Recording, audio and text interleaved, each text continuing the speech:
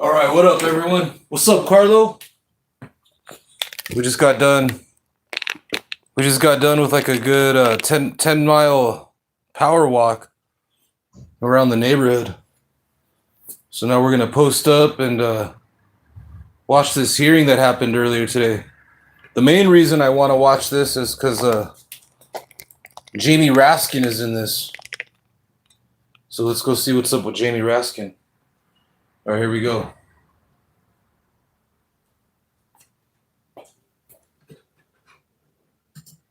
Testing 1 2 3. Testing 1 2 3.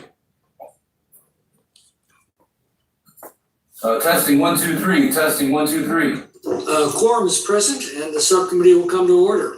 Without objection, the chair is authorized to declare a recess at any time. I want to welcome everyone to today's hearing on the consequences of sanctuary policies. I'd especially like to note the presence of many sheriffs as well as angel families who are here today to watch these proceedings.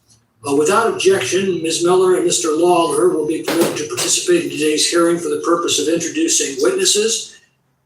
Hearing none, so ordered, and without objection, Mr. Baumgartner will be permitted to participate in today's hearing for the purpose of questioning the witnesses if a member yields him time for that purpose. Without objection, so ordered. I'll now recognize myself for an opening statement. During this session, this subcommittee is focused on so-called sanctuary laws that put criminal illegal aliens back on the streets rather than turning them over to federal authorities for deportation, as the law requires. The sole effect of these laws is not to impede general immigration enforcement. It is specifically to prevent deporting criminals. The toll of death and destruction caused by these policies is heartbreaking. As the death toll of innocent Americans continues to mount, Republicans will continue to avail victims' families the opportunity to describe the catastrophic impact that these policies have caused them. Two of those families will address us shortly. One is the mother of Sheridan Gorman. On March 19th of this year, Sheridan Gorman, an 18-year-old freshman at Loyola University, went to a Chicago park with friends to watch the Northern Lights. Instead, she was shot by an illegal alien from Venezuela, allowed into this country by the Biden administration. Within months of the illegal alien's release at the border, he was arrested for shoplifting. Now, he should have been turned over to authorities for deportation then. Instead, Chicago's sanctuary law released him back into the community where he had no legal right to be, and Sheridan Gorman is dead as a result. A few weeks ago, we heard from the mother of Stephanie Minner, murdered by an illegal alien with dozens of prior arrests, each time returned into the community by Fairfax County officials. Their excuse was that despite an $83 million annual budget for the county sheriff, they just didn't have the resources to pick up the phone and inform ICE that they had custody of the illegal alien so that alien could be deported. When I asked them how much it would cost to make a simple phone call to ICE and whether Stephanie Minner's life was worth the cost of that phone call, I got no response. The murderer's multiple releases were also enabled by a far-left prosecutor who crafts sweetheart deals for illegal aliens so that they can avoid immigration consequences for their criminality. None of this makes any sense. Last year, these sanctuary jurisdictions refused to honor at least... Hey, what's up, Captain Homer? Right on time for this beginning of this hearing starring Jamie Raskin. We're about to hear Jamie Raskin speak the truth over here. 18,864 ICE detainer requests of illegal aliens accused of committing other crimes. Hey, what's up, Almost High? What's up, Jacob? Instead, these aliens who had no right to be in this country were released onto our streets to reoffend at will. Illinois and California are just two examples of these renegade jurisdictions. Their refusal to cooperate with federal immigration officials terrorizes communities, incentivizes crime, and undermines the rule of law. In Illinois alone, one state, in just 11 months, authorities blew off 1,768 ICE detainers and instead released these criminals back onto the streets, despite crimes ranging from weapons offenses to burglaries to homicides. According to documents obtained by this committee, the Cook County Sheriff's Office alone released 408 criminal aliens from its custody in 2025 instead of honoring active ICE detainers. Now, the Democrats complain bitterly that we're focused on this tragedy. Well, I can assure them that the Republican majority will continue to expose the human toll of their policies until they are rectified. I'm sure we'll rehear their complaints that ICE arrests in communities have led to confrontations with violent demonstrators. But those arrests that require squads of officers and that put both officers and bystanders in danger would not be necessary if those aliens were turned over to ICE while in the custody of local law enforcement. They also tell us that refusing to cooperate with ICE fosters trust with the illegal alien population. Well, this begs the obvious question, can legal residents trust sanctuary jurisdictions to protect them and their families? And by the way, a U visa is already available to illegal aliens who are witnesses or victims to crime. Early this year, the Judiciary Committee passed the Shutdown Sanctuary Policies Act. It prohibits sanctuary jurisdictions from restricting communications with ICE about criminal aliens. It empowers local authorities and sanctuary jurisdictions to work with federal... All right, so these are the opening statements to a hearing that happened earlier today regarding like sanctuary cities. So this is fresh. But before we go any further, this hearing is about 2 hours and 42 minutes long. We're 10 minutes into it, so we still got about 2.5 hours left to go. I'm gonna watch. I'm gonna be reading the chat, listening to this, and then I'm gonna have another window open for the. I'm going to be watching the Mexico World Cup game. Let's go, Mexico. But before we go any further, people, let's get comfy, bust out your snacks. If you smoke, bust out your smoke. I'm about to deport this bong load right now. All right, let's get this party started.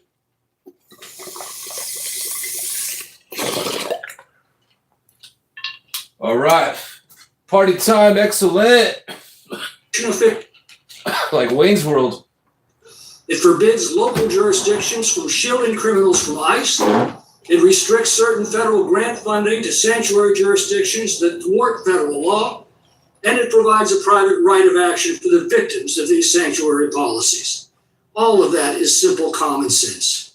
We shouldn't need a bill to force state and local officials to protect American citizens over dangerous foreign nationals, yet not a single Democrat on this committee voted for that legislation. Now, in addition to the grieving families of Sheridan Gorman and Katie Abraham, who are here today. We are also joined by Sheriff Gary Redmond of Amador County, California, from my district. He's dealing with an epidemic of illegal alien crimes centered on illegal marijuana grows, and yet forbidden by state law from cooperating or even communicating with ICE to protect his citizens from this scourge. The Shutdown Sanctuary Policies Act would free him from these constraints. It's inconceivable that such a reckless and dangerous policy as these so-called sanctuary laws could be supported by a major political party. But as we will see again today, that's the current position of the Democratic Socialist Party. Not a fringe element, but the actual elected representatives of that party. I look forward to hearing from our witnesses, and I now yield to the ranking member for her opening statement. Thank you so much, Mr. Chairman. Let me start by Oh, nice. Yo, Jayapal. Ranking member, what's her name? Yeah, Jayapal is awesome. To you, Mrs. Gorman, and to you, Mr. Abraham, for the loss of your children. As a parent myself, I can think of no greater loss, and I appreciate you being here to share their stories and their lives with us. Unfortunately, this hearing is, it's the fourth time in this committee that we've had a hearing on sanctuary cities, the fourth time. And there's many other things that we could be doing other than this. I would have loved to have had some hearings on the unconstitutionality of the president's executive order on eliminating birthright citizenship. This is something that the Supreme Court just ruled today in a 6-3 majority was unconstitutional. And yet this was an executive order that caused so much fear and trauma across the country. We could have been discussing that, but we haven't. Instead, we have had this series of hearings that are designed to attack the very trust policies that research has shown over and over again have actually saved lives and kept communities safer by maintaining the necessary and important division between the enforcement of federal civil immigration laws and the enforcement of local criminal laws. This division ensures that people don't fear law enforcement who try to enforce immigration law, and that community members will actually come forward and be witnesses in these prosecutions to report crimes when they happen. The Trump administration, however, has ignored decades of research and has done the exact opposite. They've blurred the lines between immigration enforcement and law enforcement so much that they essentially no longer exist. They've destroyed trust in communities and created fear and even deported witnesses to important crimes so that then those crimes cannot be effectively prosecuted. On top of that, the Trump administration has diverted over 28,000 officers. Hey, what's up, Amber Leslie? Hey, what up, everyone? What's up, Almost Ty? What's up, OHS? Good to see you. What's happening, y'all? What's up, Zay? Hope you guys are all having a good Tuesday. Thanks for tuning in and watching this hearing so we can have a YouTubeville watch party and we can all share our opinions. Critical law enforcement activities to work on immigration enforcement instead. This has led to non-immigration criminal prosecutions falling to their lowest point in decades. Gun prosecutions have fallen more than 10%. Investigators worked 33% fewer hours on child exploitation cases. Nearly 1 in every 5 FBI. Hey, what's up, Amber Leslie? Not much. Just got done walking Carlo around the neighborhood. We went on a nice, I guess a 5-mile walk. And it was nice, and posted up now watching this hearing.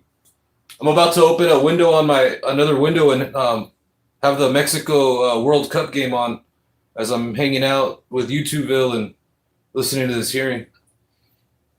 Has been reassigned to arrest immigrants instead of conducting complex criminal investigations of corruption, espionage, terrorism, cyber attacks, and transnational gangs, all things that are necessary to keep Americans safe.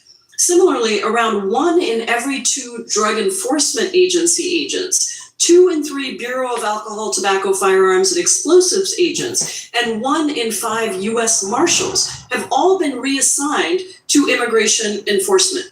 From within ICE, thousands of Homeland Security. This lady right here, she's more patriotic than all these MAGA cult members combined. She actually has a spine. She's a good politician for the people. HSI agents are focused on immigration enforcement instead of their stated mission of combating transnational crimes such as drug and weapons smuggling, child exploitation, and human trafficking. During the immigration enforcement surge in Minnesota, federal prosecutions of gun and drug offenses dropped by nearly 90%. 90%. DHS's former chief of staff says that as a result of all of this, our government is, quote, asleep at the wheel and less prepared to stop terrorist attacks than at any point since 9/11. For what? For what? What are the results of that? Arrests of immigrants without a single criminal conviction surged by 770%. And these immigrants of all immigration statuses get locked up or deported or disappeared at tremendous cost to you, the taxpayers, and to the traumatized communities that are left behind. That's not a public safety agenda. That's a public safety disaster. So let's just remind people about what this immigration enforcement strategy of this administration has led to. Under Donald Trump, ICE doubled in size. Instead of funding Americans' healthcare or housing or childcare, Republicans poured over $210 billion into ICE and CBP. DHS officers killed 2 U.S. citizens in cold blood in Minnesota. Have we had a hearing on that? No, we haven't. They beat and detained countless U.S. citizens for exercising First Amendment rights and broke down doors without a warrant in violation of the Fourth Amendment. ICE has imprisoned 400,000 people just in the interior of this country since Trump came in.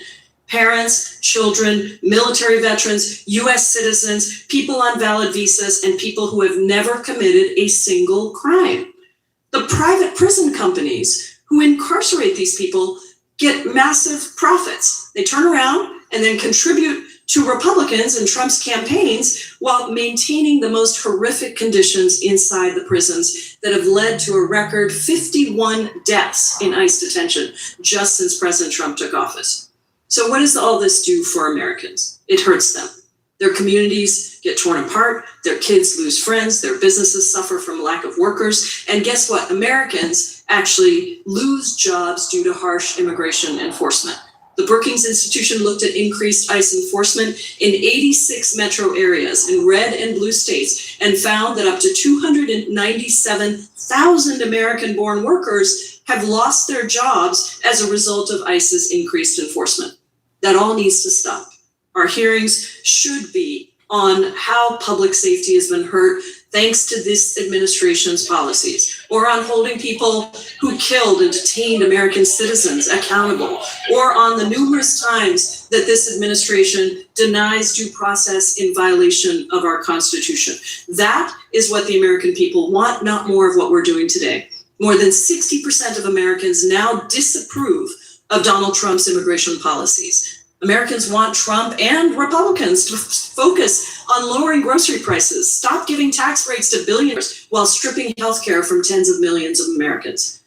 But just like Trump has insulted Americans by refusing to sign the most consequential bipartisan housing bill in a generation, calling it unimportant and a, quote, yawn, he's insulting Americans by continuing these harsh immigration policies that hurt safety and hurt opportunity for all Americans.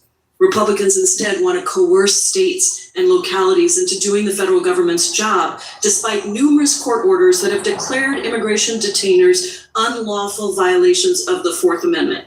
They want to force local police departments to prioritize their limited resources on immigration enforcement instead of encouraging all community members to come forward and report crimes without worrying about theirs or a loved one's immigration status.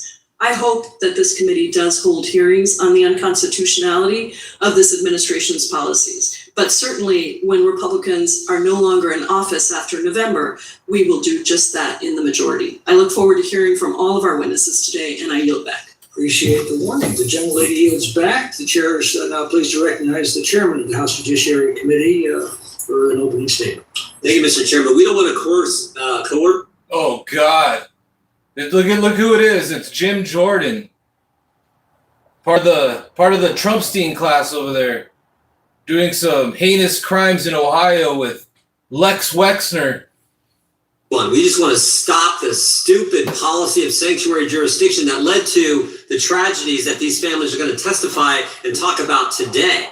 Hey, what's up? What's up, madame? Hey, good to see you. Hope you're having a good Tuesday out there. Gentlelady from Washington, the ranking member, said this is the fourth hearing on sanctuary jurisdiction. I'll have 5, 6, 7, 8. I'll have whatever amount of hearings it takes to stop a policy that is so ridiculous. Because understand, never forget what sanctuary jurisdiction is in the simplest of terms.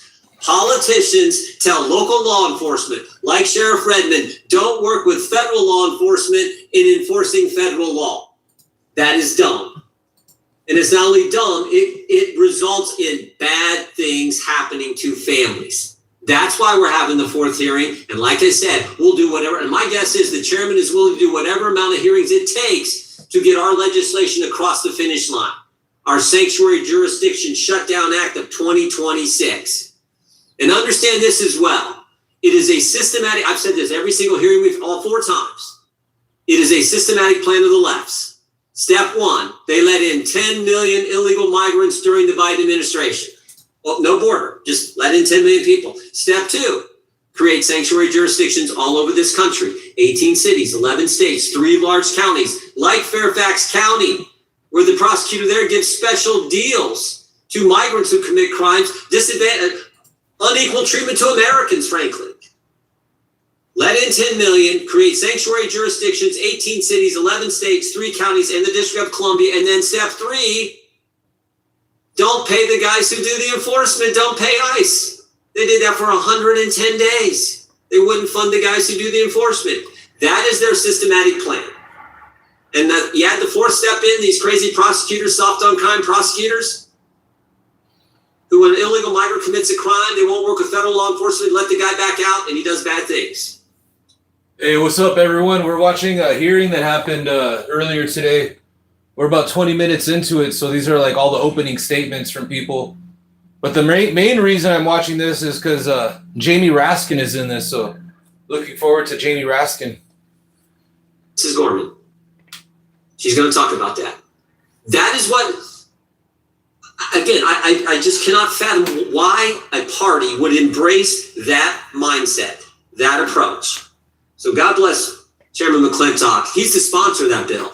It's a good piece of legislation.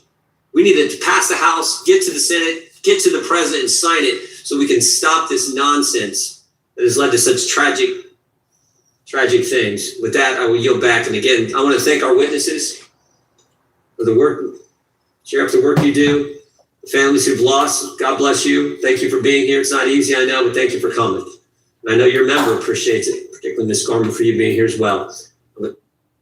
Damn, Jim Jordan's a real salty, disgruntled,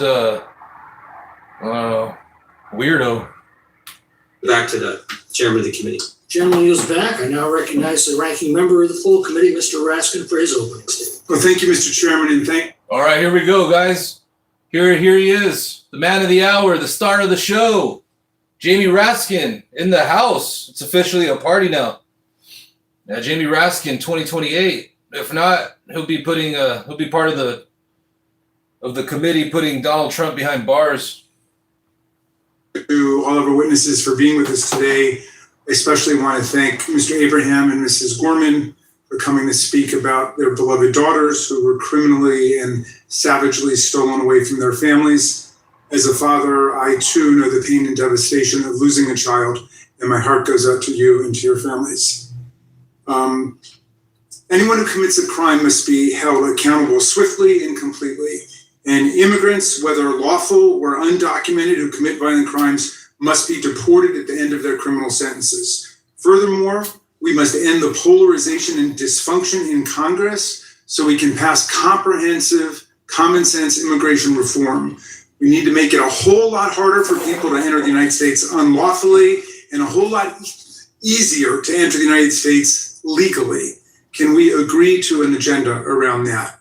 And yet, instead of working with us on basic common sense reforms to make dreamers lawful residents, to fortify the border, to expand the categories for admission of lawful immigrants, and to make sure DHS and ICE are properly focused on following the law and pursuing their basic self-proclaimed mission of keeping us safe from the worst of the worst, our colleagues are conducting an endless series of hearings on sanctuary cities. This is our fourth such hearing. I'm not sure Republicans have even come to any agreement on what they mean when they use that spooky term. Last year, Trump's Department of Homeland Security published a list of nearly 400 counties that it classified as sanctuary jurisdictions. This caused an uproar with dozens of conservative sheriffs across the country. Their counties were named sanctuary jurisdictions simply because they had strong policies on upholding states' rights and rejecting unfunded federal mandates, and strong policies against conscripting state and local officers to execute federal duties.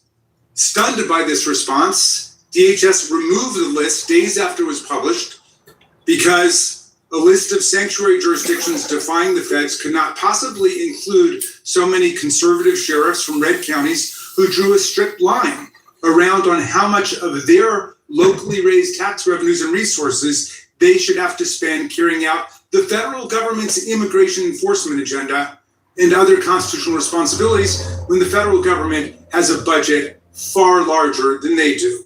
Well, this was a telling collision between Republicans and Republicans. For decades, conservatives argued that the federal government could not impose unfunded federal mandates on localities or boss around state and local officials to force them to do the work of federal officers charged with enforcing federal laws. They even succeeded in the Prince case in 1977 to convince a conservative Supreme Court majority to hold that the 10th Amendment invalidated a provision in the Brady Handgun Control Act, which purported to compel sheriffs and police chiefs to conduct background searches on prospective gun buyers. Justice Antonin Scalia found for the majority, a 5-4 majority, that this provision violated the 10th Amendment, which prevents the federal government, he said, from commandeering state and local officers to use their official time and their local resources to implement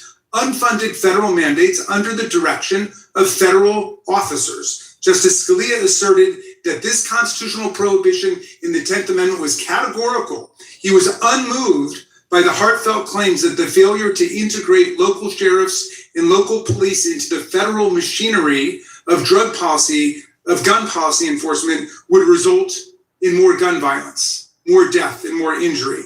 The feds must enforce their own laws, Justice Scalia said. So this is precisely the same mistake which I think our friends across the aisle are making here. We've heard from some of the jurisdictions dragooned into Congress on their official time and their official salaries to participate in this endless sequence of repetitive hearings that they would notify, and they do notify federal authorities of when any immigrant prisoner is set to be released from local jail. And if asked, they arrange for them to be picked up and handed over right away to immigration authorities. No jurisdiction has given them a problem about that.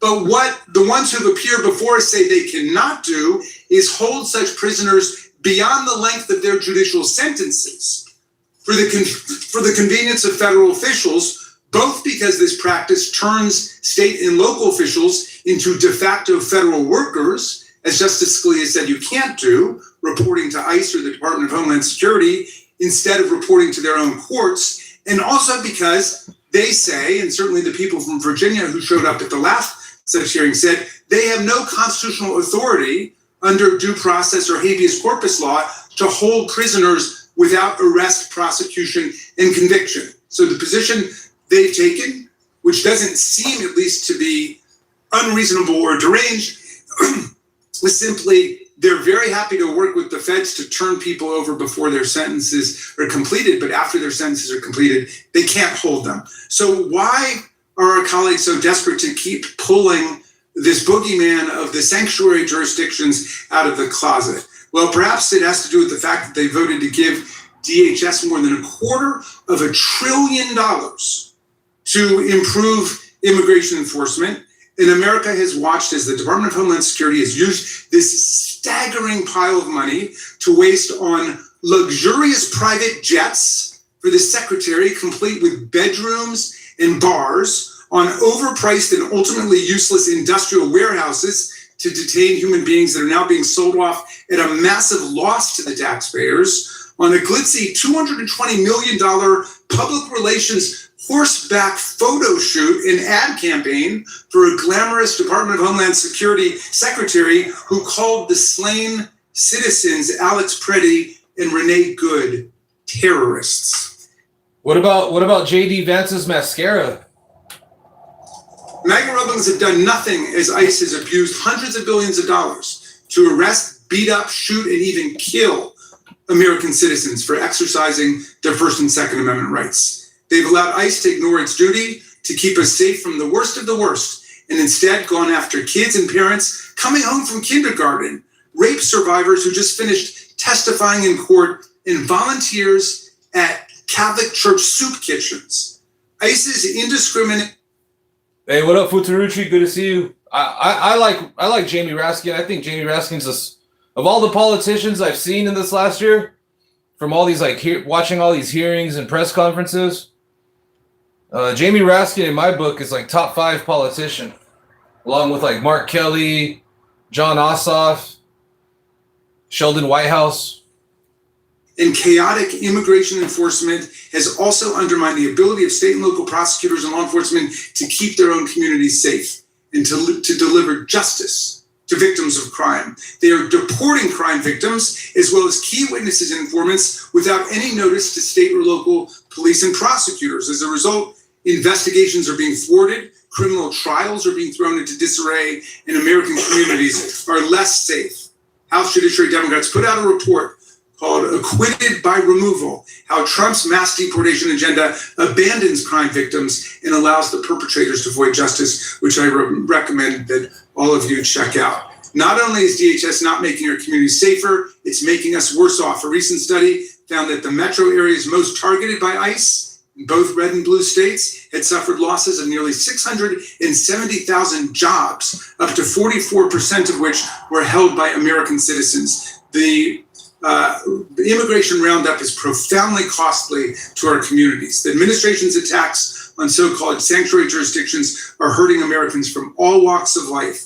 One can only regard with amazement the fact that rather than own up to this disastrous record, my colleagues are trying to change the subject and blame the failures of the Department of Homeland Security, not on Kristi Noem and her dysfunctional accomplices and successors, but on the state and local jurisdictions, which did not create the problem, have no real power to address it, and are constitutionally protected from being impressed into service, as Justice Scalia said, by an illegal commandeering policy passed by Congress.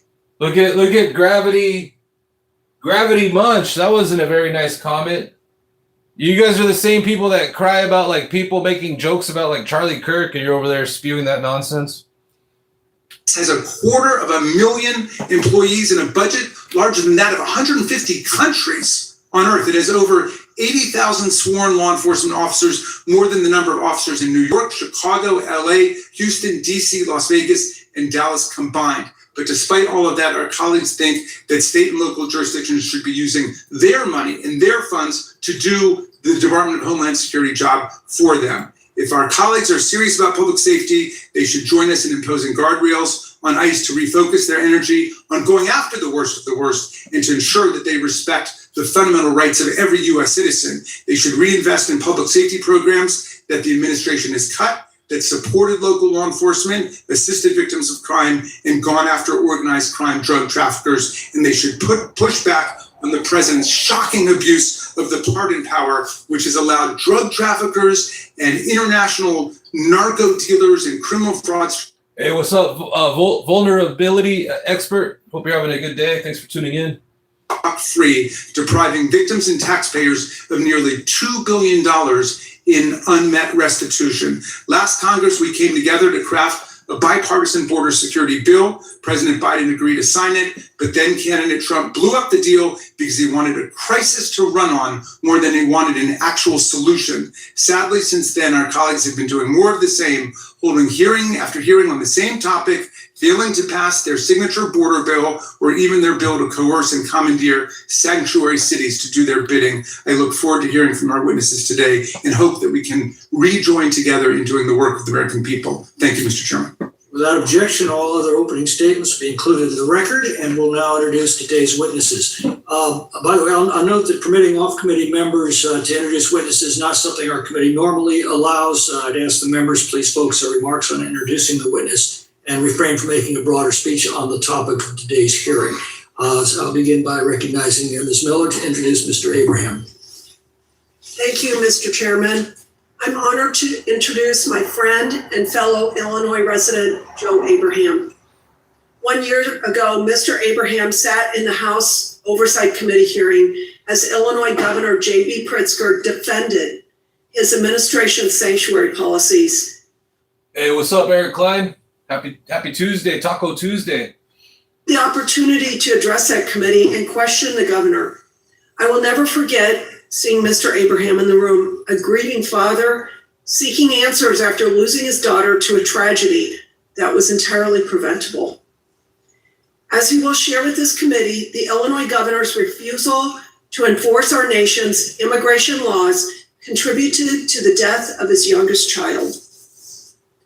Katie Abraham, who has been described by her father as having a beautiful soul and a large personality, was killed in the early hours of January 19th, 2025 by an intoxicated illegal alien who crashed into the car carrying Katie and her friends.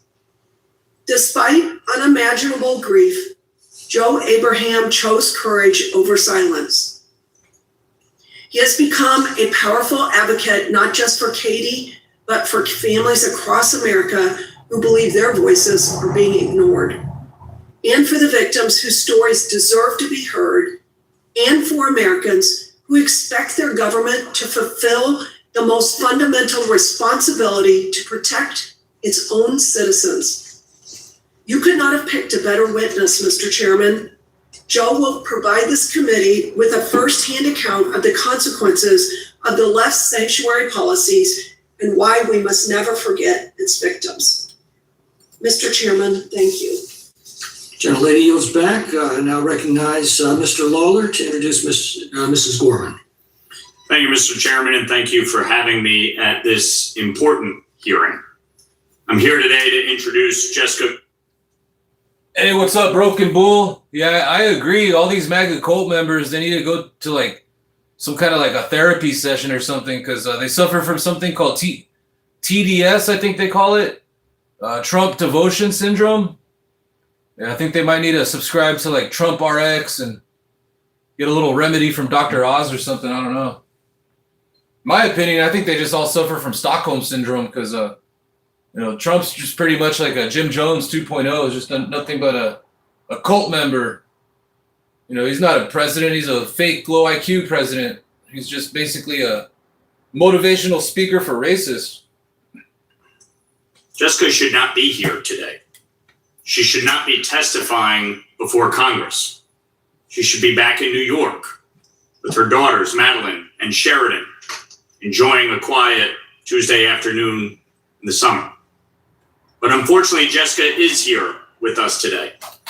And she's here because just a few short months ago, her beautiful daughter, Sheridan, was shot and killed in Chicago by an illegal immigrant. I cannot say it loud enough or clear enough, but this nation and this Congress owes you an apology. We are sorry to you, to Tom, and to Madeline. I didn't know Sheridan personally, and that's a tragedy. But I know her family, and I know the Yorktown community. I know that she was a kind and compassionate young woman who cared about her community and had a bright future ahead of us. And I know without a doubt in my mind the incredible things she would have done with her life should she had been given the chance. Her murder was senseless. It should not have happened. Our immigration policies exist for a reason, and they should have been enforced. Sheridan would still be with us today, and Jessica would not have to testify before this panel. Our immigration laws facilitate legal immigration processes to ensure that good, smart people can come into this country, assimilate, and contribute to our communities, while also ensuring that criminals who break the law do not get to stay. Their jobs are made infinitely harder when places like New York and Chicago blatantly disregard existing law and provide safe harbor to criminals. Sanctuary policies Mr. are the Chairman, reason. point of order. Right. This is a Gentlemen, will statement, suspend. not an introduction. Lady's point is well taken. Gentlemen, please confine his remarks to the introduction. Thank you. Back in May of 2023, over 3 years ago, Sheridan's This guy Lawler was getting all into his feels. He had to get checked by the ranking member. illegally entered the United States. Border Patrol caught him. They apprehended him. But then, because of the Biden administration's ludicrous open border policies, he was released into our country. A month later, he was arrested for shoplifting in Chicago. Hey, what's up, Eric Klein?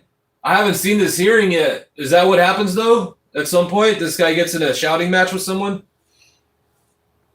Under existing law and the law at the time, he should have been deported right then and there. And in Chicago, This is not we're an abiding introduction. by our federal laws. Oh, nice. Yeah, he already looks triggered, so I look forward to it. Yeah, this hearing just happened today, too, so it's fresh. You should be This is ashamed not of an yourselves. introduction, it's a speech. You should be ashamed of yourselves.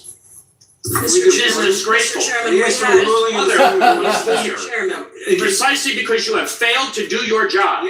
Oh, look, it's another immature MAGA meat-riding politician that's too emotional. Wonder why we had 4 hearings? It's because you don't understand the consequence of sanctuary Mr. policy. Chairman, Gentlemen will unfortunately, we won't suspend. give our approval for people to introduce their constituents if people don't stick to the rules. So I appreciate the chairman's insistence that we stick to the rules and that you have the opportunity to introduce your constituent. which I Right, and think you have introducing done. my So constituent thank you very much, Mr. Lawler and Mr. is Chairman. sharing the please have details committee of her death. be in You may not want to hear the details. It may be an inconvenience to you, Mr. Chairman. but these details matter. The gentleman will suspend. We have an agreement with the minority that the introductions will be introductory only. So if I could just ask for the gentleman to make that introduction and conclude. Sure. When you send your kid to college, you should be worried about making sure they go to class, or hopefully that they have a nice roommate, or how to help them get a summer internship. Not worried that illegal immigrants are shooting them while they're out with their friends looking at the Northern Lights. It is shameful that we are here. Not because this is the 4th hearing, but because we need to have 4 hearings to make people understand the real life consequences of the disastrous sanctuary city policies.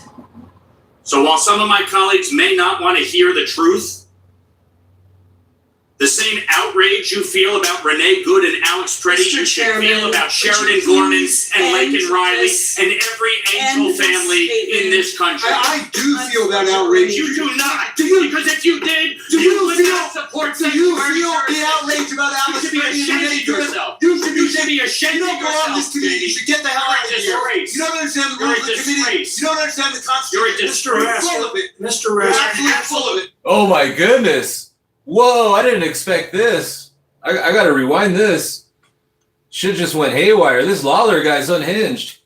People understand the real life consequences of the disastrous sanctuary city policies.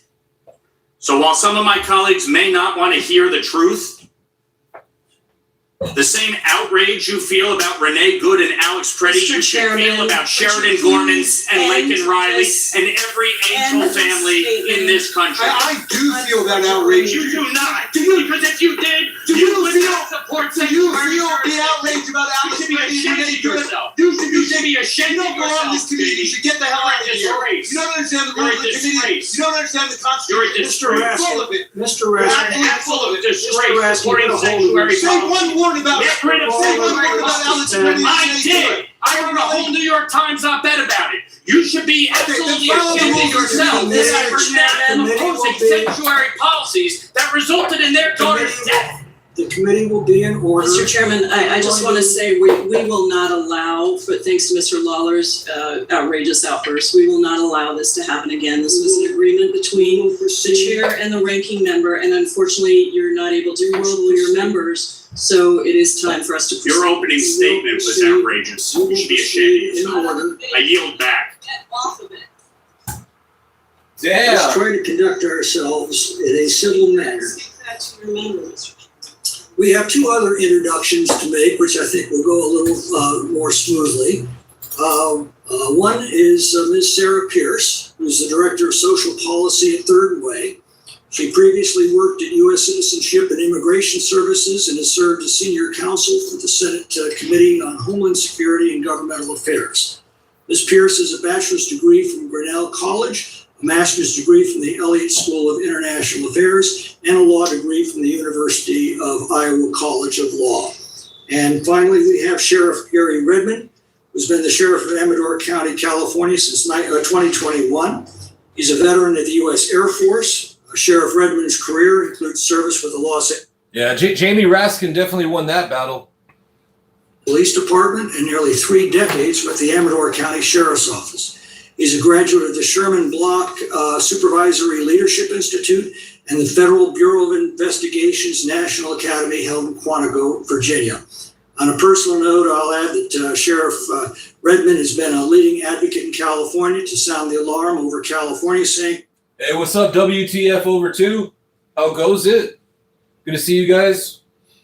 as we'll hear, Sheriff Redmond and many of his fellow sheriffs want desperately to cooperate and coordinate with ICE, but are forbidden from doing so by state law. With those introductions, we'll now welcome our witnesses, thank them for appearing today, and we'll begin by swearing you in. Would you please rise and raise your right hand? Do you swear or affirm under penalty of perjury that the testimony you're about to give is true and correct to the best of your knowledge, information, and belief, so help you God? Let the record reflect the witnesses who have answered in the affirmative. Please be seated. Please know that your written testimony will be entered into the record in its entirety. Accordingly, we ask that you summarize your testimony in 5 minutes, and we'll begin with Mr. Abraham.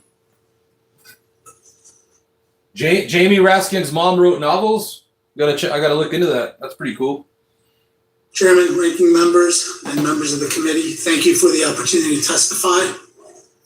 For most Americans, January 19th, 2025 was just an ordinary day.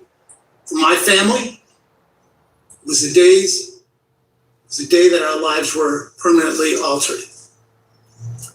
That night, my 20-year-old daughter, Katie, was riding with friends in Urbana, Illinois, visiting University of Illinois friends going to that college. The vehicle was stopped at a red light. They were exactly where they were supposed to be. They were obeying laws and posed a danger to no one.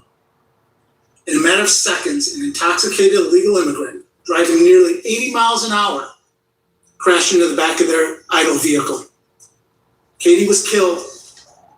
Another young woman was killed. 3 other young people suffered serious injuries. My daughter's future ended in that intersection. Katie was bright, compassionate, athletic, and deeply loved.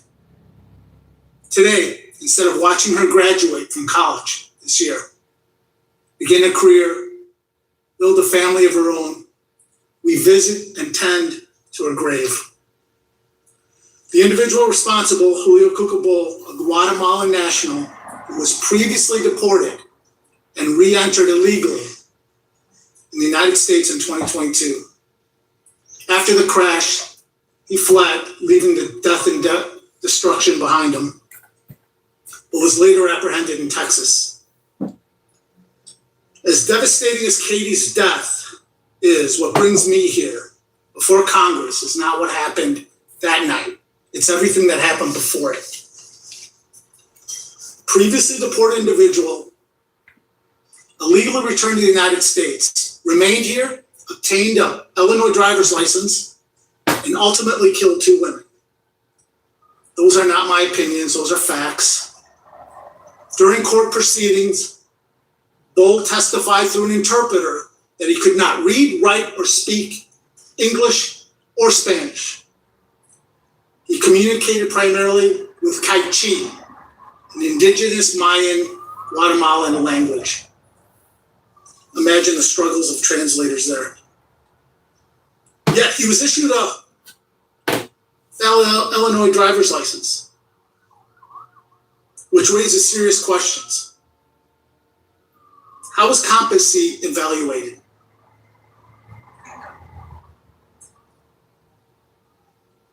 Whether public safety was even a concern.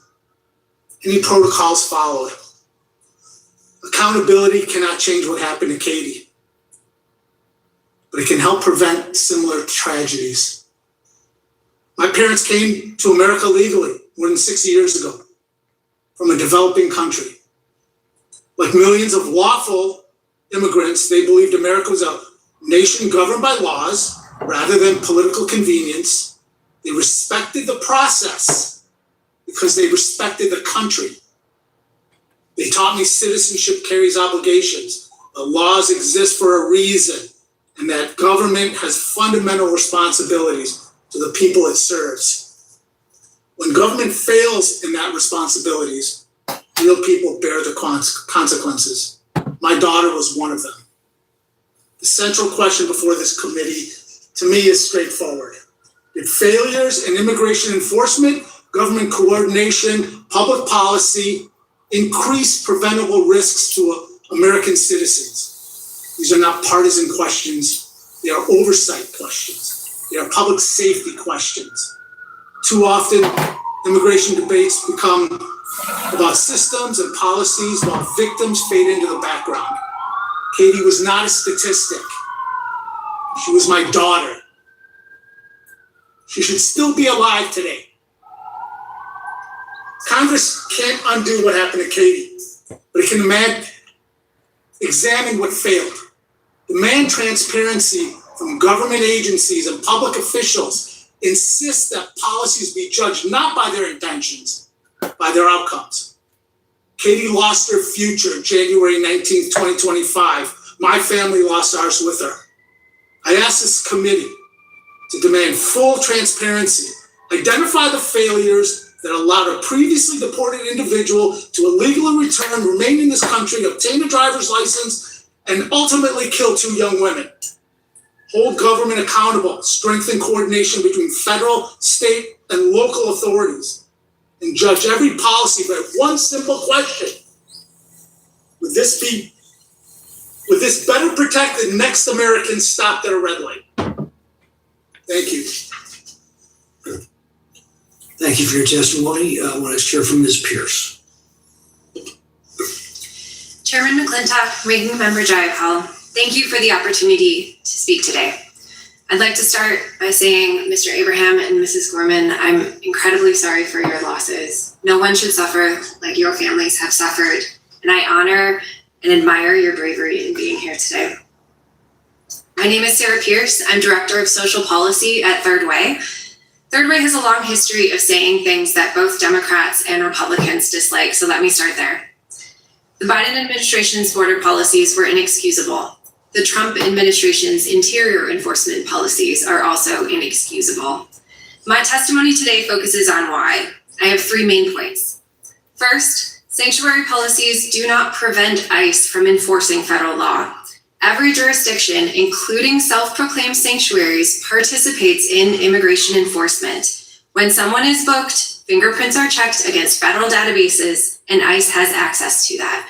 ICE has federal authority, agents, databases, and now extraordinary funding. 113.5 billion in supplemental funding through 2029. This is more than the combined operating budgets of every local law enforcement jurisdiction in America. Meanwhile, state and local law enforcement are starved for resources. 3/4 of local police departments have fewer than 25 officers. They handle crime, overdoses, sensitive community calls. Asking them to absorb federal duties pulls them away from their local obligations. The focus should be on how cooperation can advance public safety and support local policing.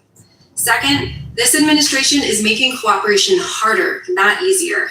Local jurisdictions need to trust federal partners before they lend them local resources. Yet this administration has treated skeptical jurisdictions as adversaries to be punished, not partners to be persuaded. This administration has threatened funding, filed lawsuits, and accused entire jurisdictions of protecting criminals. ICE's tactics have deepened this trust deficit. The public cannot distinguish between police and ICE, especially when ICE is wearing police markings. When federal operations are chaotic, abusive, or deadly, local police are left to repair the damage. Third, this administration's own decisions are making Americans more vulnerable to crime. Federal law enforcement are abandoning serious work in favor of immigration enforcement. In San Francisco, federal drug dealing prosecutions fell by more than half after federal agents were redirected to immigration enforcement. In Minnesota, Hennepin County's top prosecutor said federal agents were bringing criminal cases to her because they were too busy with immigration work. In addition, tens of thousands of federal agents with specialized experience in child exploitation, human trafficking, arms trafficking, and violent crime have been diverted from their primary public safety missions to instead focus on immigration enforcement. That's especially dangerous for child exploitation cases, which require specialized resources and personnel. When those agents get reassigned, children wait longer to be found, and predators get more time to harm them. The Department of Justice is also weakening public safety infrastructure by delaying and canceling grants. Each year, the Department of Justice grants billions for police hiring, prosecutors, and victim services across the United States. Congress provided more than $4.5 billion for fiscal year 2025 grants from the Department of Justice's Office of Justice Programs. But now, 9 months later, less than half of that has gone out the door. Notably, for the majority on this committee, the states you represent are missing $163 million in congressionally authorized public safety funding from last year.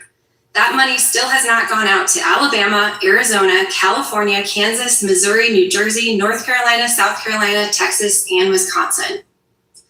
The administration has also terminated more than $820 million in public safety grants, cutting initiatives on rural crime, officer safety and wellness, anti-terrorism training, and more than half of federal gun violence prevention funding. For grants that are going out, new ideological conditions related to political priorities like vaccines, gender ideology, and protection of public monuments are discouraging applicants from even applying. I urge this subcommittee to broaden its oversight and stop treating sanctuary fights as a substitute for all public safety oversight. Demand a course correction, restore the grants to your own states. Stop diverting specialized agents from serious crime and rebuild trust that local law enforcement need. Thank you, and I look forward to your questions. Thank you for your testimony. We'll next hear from Sheriff Redmond. Distinguished members of the committee, today I would like to share my perspective on the impacts illegal immigration has had on a small rural county such as Amador. Located in California's Gold Country east of Sacramento, Amador covers 594 square miles and is served by just 54 sworn deputies and approximately 40 correctional deputies. Providing public safety services across such a large geographic area presents unique challenges. From 1999 through 2015, I served 8 years as a SWAT operator and another 8 years as a SWAT team leader responsible for high-risk search warrants and tactical operations. During that time, many large-scale illegal marijuana cultivation operations in Amador and neighboring counties were controlled by the Mexican drug cartels. These organizations frequently utilized individuals who had been smuggled into the United States to work at cultivation sites. Many of these individuals were armed and on occasion have engaged law enforcement officers. These operations pose significant risks not only to law enforcement personnel, but also to the public. Amador attracts more than 20,000 visitors annually to its streams, rivers, lakes, hiking trails, and campgrounds.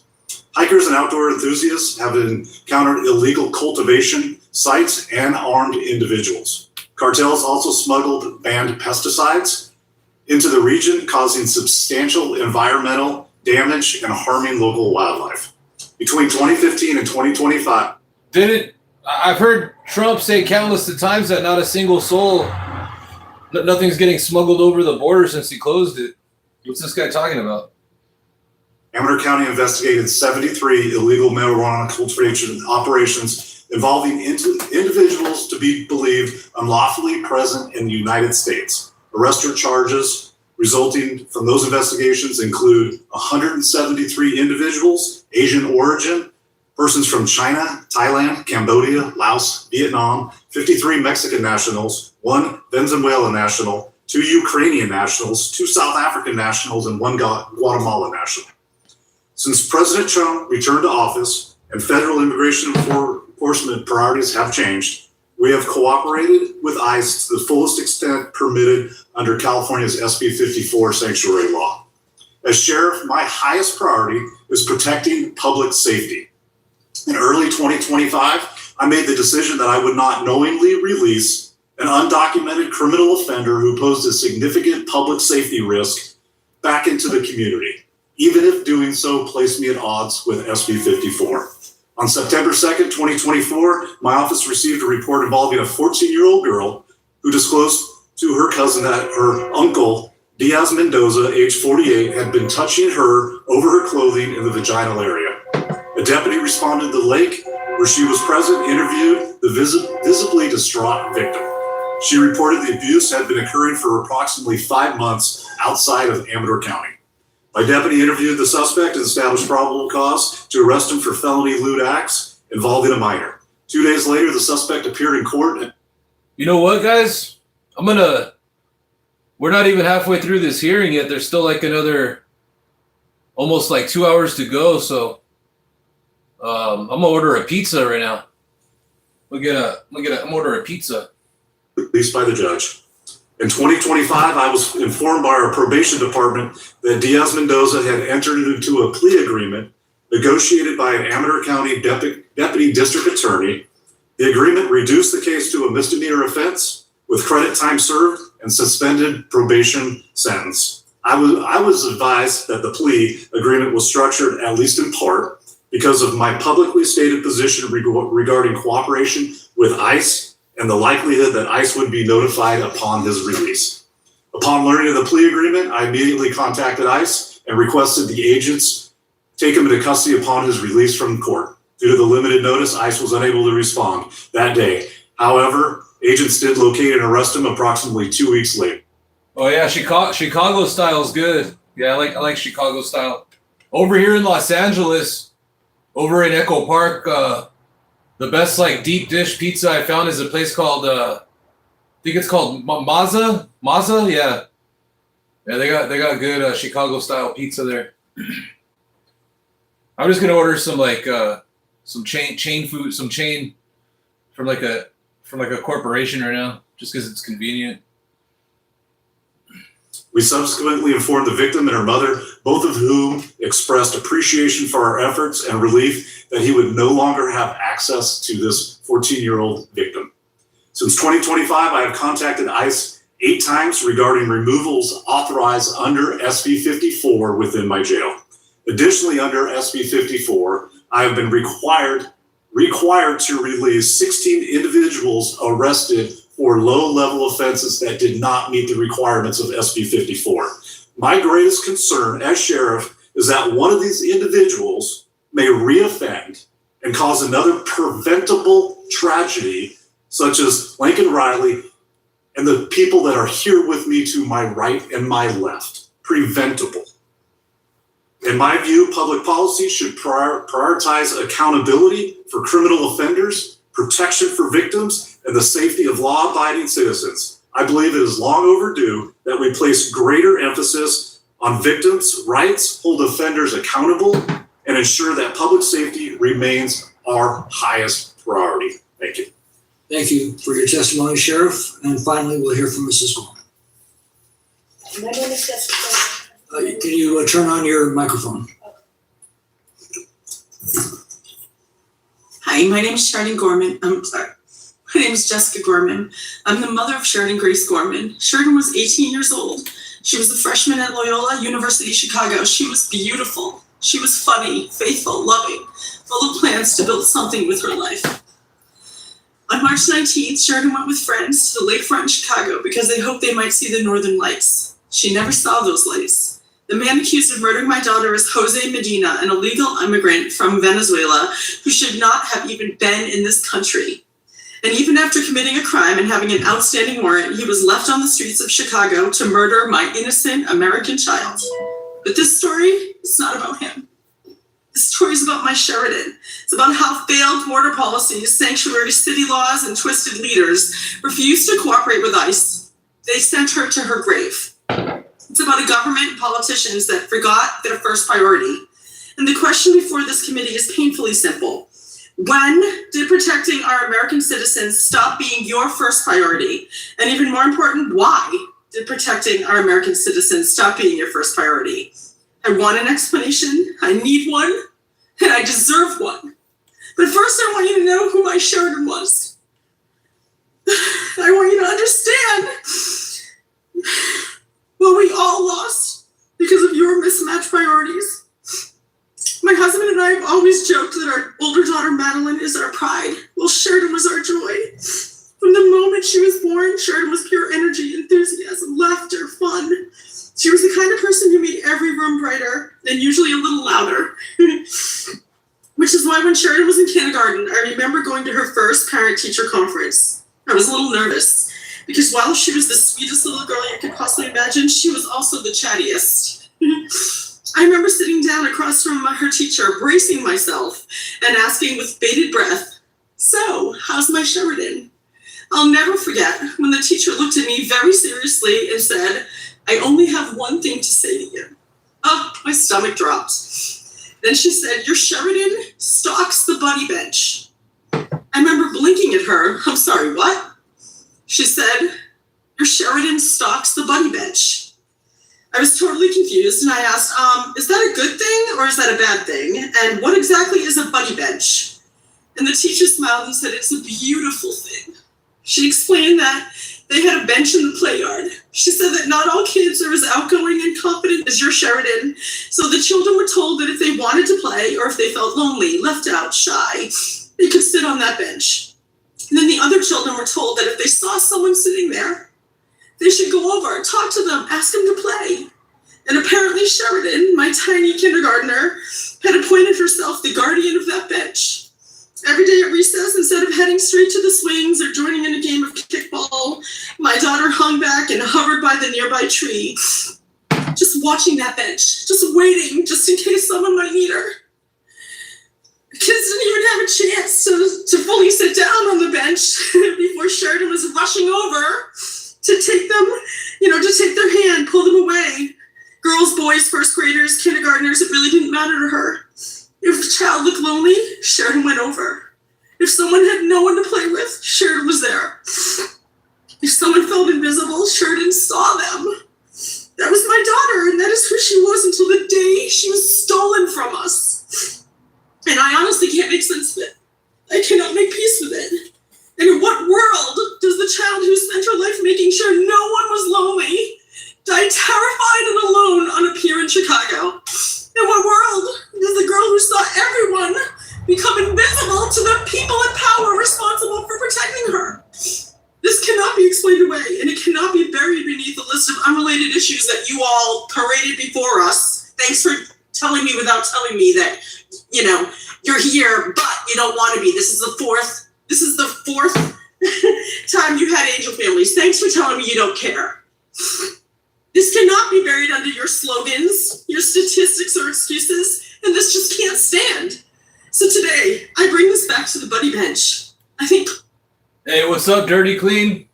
Hey, thank you for your comment. That's not a wrong answer either. needs one. I think every governor, every mayor, every sanctuary city official and politician shifting blame and interest, hiding behind their slogans and talking points should have to all sit on one. And I challenge you all to sit down with me, take my hand, look me in the eye, and then explain to me, because I just don't understand. Explain why people here illegally matter more than your American citizens. Explain why sanctuary policies matter more than my Sheridan's life. Explain why cooperation with ICE was too much to ask for. I mean, yeah, I feel this lady's pain right here. So, you know, everyone grieves differently, you know, so I can't really like comment on this, you know, like, but I mean, like, I don't know. I feel like it's like one case, you know, it's unfortunate that happened, but they're like politicizing it to where like a lot of people are just going to see immigrants as like, you know, I don't know. It's hard to comment on, but it's interesting to listen to and hear everyone's opinions. But asking our American parents to bury our children is somehow acceptable. Ask me. I need you to tell me. I want you to imagine that little girl on the buddy bench, that innocent college freshman with a heart full of compassion and a head full of dreams that was gunned down by an illegal immigrant. I want you to imagine that was your daughter, not mine. What if she was yours? Would you even hesitate for 1 second to act, to make changes? My Sheridan spent her whole life choosing others. Today, I'm just asking this committee in our Congress and our country to choose her. She was worth protecting. She was worth saving. And she was worth your brave vote. To all of those who have supported us, who've prayed for us, who've cried with us, and to those who have had the courage to speak out and say Sheridan's name, thank you. Because every time you say her name, you give a piece of her back to us. You remind the world that Sheridan was not a talking point. She wasn't. I mean, we're all immigrants. Like, unless you're like Native American, it's like every single person is like an immigrant here at one point or another, you know? Segura headline. She was our daughter. She will always be my sweet sunshine. And if the people who failed her would rather look away, then I'm asking the rest of you to look right at her. Here she is. There's she and I. Here she is. This is taken the day before she died. Say her name, tell her story, and demand better. Because my Sheridan Grace Gorman should still be alive. And no mother should have to stand where I am standing, begging elected leaders to value my child's life after it's already too late. I cried when I came into the room. I saw this poster that you made. It says, at every stop, the system had a chance to stop him. At every step, it failed. And my daughter paid for those failures, your failures, with her life. No family should ever have to bury a child because public officials fail to put American lives first. I'm just asking you to choose us. We choose you. We choose you. Choose us. Why does my child matter less than an illegal immigrant? Why? Listen, I have a heart. I love immigrants. Two of my best friends in this whole world are immigrants. They came here the right way. I absolutely think they make America beautiful.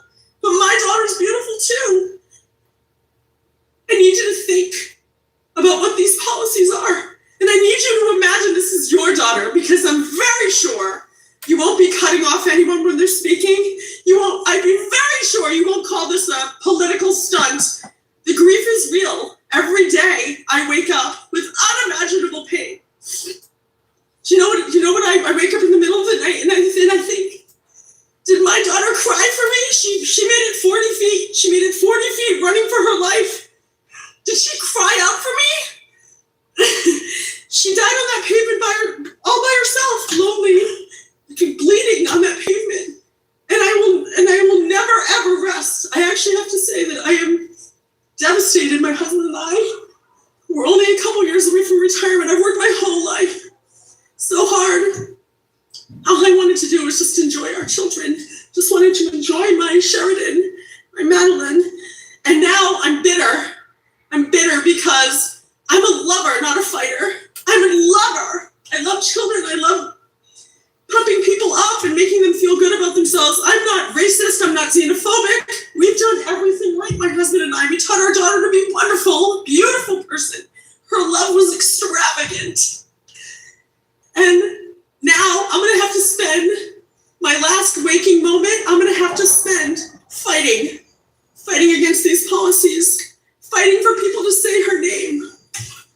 So, if you have the courage, please come talk to me. Come sit on that bench. I'll buy Congress a bench. Talk to each other. Talk to each other. We shouldn't be screaming across the room. I mean, we also shouldn't say but, because I have to just say, and I understand that you're here for a reason.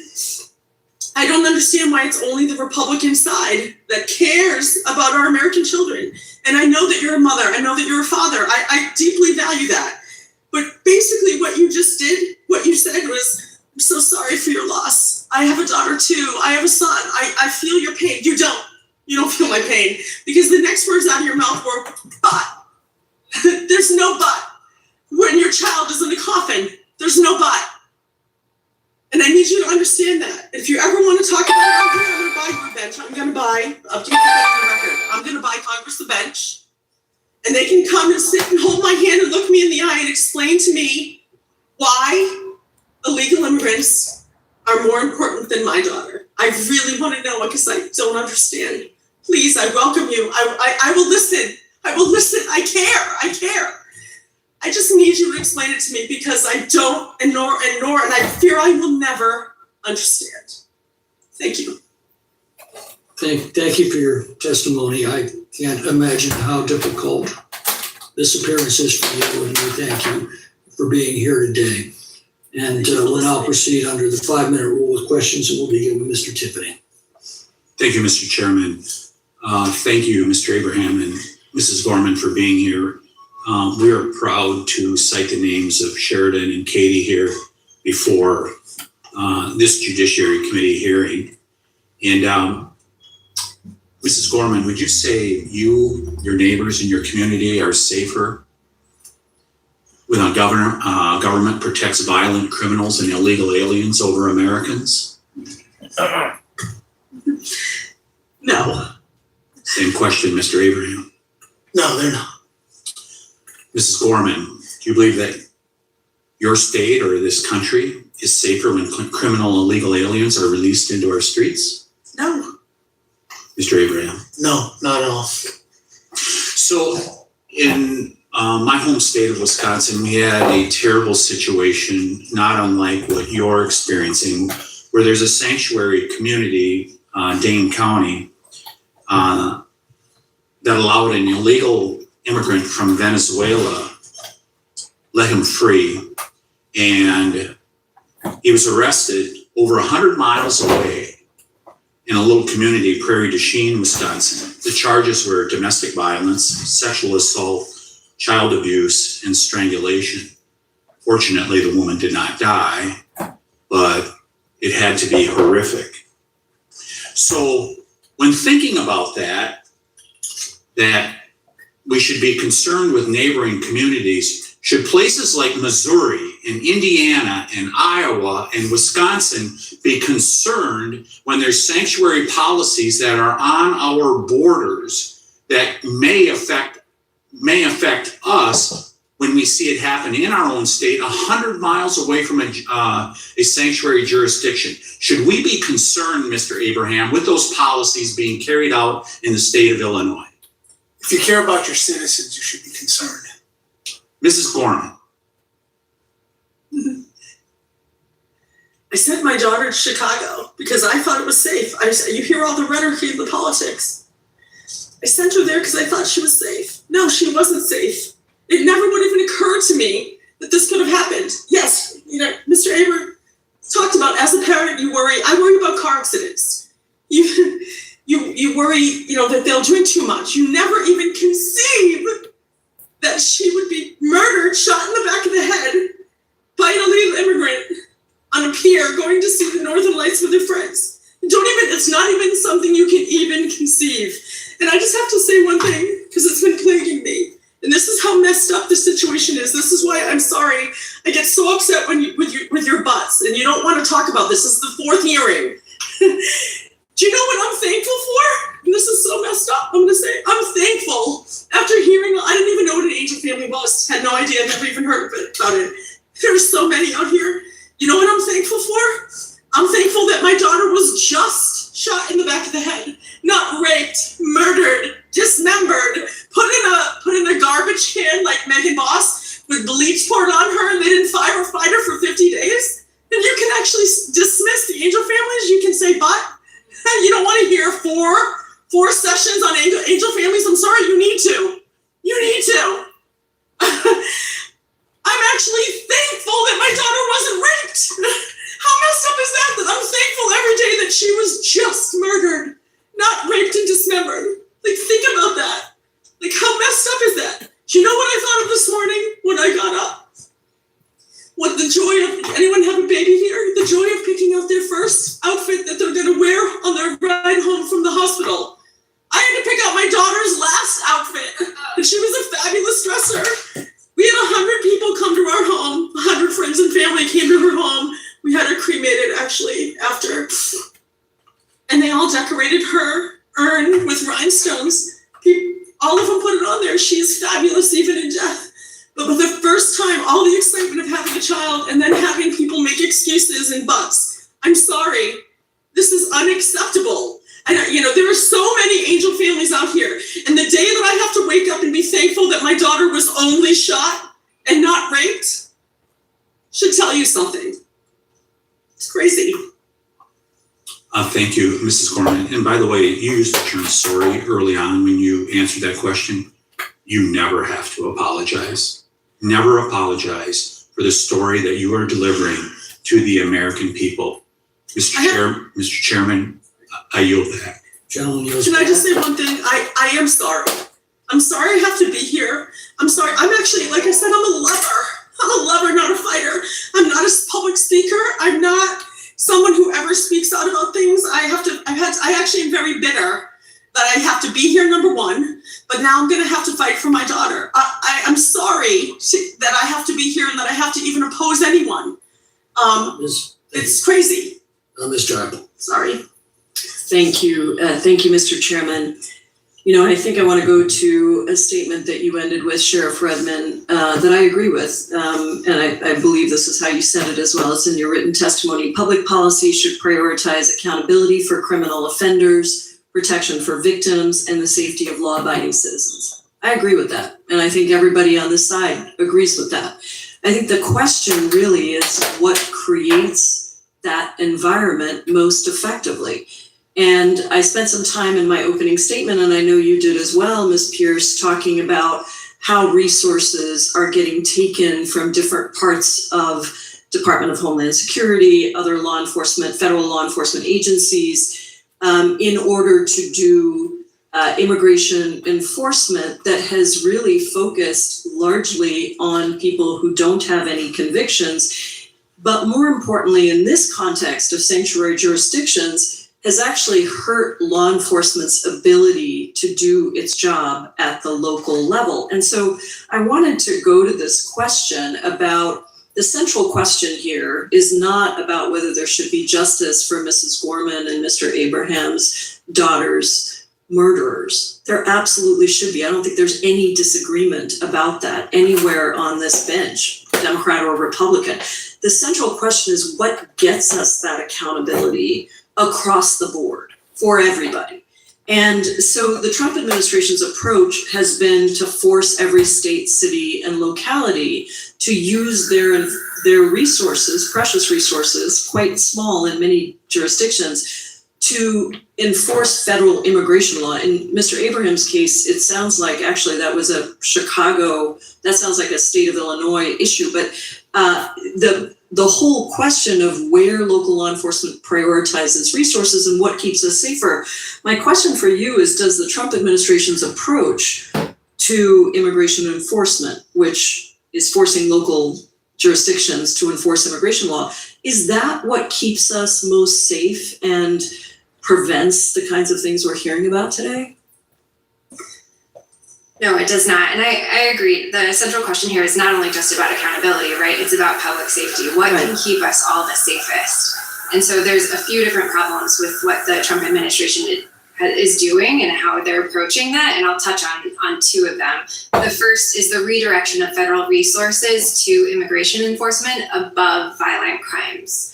This administration has moved tens of thousands of federal law enforcement officers away from their primary duties of going after human trafficking, of going after child sexual exploitation, of going after cyber crimes, terrorism, violent crime, and instead focus them on immigration enforcement.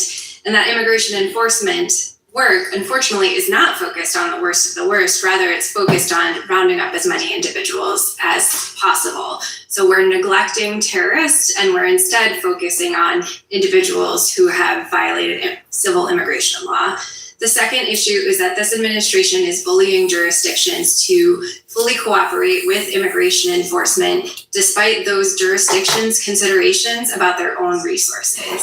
Police departments have limited resources, and they use those to decide how much and what level of cooperation they're going to give to the Trump administration. Not only that, they need to look at their relationships with their communities. Is a certain level of cooperation with ICE going to harm the trust that they have established with their local communities? Is it going to redirect the priorities that they've decided are best to keep safety in their communities? Those are the things that these local jurisdictions need to decide before they decide what level of cooperation they'll give ICE. And unfortunately, this administration doesn't seem to want to acknowledge that. They would rather bully these jurisdictions into that full cooperation. As well as concerns about how much they would have to pay in lawsuits if what they do is actually unconstitutional.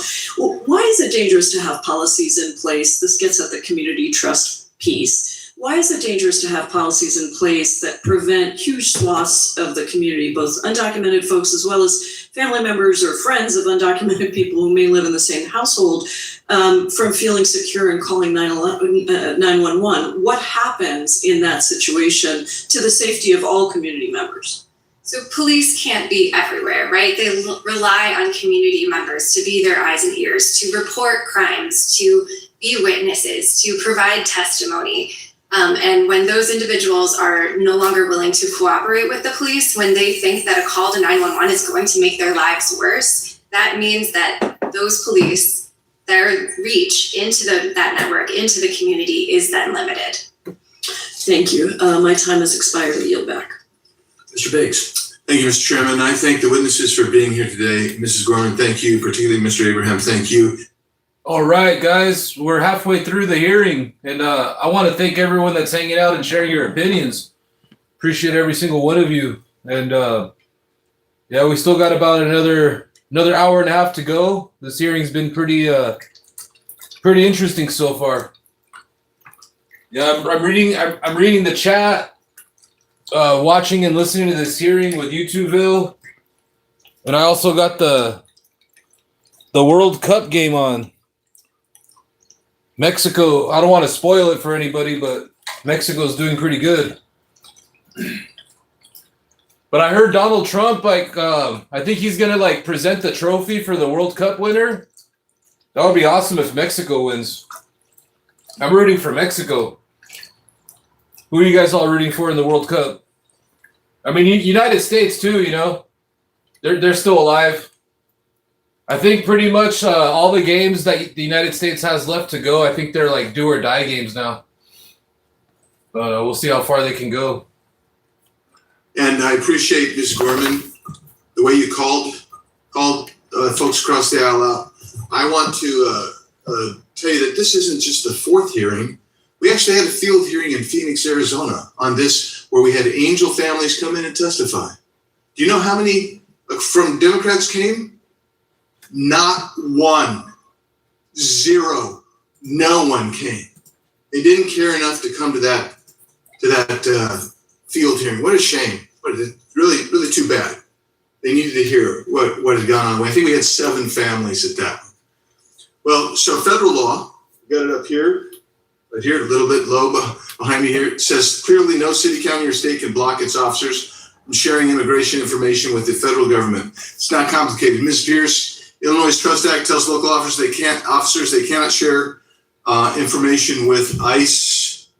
Is that a direct violation of federal law? It is not. 8 U.S.C. 1373 directs that local officials cannot restrict officials within their jurisdiction from sharing information about immigration status. So you don't think this, so if Illinois' law, their Trust Act, which says, Hey, what's up, Gene? Hey, yeah, I'm over here in Los Angeles, and we're like the melting pot. You know, we got everyone over here, so all the cultures. But yeah, it's nice to learn about everyone's cultures. provide information in response to any immigration agency inquiry or request for information regarding any individual in the agency's custody. They can't provide that. You don't think that's a violation? Yeah, Los Angeles, we're very diverse over here. I've met everyone from all walks of life from all over the world here in LA over the years. I guess that's why things are so screwed up.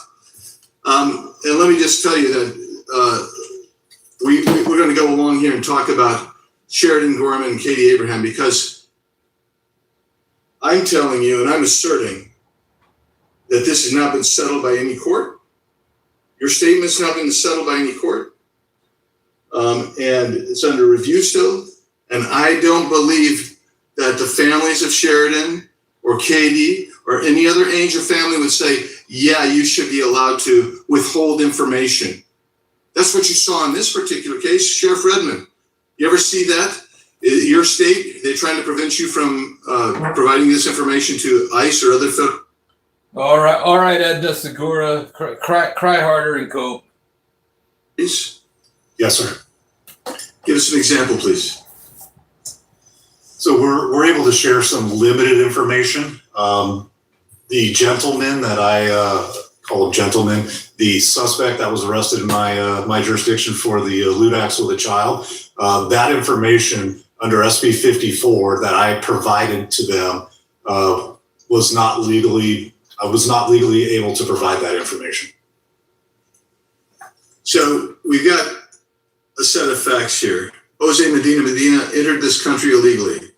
He had no address, no ID, and no legal status. With Chicago, he was arrested for shoplifting. Chicago had him in custody. ICE was never notified. He walked out the door, got an OR, if I understand right, never showed back up for his court date. Nobody went looking for him, because that's the way it is. It's a shoplifting case. Nobody's going to go look for a shoplifter. Less than 3 years later, he shot Sheridan Gorman in the head in a Chicago park. Now you got 8 U.S.C. 1324 makes it a federal crime to knowingly conceal, harbor, or shield an illegal alien from detection. Were those facts met, do you think, Ms. Pierce? When Chicago took Medina into custody, they knew he was in the country illegally. They knew he had a criminal charge pending. They released him back onto the street. Did they shield? Do you think that was shielding? No, sir. When Medina was booked into custody, those fingerprints were shared with the Department of Homeland Security and with ICE. ICE had access to that information. Did they transfer him to ICE? The answer is no. So the question would be, at what point does systematically refusing to notify ICE, knowing an individual is unlawfully present, has a criminal record, cross into shielding someone from detection?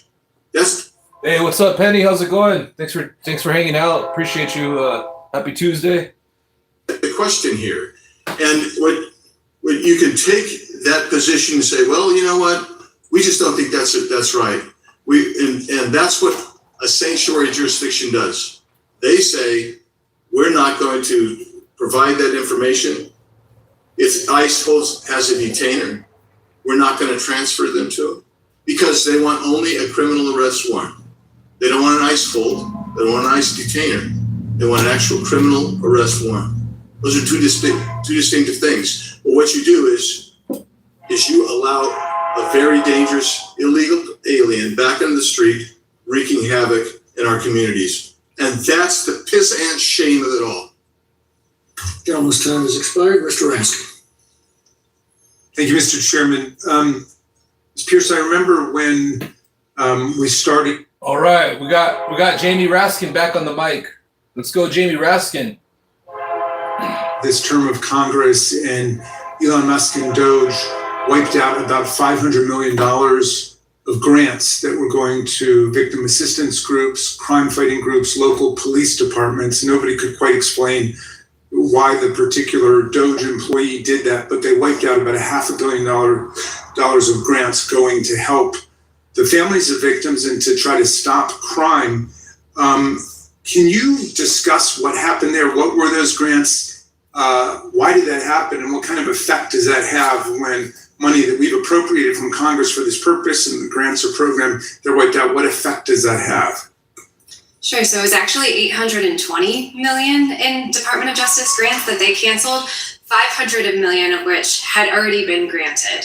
So that means the organizations that were receiving those grants had already started hiring staff, renting spaces. The communities that were going to receive those public safety grants had already started relying on that money coming in, and all of that was wiped away.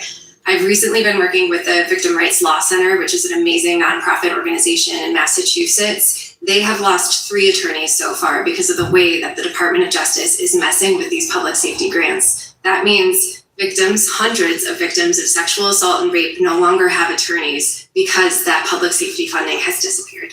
But it's not just victim assistance groups, it's also crime fighting groups, and police departments had millions of dollars of grants that were canceled, correct? Absolutely. My recollection. Yes. So have the Office of Justice Programs grants from fiscal year 2025 been reinstated and distributed? So we were talking about earlier about canceled grants, right? There's another problem with the Department of Justice grants in that they have significantly slowed down the amount of grants that are growing across the United States, not only for organizations, but also for police departments. In the fiscal year 2025, Department of Justice grants that go through the Office of Justice Programs have not been fully granted. Why is that happening? I don't know. The Department of Justice has not spoken to why this has happened. This is an unprecedented thing that has caused disruption across our country, and the Department of Justice is not telling anyone why they have been delaying this. It's more than $2 billion in grants that have not gone. $2 billion? Did you? Yeah, there's not going to be any need for any kind of like weapons or anything like that. I don't see any kind of like civil war or anything like that happening. I mean, all we can all really do is just vote. You know, we can watch all the hearings, listen to all the podcasters, all we want. But at the end of the day, you know, our most powerful tool is our vote. So, you know, everyone, you know, just got to make sure don't vote for any of those MAGA meat-riding politicians and we'll be all right. So blue wave tsunami, we got to take over these midterms, take back the House and the Senate. So what would that $2 billion have been able to do for local police forces around the country? It would be used to hire officers. It would be used to train officers. It would be used to support officer wellness programs. It would be used to support resources for law enforcement, such as body cameras, different things that they desperately need. Our system is complex because it's a federal system. So we have national government, Department of Justice, federal policies, and then we have state and local policies. And there you described this tension, this hostility that's creating problems. Can you discuss how jurisdictions normally cooperate with the federal government in different ways? And how does it best work? Sure. So, I mean, talking specifically about immigration enforcement, like I said during my testimony, every single law enforcement jurisdiction across the United States cooperates with immigration enforcement. Every time someone is booked, that information is sent to the Department of Homeland Security and to ICE. And then jurisdictions from there need to decide how much more of their local resources they will lend to ICE and immigration enforcement to help ICE do its job. Okay, will you just help us understand the different resources that are available to the federal government and then to local government police forces?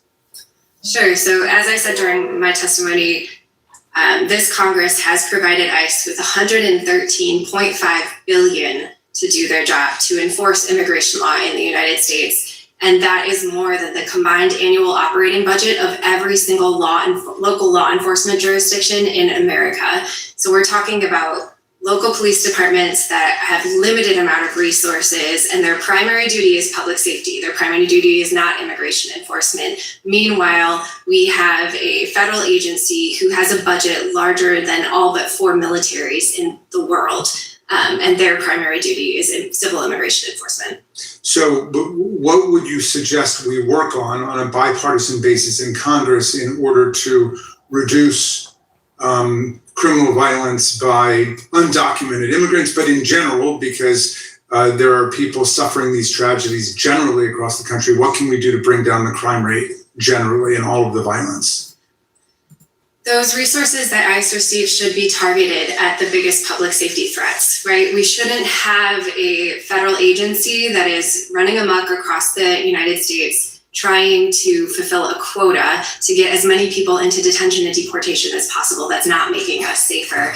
In addition, we need a federal government that's willing to work with local law enforcement jurisdictions. We have had ICE in the past have compromise and communication be their primary driver when they're working with local jurisdictions. That goes a lot farther than the bullying that we're seeing from this administration. That only increases the distrust that we're seeing at the federal level, between the federal level and the state and local level. Thank you. You're back, Mr. Chairman.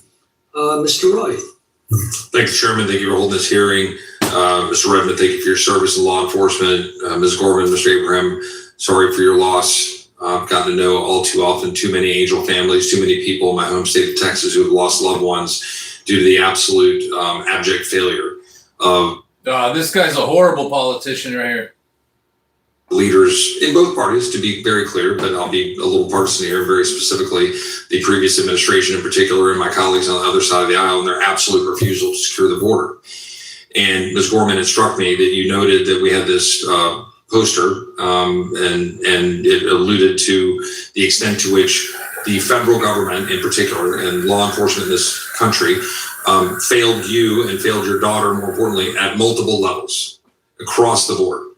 And I think that's really important, especially in light of the questioning we just heard from the ranking member of the full committee with Ms. Pierce, who's appearing for us here today. Ms. Pierce, now you've worked previously for USCIS in the previous administration, is that correct?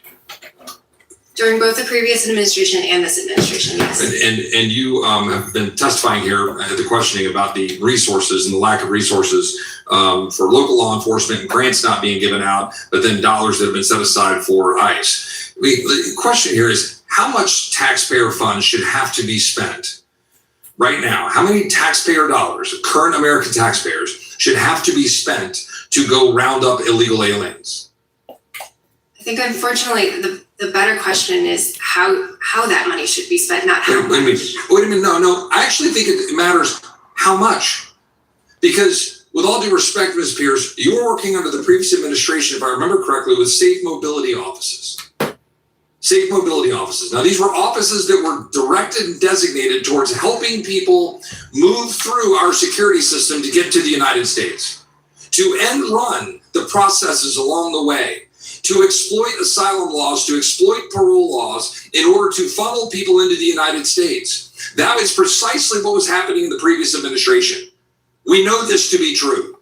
And then to sit here and listen to this exchange about what we're doing with our resources really strikes me as pretty hypocritical, given the extent to which we have dangerous people in the United States that have been killing innocent Americans because the previous administration and the people who worked for it were working directly, specifically, to end run the laws of the United States, putting the dangerous people on the streets that resulted in the death of Ms. Gorman's daughter and Mr. Abraham's family.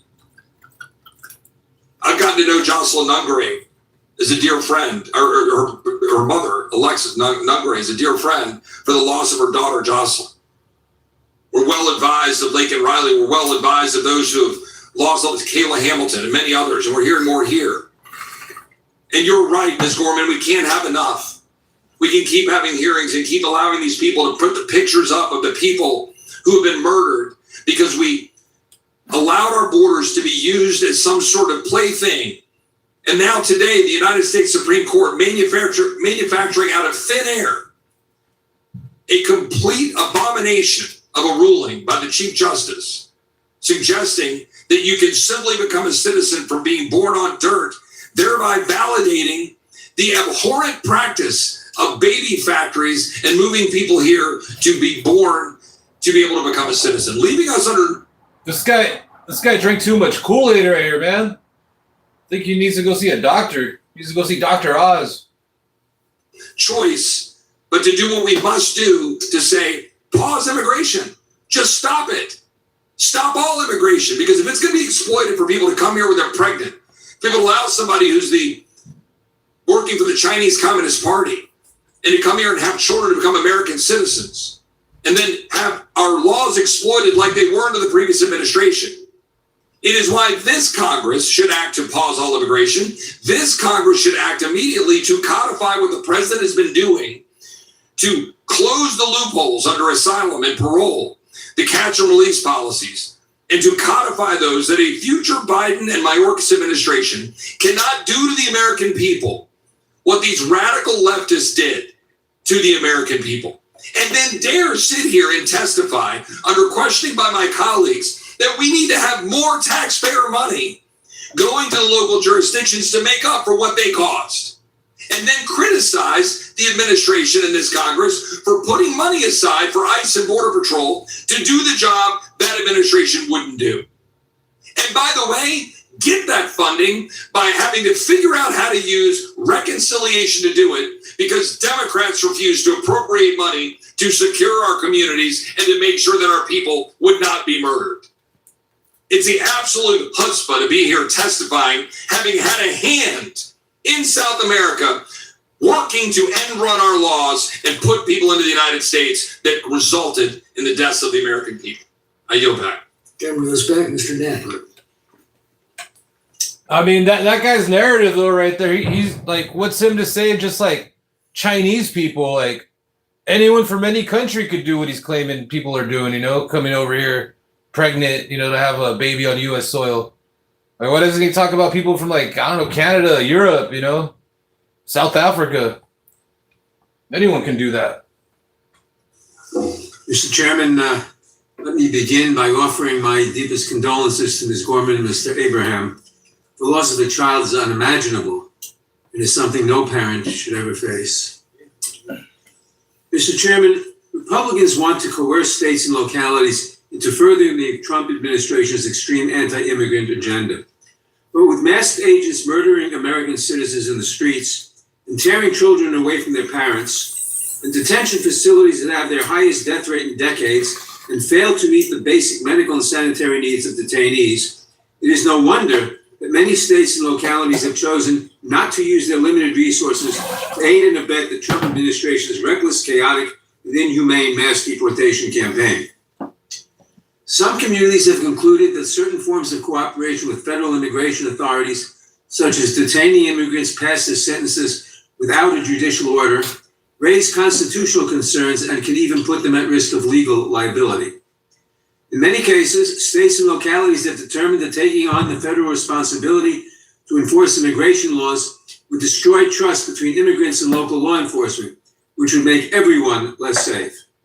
They believe that their communities are at greater risk when a victim of domestic violence is afraid to ask the police for protection from her abuser for fear of deportation, or when witnesses to a murder refuse to assist law enforcement in tracking down the perpetrator because they are afraid their immigration status will be discovered. But Republicans actually want to punish these communities by denying them billions of dollars in funding that they need to protect public safety. And federal immigration authorities are perfectly capable of enforcing federal law on their own. In fact, they are swimming in money. Congress has given them $240 billion in little more than a year, with no guardrails attached.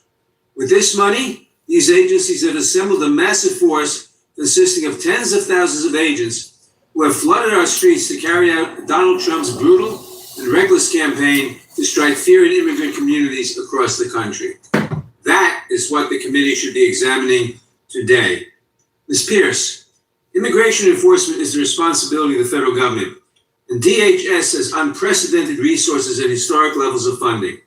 Does the federal government have the resources and personnel necessary to enforce immigration law, or does it need to usurp state resources? As you said, sir, ICE has unprecedented resources. I think at the moment we should assess I mean, this country was built by immigrants, you know, like the Chinese did all the railroads.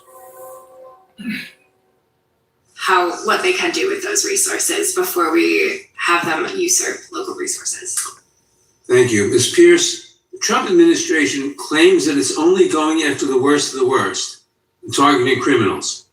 But according to ICE's own data, the majority of immigrants they have detained have no criminal record. In fact, this administration's mass deportation agenda is wreaking havoc on communities across the country.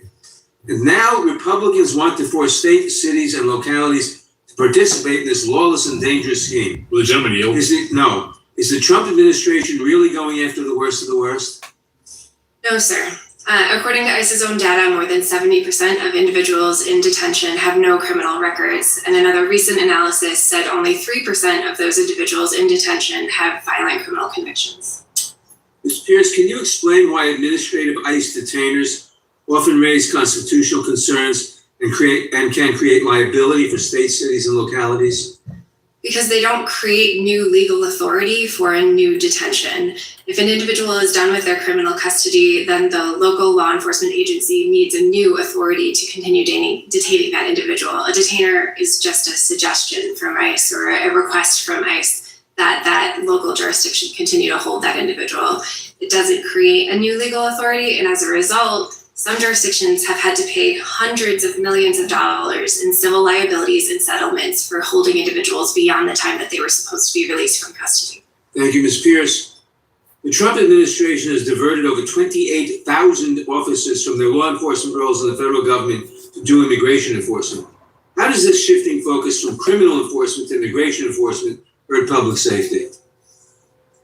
I feel like very few people would argue that taking officers who were focused on violent crime, child exploitation, human trafficking, firearms trafficking, fentanyl smuggling, and putting them instead to focus on civil immigration enforcement, that doesn't increase public safety. It pulls individuals away from their primary public safety missions. Also, unfortunately, this administration has failed to answer questions from Congress about how many exactly agents were pulled away from their primary public safety duties and what analysis, if any, was done prior to pulling them about what that would do to their primary public safety missions. What would it do to the open cases that they abandoned to focus instead on increasing immigration enforcement? We haven't heard a word from this administration about whether or not they're weighing those important public safety considerations. Thank you, Ms. Pierce. My time has expired. I yield back. Gentleman goes back, Mr. Van Drew.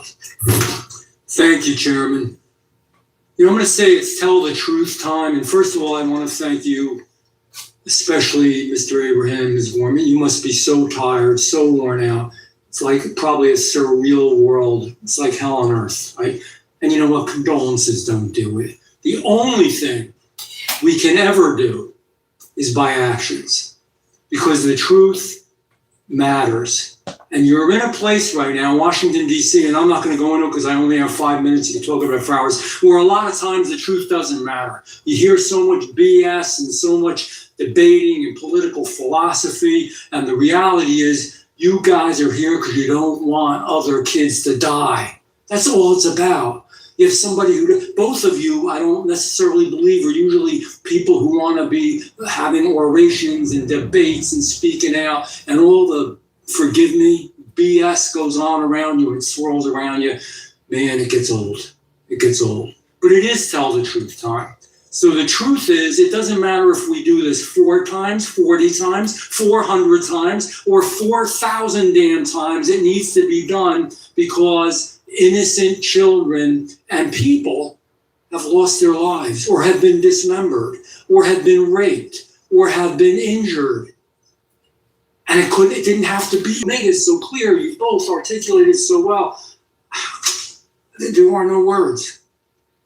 So we know what the truth's about. The truth is, in sanctuary cities, people die because it's a sanctuary city. Ms. Pierce, forgive me, but we have people that were on the street because it was a sanctuary city or a sanctuary county or a sanctuary state or jurisdiction, whatever it was.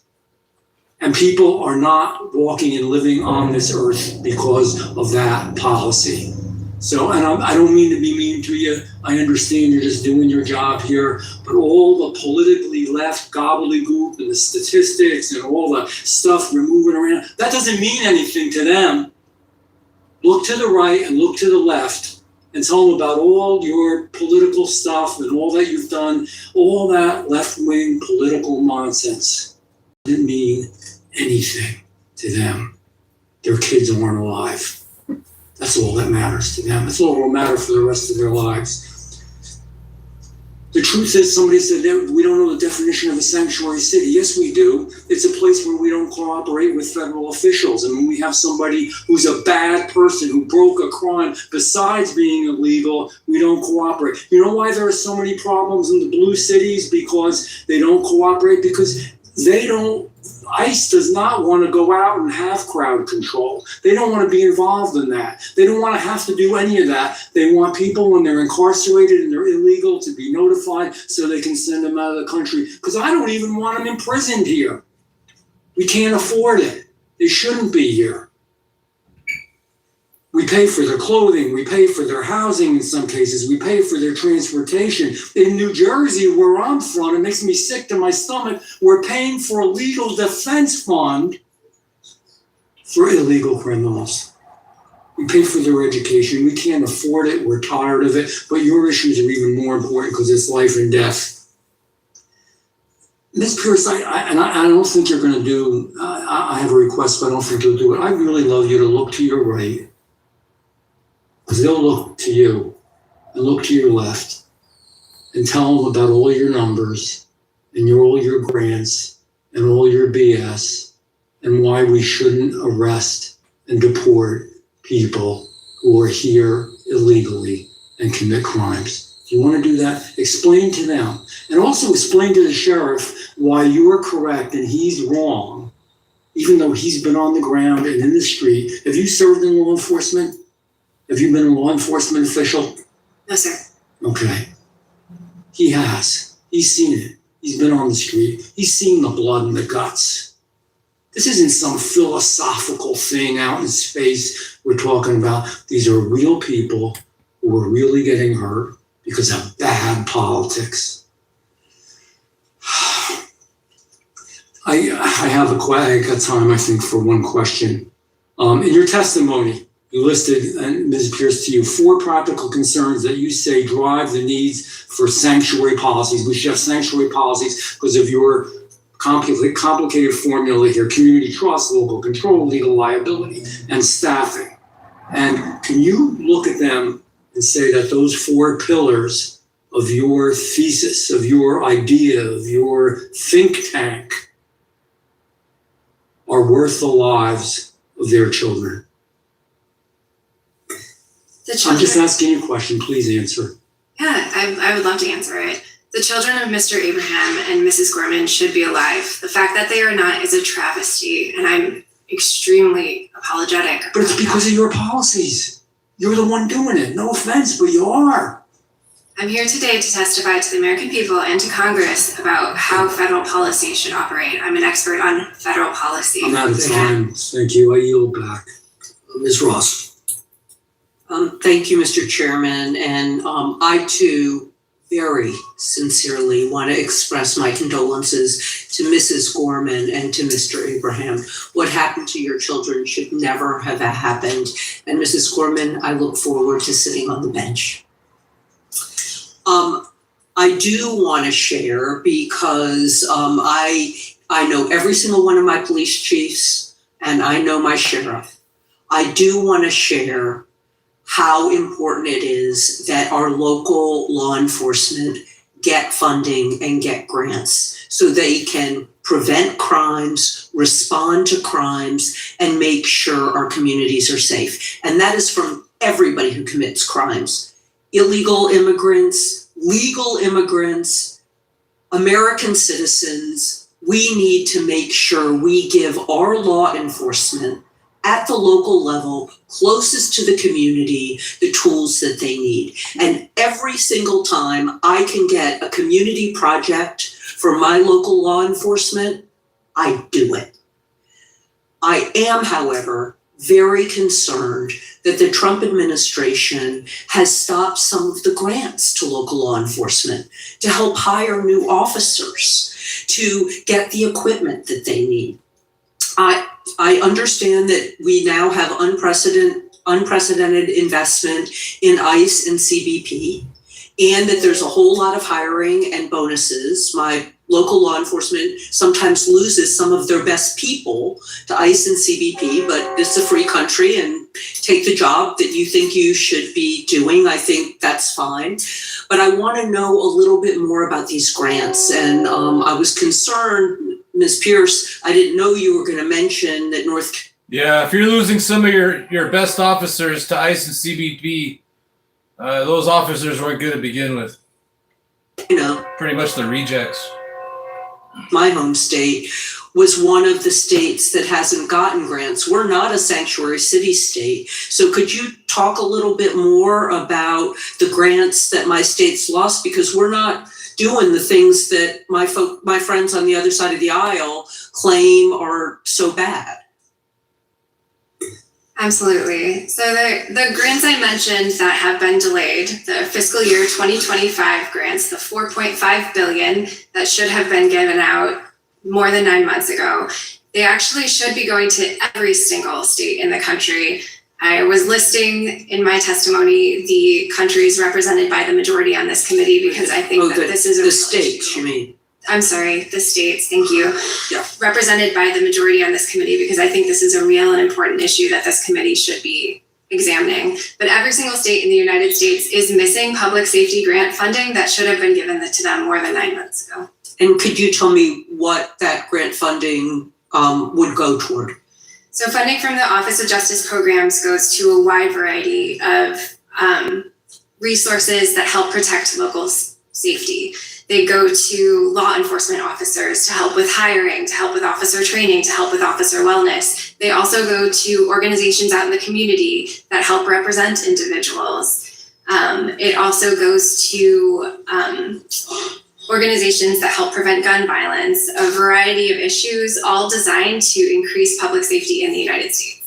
Okay, and I wanted to ask, I only have about a minute and a half, but you briefly mentioned how there's been diversion from child exploitation cases. Could you explain how agents have been pulled off of child exploitation cases? Absolutely. So Homeland Security Investigations is a wing of ICE. Unfortunately, this administration has pulled many of the individuals who specialize in the specific crimes that HSI focuses on to instead focus on immigration enforcement. And that includes individuals focused on child exploitation cases. These are very specialized agents that work on these cases. When they leave them, the cases can't just be picked back up at a later time. Instead, the evidence gets outdated. More children are vulnerable to exploitation and predators get longer to work on them. So it's extremely concerning that this administration would pull investigators from those cases. And have they been pulled from human trafficking cases? Yes, absolutely. So Homeland Security Investigations, which has lost so many agents to instead focus on civil immigration enforcement, also focuses on human trafficking, drug smuggling, cartels, a variety of issues that are very important to the public safety of the United States. Okay, thank you, and I yield back. Gentlelady yields back. Mr. Moore.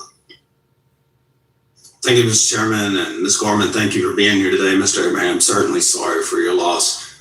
Sheriff, we hear a lot of talk about grants and funding, but it seems like to me you have a bigger problem with some of the laws. Actually, you may have the resources to do some things sometimes, but it seems like state laws, sanctuary states and cities and communities actually create a bigger hurdle for you sometime. What specific authority or cooperation do you need to prevent a removable offender from being released back into the community before ICE can take lawful custody? Thank you. So we don't spend a whole lot of resources on any type of immigration enforcement. We have no authority to do that. So when I keep hearing that our resources are tapped, what they're actually tapped into is when they come into our custody. That's where we're getting hit by these sanctuary laws, where it is impacting my budget, precious jail bed spaces, That has a huge impact. It's not that we are out there doing any type of enforcement. We never have and we never will. That's a federal component of the government. But what we need to have happen is those low-level offenses that don't fall within California SB 54, the 16 I mentioned, and Ms. Pierce did put out some numbers. So out of 7 that I gave over to ICE, I had 16 that I could not turn over because they did not meet the low-level or the high-level offenses where I could cooperate with ICE. And those were released back into the community. I need that to change. And I was talking to a judge, as a friend of mine, and under the prior administration, he would actually have people in his courtroom that were driving under the influence that were here illegally. And very often, if he turned them over, they would take them down the road and turn them loose. Angel and Jeremy C. actually died in my community, a drunk driver, Mr. Abraham, much like what you described. They had him, they turned him loose. He was a repeat offender. And then he was back out on the street again and ultimately killed 2 newlyweds, young newlyweds. Ms. Gorman, I understand that the individual that murdered Sheridan had been in prior custody and they had been released. Do you want to tell me a little bit about the details? And then, if you don't mind, tell us what real accountability looks like to your families and to the communities when we have these sanctuary jurisdictions. Sure. I just have to say that I'm not a lawmaker and I'm not a politician.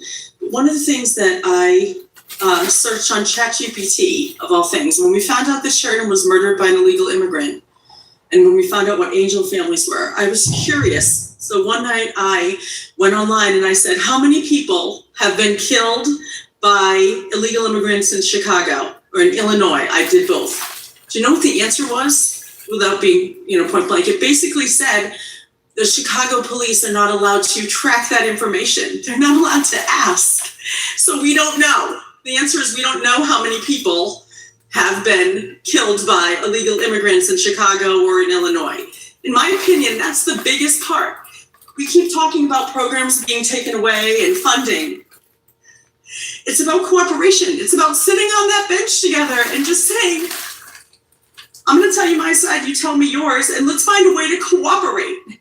I don't think that the sanctuary cities are cooperating.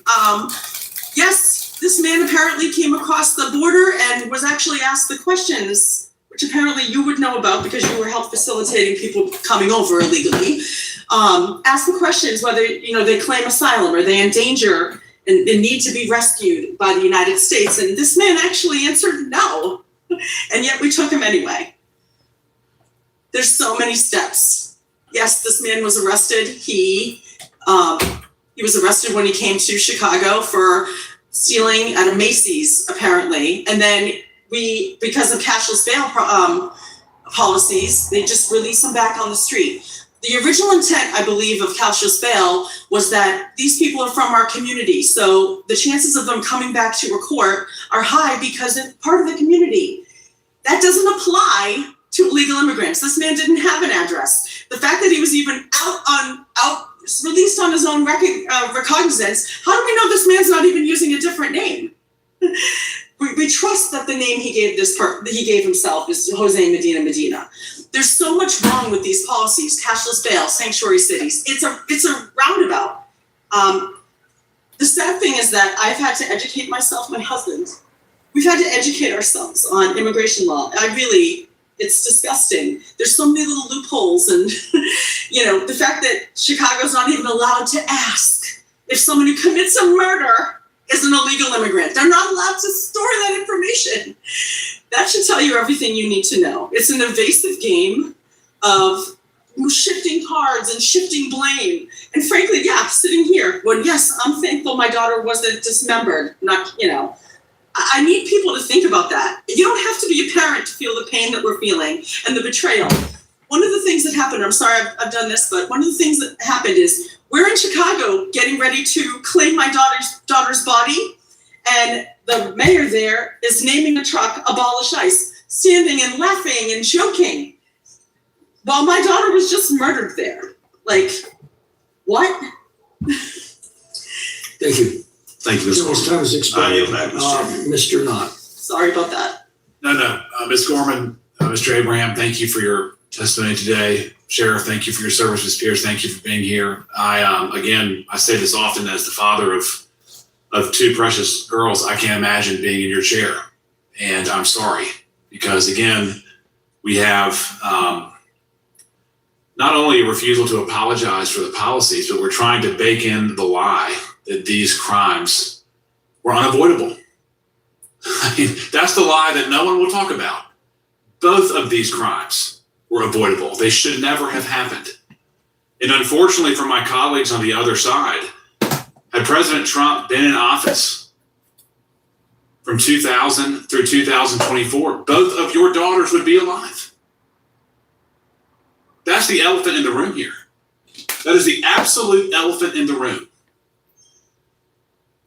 I mean, the idea that these crimes are unavoidable is one of the biggest lies that I can't really tolerate anymore. I really can't. I mean, look at Jose Medina, apprehended by the Border Patrol on May 9th, 2023. He told immigration officials he did not have any fear of harm or death. He was marked by Border Patrol as someone who was likely to abscond. He asked to be deported to Colombia. He could not provide any point of contact inside the United States. But the Democrats behind Biden and Harris programmatically ushered him into the country, paying for his health care, his food, his clothing. And my colleagues here today on the other side will not say it was avoidable. He was arrested for theft. He did not show up to court. 2 crimes. Not a conviction. This is very important. It was not a conviction. 2 crimes. They say we don't deport anybody unless they have a conviction. Well, it's very hard to convict someone when you don't prosecute them. He then murdered a precious American child, a young lady, for doing nothing more than looking at the Northern Lights. Again, it's the biggest lie that's being told in Congress, is that these crimes are unavoidable. You know, the second case, Mr. Abraham's daughter. You said that Mr. Bull was deported once before. Do you know what he was deported for? I don't know why. I can't get that information from Illinois. But he was using. You can't get it from Illinois? No, I wonder why. I can't get anything Yeah. from Illinois. But he was also using aliases. He wasn't. Yeah. He was presenting himself as a Mexican national, not a Guatemalan national. Yeah. Federal agencies knew that. State didn't bother checking. So. Yeah. Well, I can tell both of you, I did work in the Department of Justice under President Obama, under President Trump, and under President Biden. And it was a programmatic effort to bring as many people into the country as they could and to keep them here, regardless of what they did. Now, I do have to ask you, Ms. Pierce, one question. You said that sanctuary jurisdictions do not prevent ICE or immigration enforcement. Do you stand by that comment? Yes, sir. We have heard testimony in this committee of sanctuary jurisdictions that consider immigration consequences before they finalize cases, before they charge cases, before they plead cases. Are you aware of that? Yes, sir. Will you condemn that? I think that both U.S. citizens and immigrants should be charged and treated. But I didn't ask that. Will you condemn considering immigration policies before charging or resolving cases? I don't think immigration should be a consideration when we're talking about criminal law. Because when they do that, that does affect immigration enforcement, correct? We're not talking about criminal law. We're not talking about civil immigration enforcement. I'm talking about criminal illegal immigrants, ma'am. Someone sat in that very chair and said, I will release somebody if they're an illegal immigrant and they're charged with a serious felony. I questioned them 2 weeks ago. That would affect immigration enforcement, would it not? ICE can pick them up either way, whether or not they're charged, sir. Asking a Biden official to talk about border policy is pretty laughable, I've got to say so. I think it's past time that we as Americans do stand up and say that American children are treasures. They are unique. Protecting them should be our foremost priority. That's impossible when you embrace open borders. That's impossible when you welcome people from all over the world, regardless of who they are, here. Thank you. Chairman Thank you. I yield back. Ms. Scanlon. Thank you, Mr. Chairman. At this point, I feel like I shouldn't be surprised by some of the wild stories and fantasies that Republicans on this committee have embraced when they talk about sanctuary cities to really ramp up political drama, even if it's at the expense of individuals' pain and personal tragedy. But it is always jarring to hear the lies being embraced. According to our Republican colleagues, most immigrants to our country are criminals, despite the overwhelming evidence. And as even Mrs. Gorman said, we have good immigrants among us. Exactly, but that distinction seems to get lost on this committee. Evidence is immigrants are actually more law-abiding than native-born Americans overall. And we have the fact that over 70% of the immigrants detained by this administration actually have no criminal record, either here or in their home countries. According to our Republican colleagues, sanctuary policies block ICE from doing its job. According to our Republican colleagues, elected officials in cities with so-called sanctuary jurisdictions are scheming to protect immigrant criminals at the expense of their own constituents, or they're not prosecuting immigrants who commit crimes. How could any of that actually be possible? No one would agree to elect officials who deliberately make their own communities less safe, and no one would agree to live in such places. Law enforcement professionals are not in the practice of endangering their communities by allowing criminals, no matter where they came from, to run rampant. So these arguments become a complete distortion of the truth about policies that cities and states put in place to improve trust, cooperation, and ultimately safety in those communities. And here's the reality. Over and over again, congressional Republicans have used this committee to support the Trump administration as it tries to force state and local law enforcement to use their own limited resources to do the federal government's job. Even though they've sent almost $250 billion to DHS and ICE to support this administration's chaotic, out of control, mass deportation agenda that both doesn't go after the worst of the worst and has actively harmed, endangered, and even killed innocent people, including American citizens. And in doing so, our colleagues have supported the defunding of law enforcement by blocking resources for local police and diverting resources at the federal level for fighting child trafficking, terrorism, drug trafficking, corporate overreach, fraud, and more. So, Ms. Pierce, we've heard a lot of rhetoric about so-called sanctuary jurisdictions, but I think it's pretty well established now that there isn't even a single definition for that term. Can you describe for us what sanctuary policies actually do, what their purpose is, where they have been adopted, and what effect do they have? Thank you.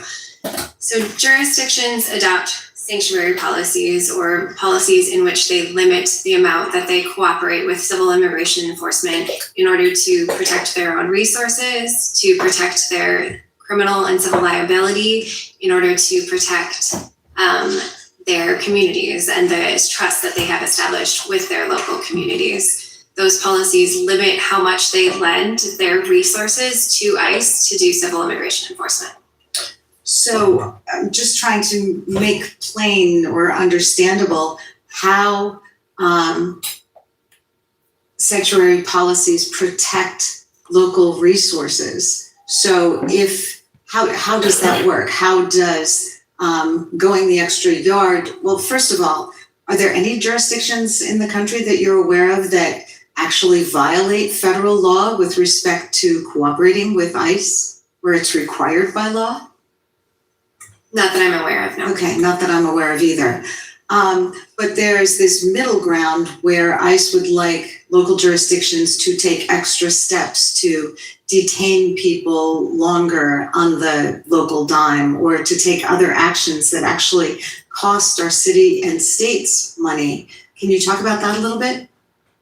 Yeah, absolutely. So an ICE detainer, for example, requesting that a local jurisdiction hold someone beyond the time that they would be in criminal custody, that takes up jail space as well as personnel time. And then it also subjects that local jurisdiction to legal liability, for which they can be charged hundreds of millions of dollars in liabilities or in civil settlements. So that legal liability is if, for example, ICE wants someone detained who shouldn't be detained?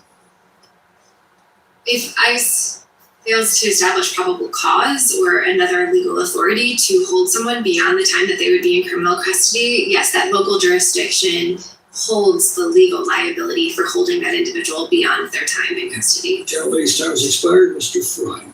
Thank you. We yield back. Thank you, Mr. Chairman.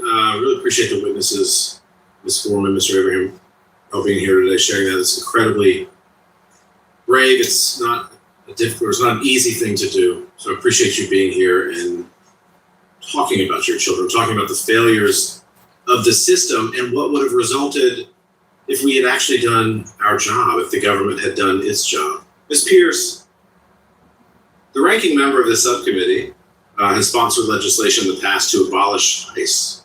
Do you believe that we should abolish ICE? No, sir.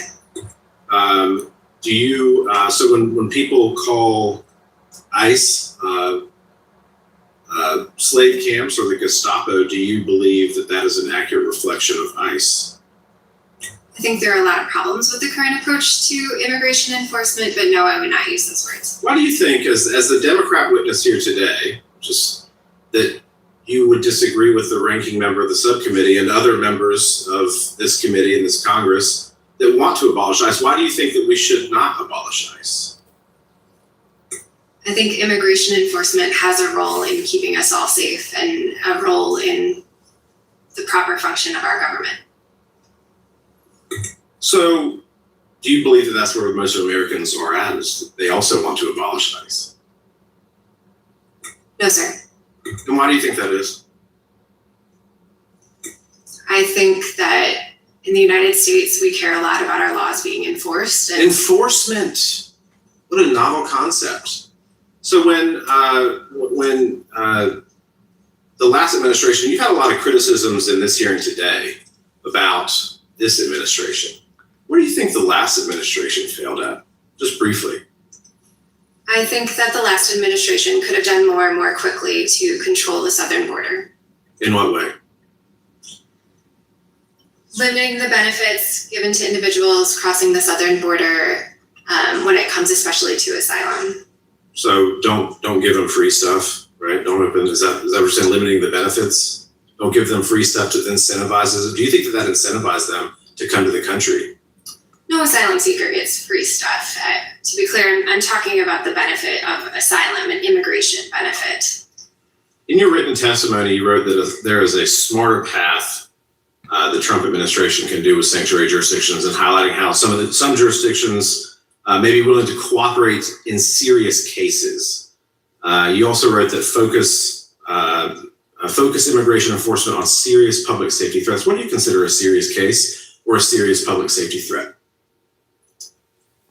I think we can look at criminal law, we can look at violations, and we can decide which of those are more concerning. Well, you're the expert, so I'm asking you, what do you consider, this is in your public testimony, what do you consider a serious case or a serious public safety threat? I think there's a lot to that answer that I would like more time than 5 minutes to consider. Well, like what? Like, what does it look like? A felony? Would a felony be considered a serious case? Absolutely. So like a DUI, would that be considered a serious case? I think it depends on the circumstances. A DUI is an extremely serious violation. What about in the case of Mr. Abraham's daughter, the DUI, prior charge or conviction, would that be considered a serious case? I think a DUI is a significant violation of our laws. What about shoplifting? Again, it's a significant violation of our laws. Now, shoplifting is, I guess, a misdemeanor. Would that be, but would you still consider shoplifting a serious case? In my testimony, I talked about how this administration should work with local jurisdictions to decide with them what are serious cases? Where are those jurisdictions willing to lend local resources to help ICE do its job? And that those conversations would be more fruitful than this administration's approach, which is instead to name and shame jurisdictions that it sees as not cooperating. I think the question is like what you consider a serious case. So in the case of DUI or shoplifting, as in Ms. Gorman, those would be considered serious cases. And I'm glad you actually do that. I'm glad you disagree with the ranking member. Ms. Gorman, did you watch any of President Trump's State of the Union speech? Did you watch any of President Trump's State of the Union speech? When the president asked, I'm going to paraphrase loosely, that it is the duty of public servants in Congress to protect the safety and security of American citizens. Do you remember that moment? What happened in that moment? What happened in that moment? Did anyone stand?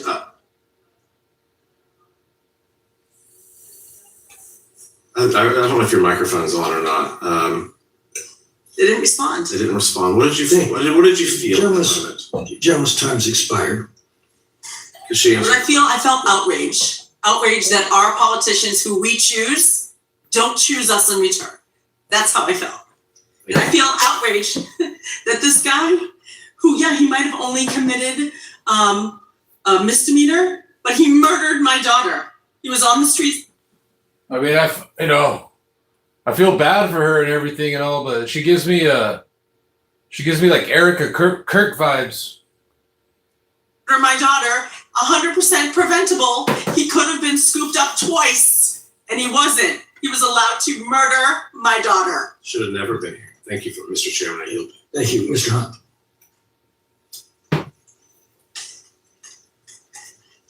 Sheridan Gorman, Katie Abraham, Chloe Polzin, Jocelyn Nungary, Rachel Moran, Megan Boss, Elizabeth Medina, Dakara Thompson, and many more.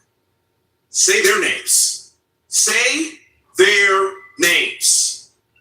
Sheridan, Katie, Chloe, Lincoln, Jocelyn, Rachel, Megan, Elizabeth, Dakara.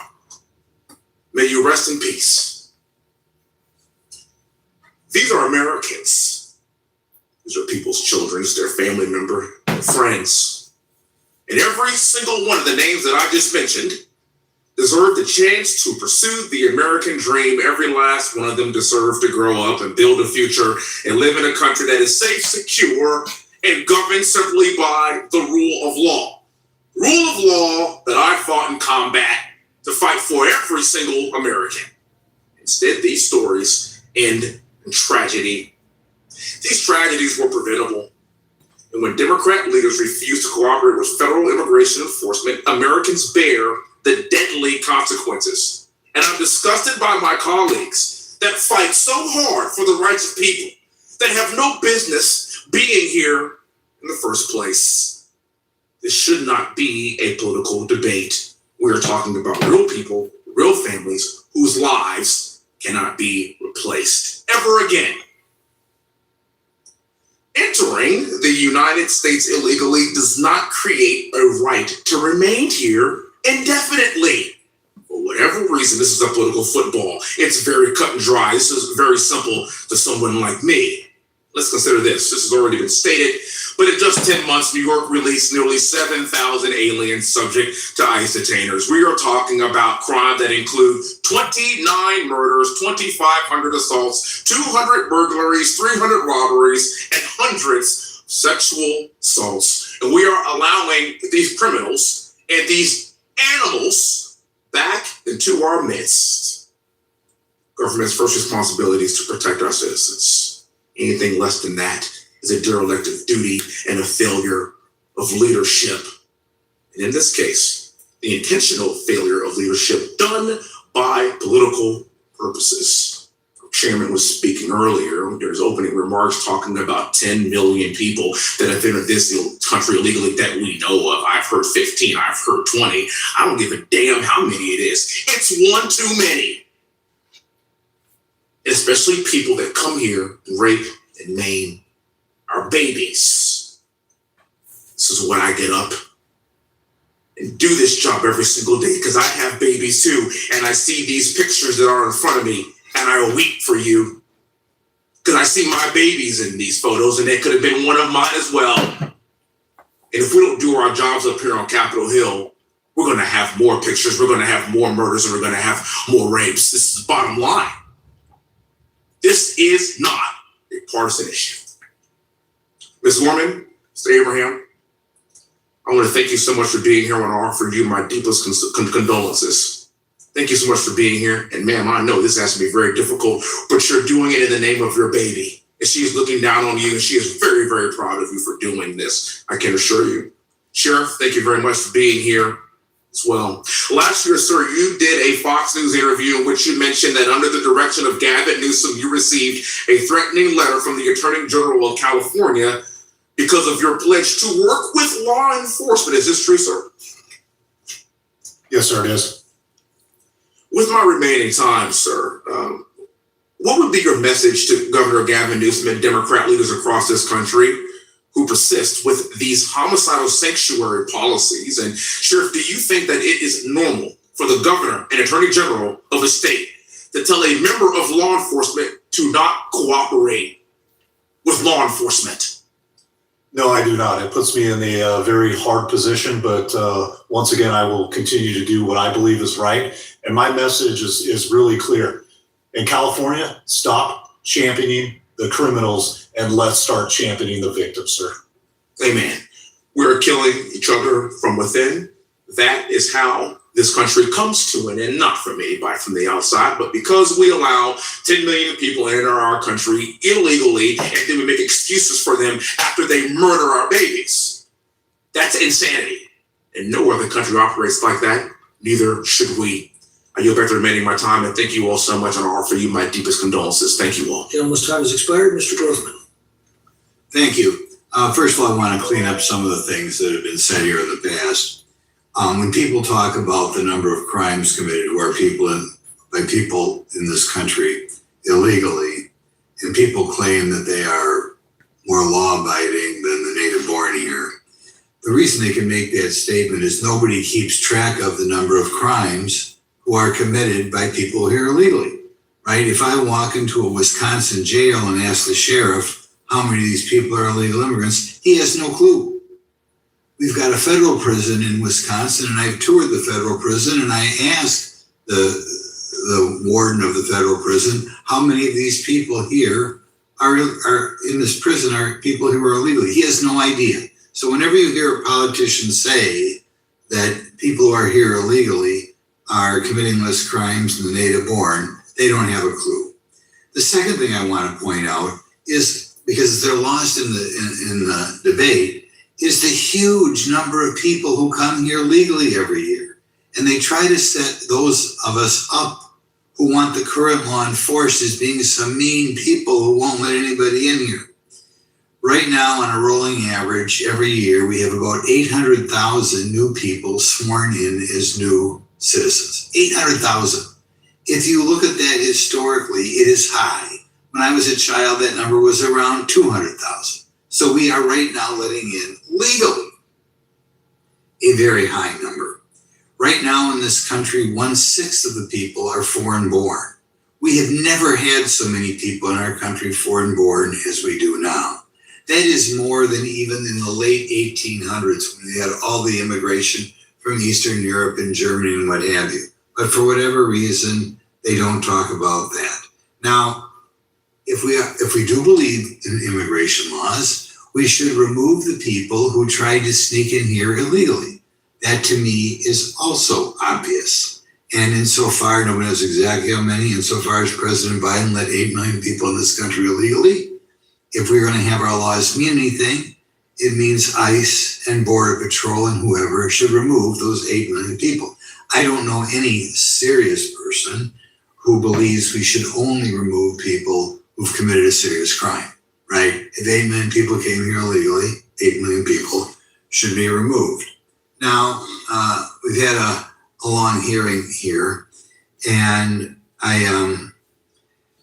we're having this hearing because of the horrific acts committed by people who are in this country illegally, and sometimes it's easy to forget the wonderful people whose lives were cut short by the zeal of what I think is the Democrat Party trying to change America as quickly as they can and letting everybody know the sun here. But in any event, we'll start with Mr. Abraham. Do you want to share with us a little bit of your daughter's history and what her dreams were so that whoever's listening today can see what life was cut short because of letting all these people in our country illegally? Yeah, Katie was a special person for sure. She had this unique personality, drew everyone in, and always made people feel seen and heard. But I actually want to ask questions, actually Ms. Pierce and then the Congresswoman who kind of stepped away scaling. The inconsistency. I mean, I think there was like a case recently in Florida where it was like a MAGA dad and he did some like heinous crime to his daughter and he like unalived his daughter. Why don't these MAGA politicians talk about that MAGA lunatic that unalived his daughter? Struggling with here. So they're complaining about children being exploited, but I didn't hear these voices from 21 to 25. Were you talking about that too? Because maybe I wasn't paying attention. So as wonderful as Katie was and how she got sacrificed by awful policy, she was sacrificed, there's no question about it. People knew a preventable outcome. This is part of the equation and calculation. Okay, this is 100%, I believe. But it just seems to me strike the inconsistencies that, we're so worried about now. I don't know, but over the last 40, nothing, not a word from anybody. So I'm just confused, I guess. I don't want to talk about it because I don't think anyone here cares. So I don't want to waste my breath on that. I just want to know why the inconsistency? Hey, what's up, John House? Yeah, exactly. Yeah, these MAGA politicians don't talk about any of that stuff. Why is it only one side and the other? That's what I'd like to. We'll talk after this. I'd love to hear how you're saying now is important, but back then it wasn't important. Anyway. Thank you. And I think it comes from there just people want to dramatically change this country and they'll ignore any ounce of common sense to change America. But Ms. Gorman, would you like to tell us at all about your daughter's future? I'm afraid I'm going to have to interrupt. We're going to have to save that for the next question. Mr. Gentleman's time's expired, but we'll go to Chairman Jordan. Thank you, Mr. Chairman. Let me start with, let me get back to Mr. Abraham. Your daughter went to school in Ohio, is that right? I think when we talked in our office. Athens, Ohio, yeah. Ohio University, Bobcat, yeah. Yeah, what was she majoring in? She was going to be marketing, yeah. We had a big journalism school there. I wonder if she was going to be a journalist. Well, now I know she was a lovely young lady. Sheriff, your state is. Oh man, this Jim Jordan guy's a real winner, isn't he? Oh, I can't stand this guy, Jim Jordan. He's like a Trumpstein class over there, hanging out with Lex Wexner and doing weird things in Ohio. Hey, is that right? Correct, sir. Yeah, so even if you wanted to enter into these 287G agreements that Ms. Pierce was kind of alluding to, where you can work with the federal government and enforcing federal law relative to immigration, you're not allowed to do that in your state, is that right? Correct, sir. But you decided you're going to do the right thing. Yes. You're going to work with. Hey, what's up, Kimberlia? All right, thank you for that information. Yeah, that rings a bell. And guess what? If we had passed the bill that Mr. McClintock's the sponsor of, that we've already passed out of this committee, you would be protected. It says you couldn't face any kind of repercussions or consequences from the state if that law would be passed. So right now you're just doing it because it's the right darn thing to do. And is it really that hard? Ms. Pierce said it's like tough to, it's a cost on counties, and it's basically honoring the detainer notice. And my understanding is when I've seen these notices, it's like, hey, if you're going to release so-and-so, who we know is an illegal migrant, who was in your detention center or your jail because it's been alleged he's committed some other crime. If you're going to release him, just call us, give us a heads up 48 hours before you release him. How's that an additional cost for the county or the city? There is no cost. In fact, that's probably the most efficient way. And what I've been hearing is the federal resources have now been reallocated, and it's all because of sanctuary laws. Instead of going to the jails where it's extremely efficient, now they have to go out into the community, which is not safer. So this, Jeopardizing the safety of law enforcement, jeopardizing the 100. safety of the public, and maybe, just as importantly, jeopardizing the safety of the migrant, right? 100%. Yeah, it's just, that's why I used the word dumb, I think 3 times in my opening statement, because I've yet to figure out anything smart about this policy that is now, as I said, in almost a third of the nation, lives in a jurisdiction where that's the policy. That's just crazy. Ms. Gorman, I know it's not easy to talk about, but the individual who took your daughter's life, Jose Medina, do you know when he was apprehended by Border Patrol? May 9th, 2023, during the Biden administration, when they were letting in 10 million people. Mr. Abraham, when was your the guy who took the life of your precious daughter, when was he apprehended? He re-entered easily 2022 using false documents and aliases. 2022, during the Biden administration. They let in 10 million people. I mean, there's arguments that can be made on the other side too, like the guy that shot the 2 National Guards people in Washington D.C. last year. That guy was vetted by the Trump administration. Right? Just let him in. Okay, you know what, Ms. Gorman, you know what Mr. Medina happened to say at his interview? He was apprehended by Border Patrol. You know what he happened to say at his interview? Get your microphone if you would, please. Thank you. As I understand it, he was asked the standard questions on whether he was claiming asylum and whether he felt threatened or scared to return to his country. He was in Colombia at the time, and he answered negatively. No, he was not afraid. No, he was not claiming asylum, and we took him anyway. That's my understanding. He gets asked the question, is there credible fear of persecution or harm in your country? And his answer was, no. No. I just want to come to the U.S. because it's great, best country ever. He just wanted to come here.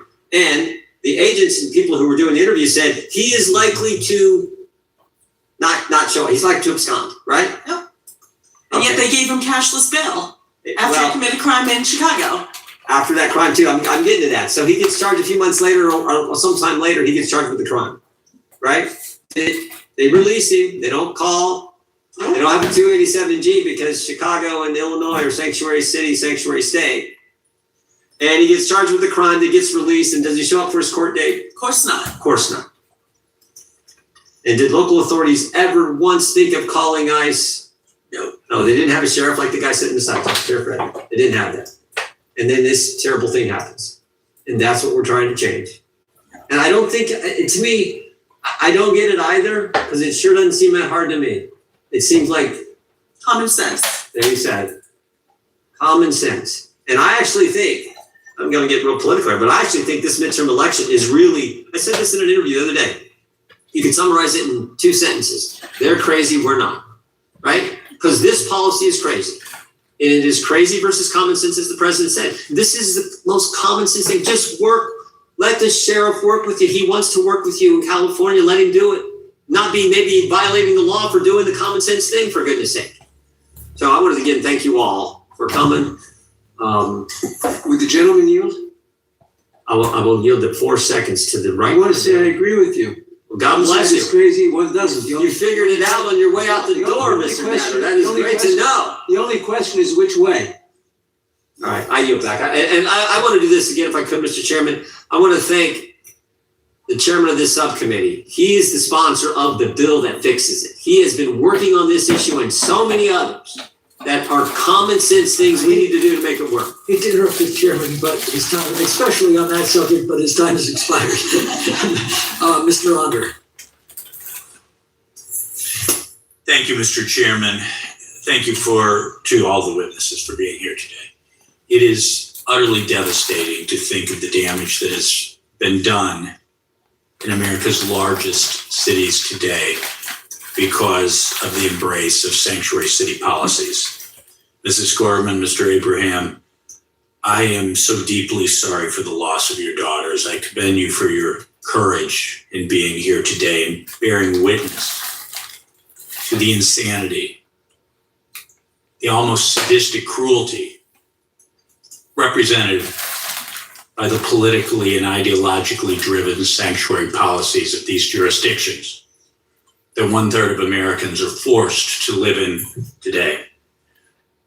Oh yeah, Jim Jordan needs to be in prison alongside Orange Man. Thank you for being here. Sanctuary policies create a safe haven for criminal illegal aliens. They embolden repeat offenders and they make our communities less safe. Americans all over the country are subject to senseless violence. And when state governments like Illinois refuse to honor ICE detainers and criminal illegal aliens are released into the public without repercussions, there are consequences. For example, even after the horrific sexual assault of a 3-year-old girl by an illegal alien whose ICE detainer was ignored by the Chicago Police Department, the Chicago PD's only response was, quote, they remain committed to protecting all Chicago residents, regardless of their immigration status. Hey, what's up, Dan Fries? Thanks for tuning in. How's it going? Good to see you. Yeah, I agree with you, Dan Fries. Yep. Yeah, but I like watching these hearings nonetheless. I mean, pretty much all these hearings, just because the Trumplet turds are leaders of the House and the Senate, so they lead all these hearings, unfortunately. But come midterms, we're going to take back the House and the Senate, and we'll get some real politicians leading these hearings and get some better hearings. The governing class in Chicago cares about Americans. They're putting illegal aliens first and American citizens last. You know, in Missouri in 2008, we had the foresight to ban sanctuary cities. Actually, we passed a piece of legislation called House Bill 1549. It was. Hey, what's up? What's up, Waffle Jackson? My bill was at the time probably the strongest state law in the country to fight illegal immigration. And we banned sanctuary cities. And, you know, we have a lot of crazy left Democrat politicians in St. Louis, Columbia, Kansas City, Springfield in Missouri. But we don't have any sanctuary cities because.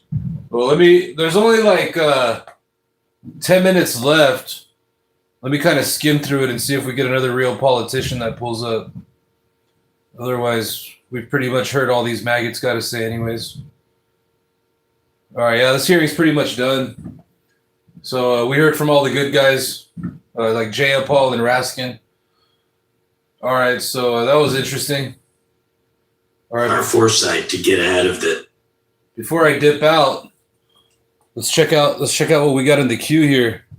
There's this lady that did a speech from the Senate floor. I put it in the queue because I wanted to watch it later. So let me see if I can find it. Not that. Yeah, there's some other hearings that happened too. There's like a Homeland Security hearing that happened today. Like an AI hearing that happened today. What other kind of hearing happened today? I think that was it. But let's check out this lady right here. Mr. Speaker. All right, this is from today. This is titled Chantel Brown Blasts Trump for Racist Political Narrative Against Haitians After SCOTUS TPS Ruling. All right, here we go. As often the case with the current occupant of the White House, it all started with a lie. Nearly 2 years ago, J.D. Vance got up off his couch and tweeted a racist smear. That's hilarious. She's all, J.D. Vance got up off his couch. I'm going to rewind this to the beginning. Mr. Speaker, as often the case with the current occupant of the White House, it all started with a lie. Nearly 2 years ago, J.D. Vance got up off his couch and tweeted a racist smear that Haitians in Springfield, Ohio were eating cats and dogs. Days later, Donald Trump shamelessly repeated it at a presidential debate. They knew it was a lie.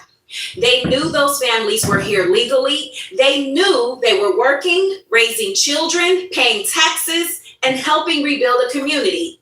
None of that mattered. Because the point was never to tell the truth. The point was to make Americans fear Haitians, to turn them into scapegoats, to convince the country that Black immigrants were the source of their problems. J.D. Vance admitted that he was willing to, and I quote, create stories to advance his political agenda. And we all saw what happened next. Springfield was terrorized. Schools were closed. Bomb threats poured in. White supremacists descended on the city. So families lived in fear because two of the most powerful politicians in America decided that a racist smear was politically useful. They never apologized. Instead, they spent 2 years putting that lie to work and turning it into government policy. And now that campaign of fear is the official policy of our government. Last week, the Supreme Court allowed the Trump administration to terminate the temporary protective status, also known as TPS, for hundreds of thousands of Haitians. Not because Haiti is safe, not because the facts have changed, but because this administration wants more people for ICE to deport. Haiti remains consumed by political collapse and humanitarian disaster. The conditions that justify the TPS still exist. And these are people who care for our seniors, build our community, and pay billions in taxes. They followed the rules, they trusted the American promise, and now they're being told that a racist political narrative matters more than the law they followed to a T. This is not who we are, America. The House has already passed a bill extending TPS because the facts demand it and because decency requires it. Now the Senate must pass it before the mass deportation tears lives and communities apart, all because of a racist, reckless, bigoted, blatant, dishonest, and disgusting campaign lie.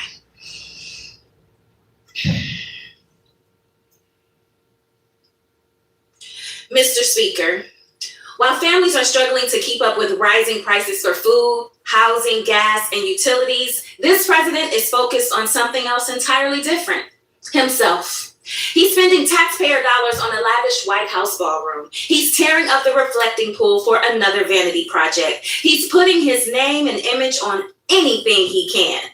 While Americans are tightening their belts, Donald Trump is building monuments to himself. And 1 year later, Republicans are still celebrating what they call the president's signature legislative achievement.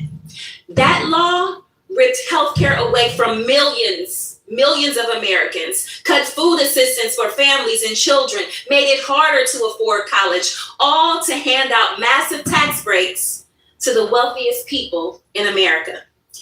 It was a transfer of wealth from working people to wealthy people. 17 million Americans have lost health care. More than 4 million Americans, including 800,000. Oh yeah, Donald Trump does not care one bit about the working people. Have already lost access to basic food assistance. Meanwhile, the wealthiest 0.1% received tax cuts worth nearly $250,000 just last year. So I'll ask a simple question. How has Trump's big ugly law helped the American people? Because as far as I can tell, it's just welfare for the wealthy and well-connected. Meanwhile, we've gotten higher prices, higher inflation, slower job growth, and an economy that works even better for those already on top. Republicans call it the one big beautiful bill. I call it a big ugly law, because there is nothing beautiful about taking healthcare and food away from families to pay for tax cuts for billionaires. So, happy anniversary to Trump's signature achievement. 1 year later, the verdict is in. Working families paid the price, and the wealthiest Americans cashed the check. And with that, I yield back. Yeah, with the mic drop, with the laptop drop. The lady Chantel Johnson speaking some truth over there. All right, you know what, guys? Let's do a double header. All right, so we got a couple choices here. You guys want to watch the hearing on titled? Let me see if I can find this here. All right, so there's two options here. So there's the OMB hearing. Actually, you know what? Let's check this hearing out. Let's see. This one's the OMB director, Russell Vought. This looks like it'll be pretty interesting. So both of these happened today. So it's either this. I forget what OMB stands for. Something budget. like a military budget maybe. But this looks like it would be a pretty good hearing to watch. I don't know, which one do you guys want to watch? You guys want to watch this OMB director Russell Vought testify before the House? Or do you guys want to watch this like hearing titled Northern Exposure regarding like Homeland Security? The Northern Exposure one's like 3 hours long. The Russell Vought one's 2 hours long.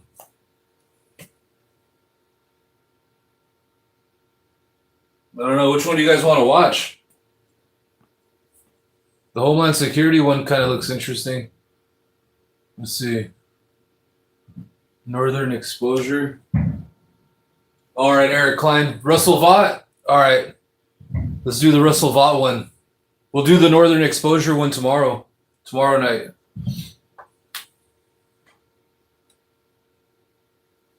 All right, let me rewind it to the beginning here.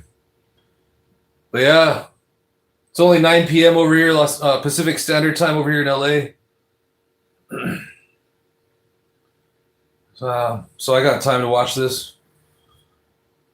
I like watching these hearings, especially when they're fresh. Like this one just came out today, and it's best. And I love watching them with YouTubeville. So I appreciate everyone that's here hanging out and sharing your opinions. All right, this one's titled OMB Director Russell Vought testifies before the House Appropriations Committee. All right, let's check it out. And I think Mexico won their game, the World Cup game. Let me forward it to where it starts. That's just like the introduction screen or something. All right, here we go. All right, here we go, guys. The chairman is a guy named Tom Cole. Who's Tom Cole? He doesn't have his microphone on, that's for sure. Days within which to revise and extend their remarks and insert extraneous material into the record. I now recognize myself for an opening statement. I'd like to welcome back Director Vought and thank him for being here today. The Office of Management and Budget, or OMB, plays a central role in most of the decisions made. Hey, what's up, James Dugan? Hey, is that right? Vought, man, is the author of Project 2025? Russell Vought? Branch, particularly as it relates to the federal budget. It's also important to remind our audience again that OMB is an office created by Congress. In 1921, Congress passed the Budget and Accounting Act of 1921, which created... Hey, Eric Klein. Hey, thanks for reminding me. As a matter of fact, I shall pack a nice, big, beautiful bong load, as Donald Trump would say. Nobody bong loads like me. A bigly bong load. Budget under the Department of Treasury. Later in 1939, in the Reorganization Act of 1939, the Bureau was relocated to the newly created Executive Office of the President. And in 1970, Congress approved the Bureau's renaming to the Office of Management and Budget. I restate this history because OMB plays a unique role both as an office created by Congress and one that has been and continues to be responsible for fulfilling the President's policies. Over the course of the second Trump administration, OMB continues to play a central role in the continued reshaping of the federal government. As of June 20th, 265 executive orders, 59 memoranda, and 153 proclamations have been signed by the President. OMB plays a critical role in each one of these decisions. However, we need to work together to ensure that federal funds are being used as Congress intended, even if the administration doesn't agree with the intent of certain programs. This is why the President's budget remains so important. It is a guide to help Congress understand agency priorities and how the legislative and executive branch can work together to deploy the resources necessary to execute on those priorities. For fiscal year 2027, OMB is requesting a $146.1 million, a 13.3% increase above its FY enacted 26 enacted level. I look forward to discussing OMB's FY 27 request with Director Vought and how we can work together to ensure that agencies have the resources they need to work on priorities for our constituents and the public writ large. I now recognize the ranking member for his opening statement. Thank you very much, Mr. Chairman. I appreciate your calling this hearing.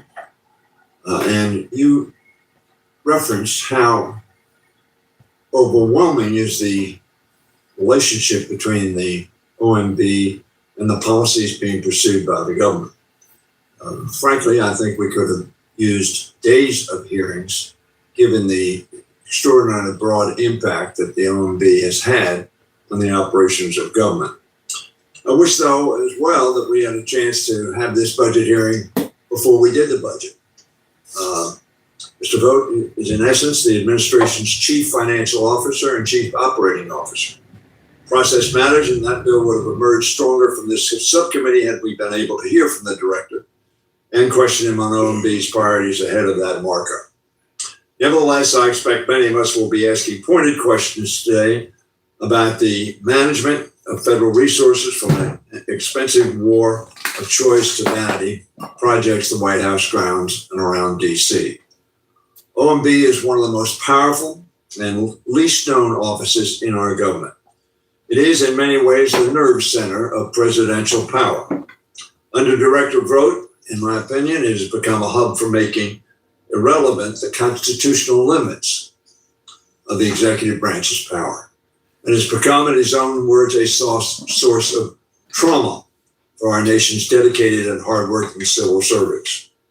I hope today's hearing will be a reminder to Director Vogt that every administration is accountable to Congress, which is the subject of the Constitution's first article and which represents the people. It also includes American scientists, researchers who rely on federal grants, which are now at risk because of Director Vogt's plan to impose a political litmus test over a nonpartisan, peer-reviewed historic process. And it includes the millions of Americans whose health, lives, and livelihoods are adversely impacted by cuts to federal programs and agencies that Director Vogt seeks to impose unilaterally and without congressional approval, and in many cases contrary to congressional intent and direction. I'm talking about impoundments, which are illegal and direct constitutional challenges to Congress of the United States. And I'm referring also to pocket rescissions. Mr. Chairman, this oversight hearing may be the most important one held this year in the House. It has sadly become rare in this committee to hold hearings with the leaders of the executive branch agencies directly. All right, so this is what OMB. OMB, let's see here. The Office of Management and Budget is the largest component of the Executive Office of the President. Its core mission is to assist the U.S. President in overseeing the implementation of their vision and policies across the executive branch, primarily by managing the federal budget and supervising federal agency operations. Core responsibilities: budget development, management and performance, regulatory review, legislative clearance, information and financial management. Today, we have a de facto leader of the unitary executive theory. And while the president's focus on has been on printing money with his face on it and ensuring him and his friends make money through no big. I like this guy right here. He's like, well, he's printing money with his face on it. I gotta rewind that one.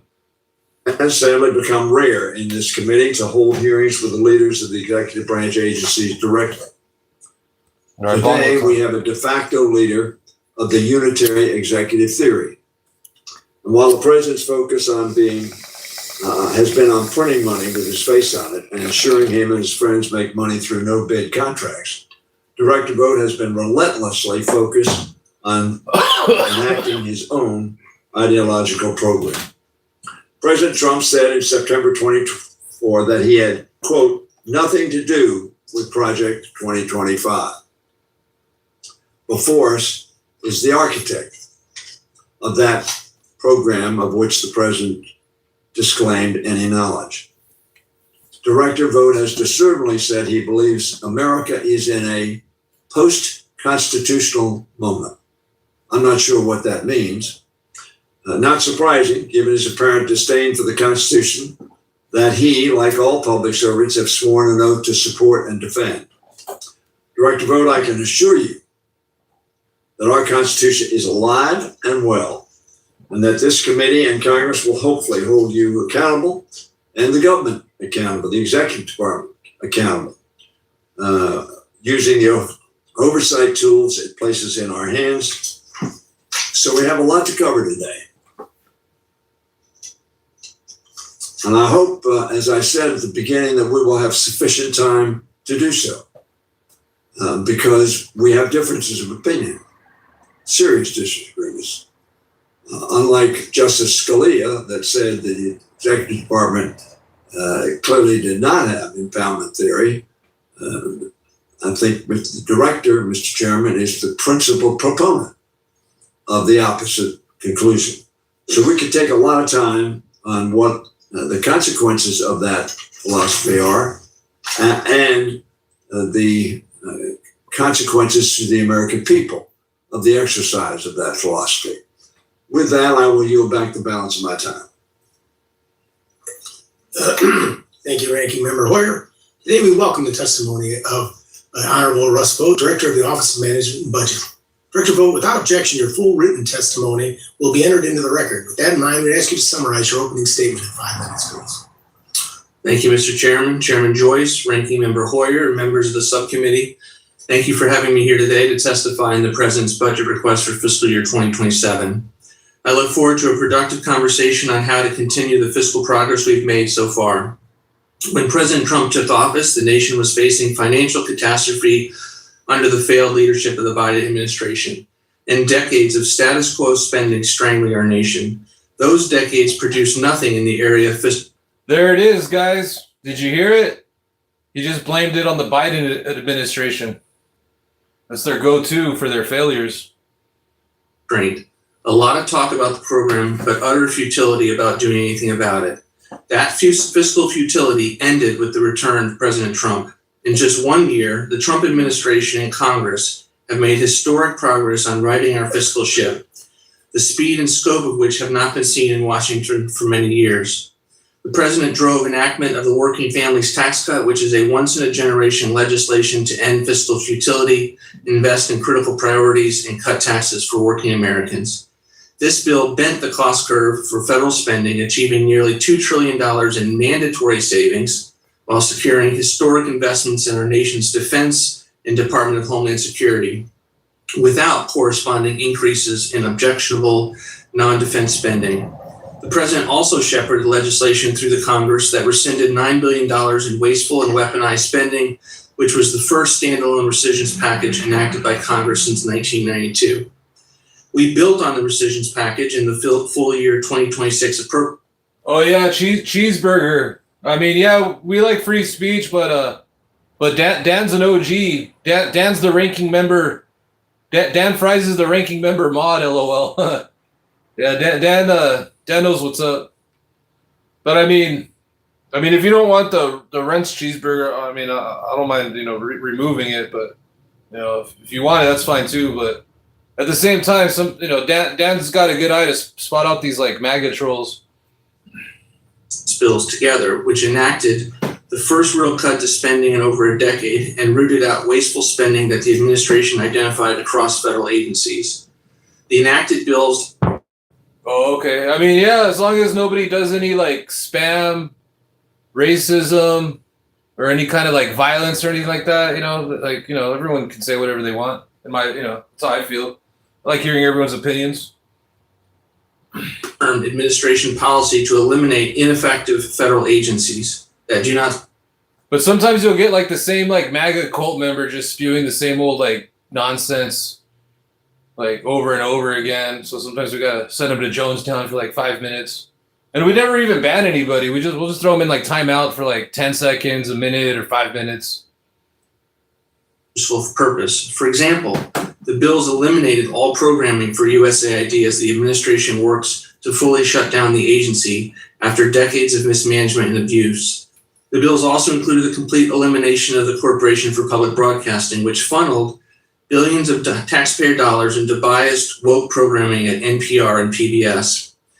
We look forward to working with you to achieve even more progress in the fiscal year 2027 appropriation cycle, in addition to working with you on the administration's recent supplemental funding request.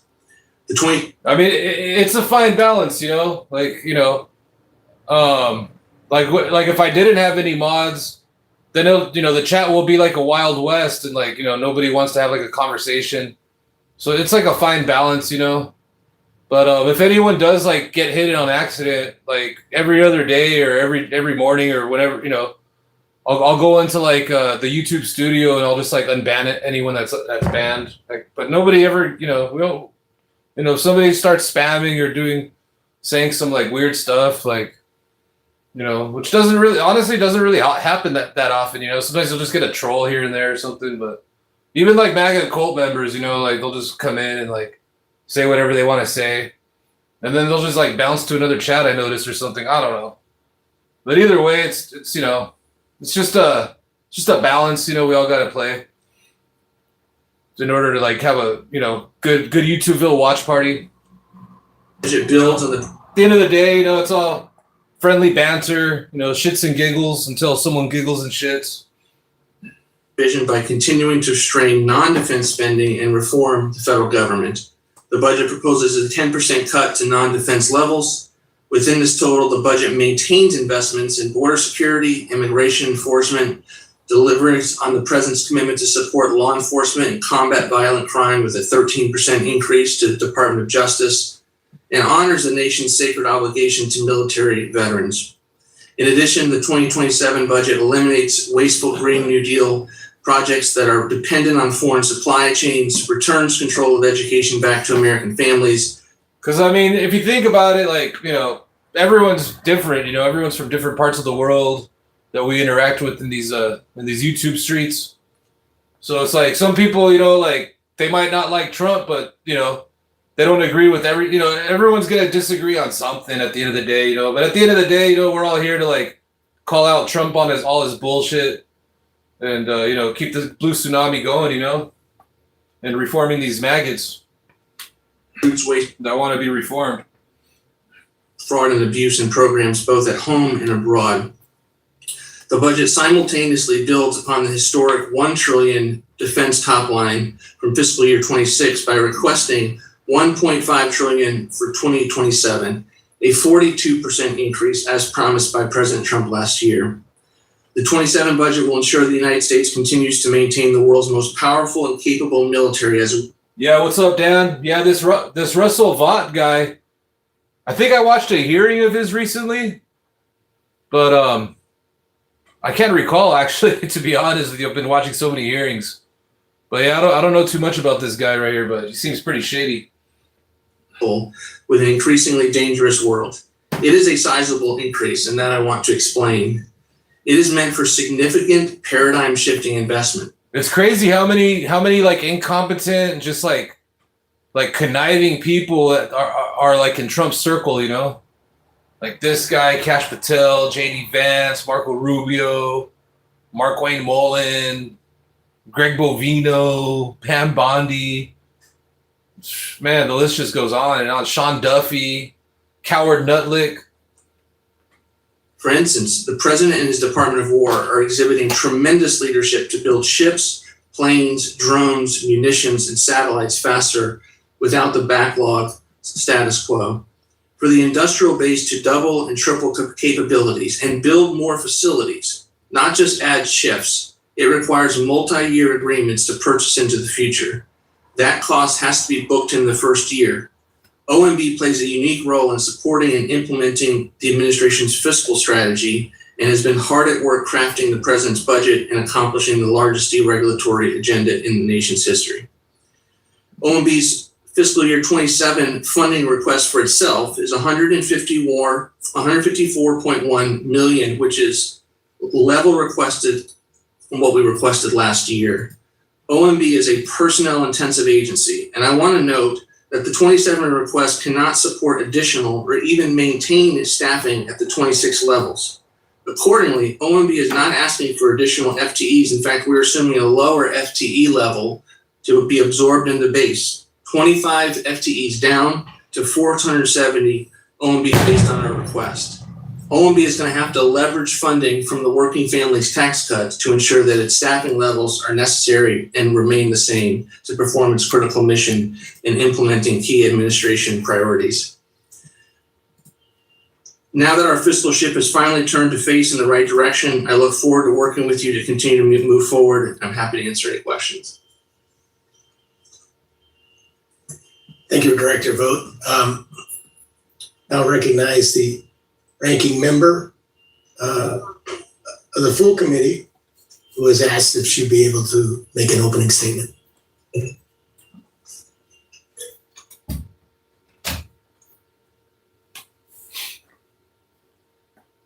Oh, it's Senator Delario.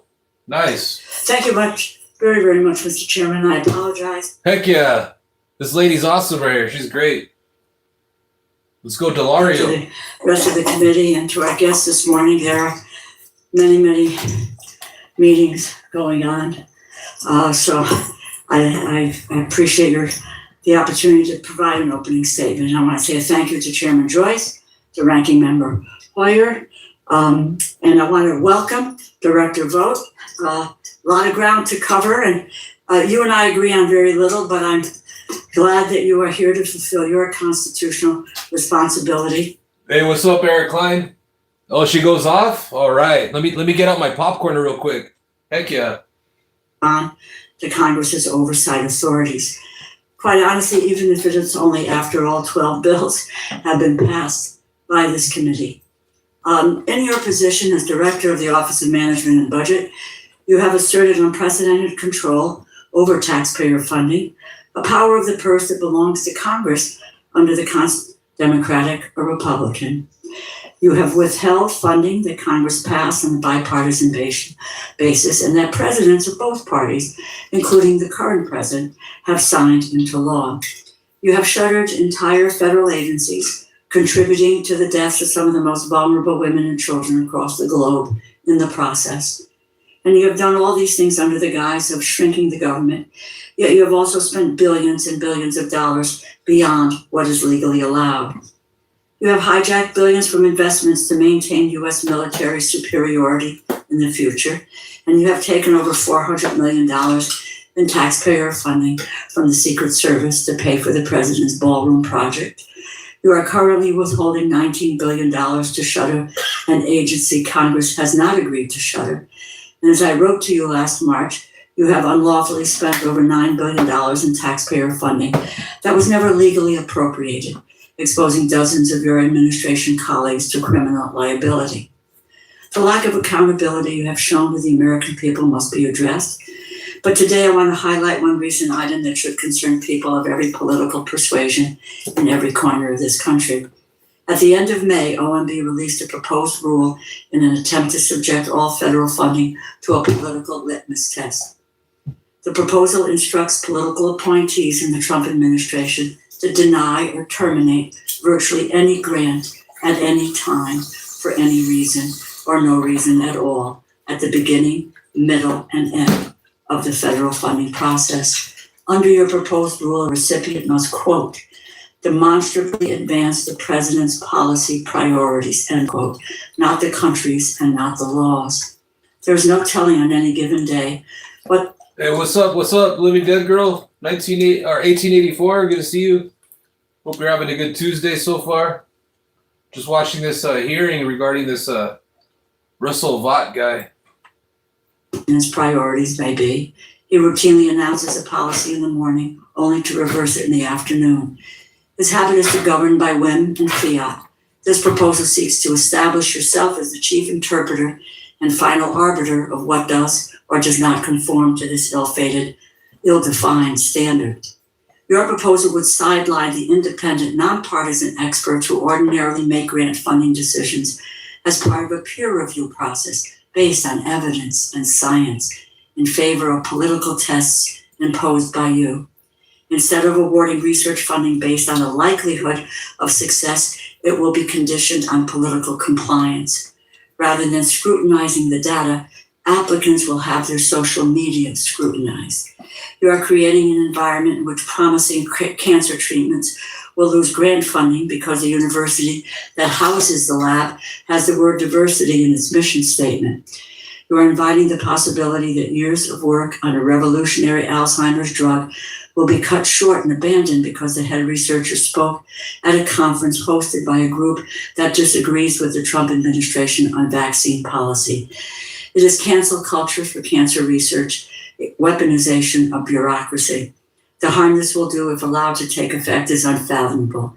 Do not take my word for it. Experts in psychiatry, immunobiology, and neuroscience at Yale University have expressed profound alarm at the impact this proposal will have. I am submitting for the record letters that I received from these doctors and researchers detailing the catastrophic effects of this proposal would lead to. May I submit the documents because I will wrap up very quickly. Lastly, I want to touch on the supplemental.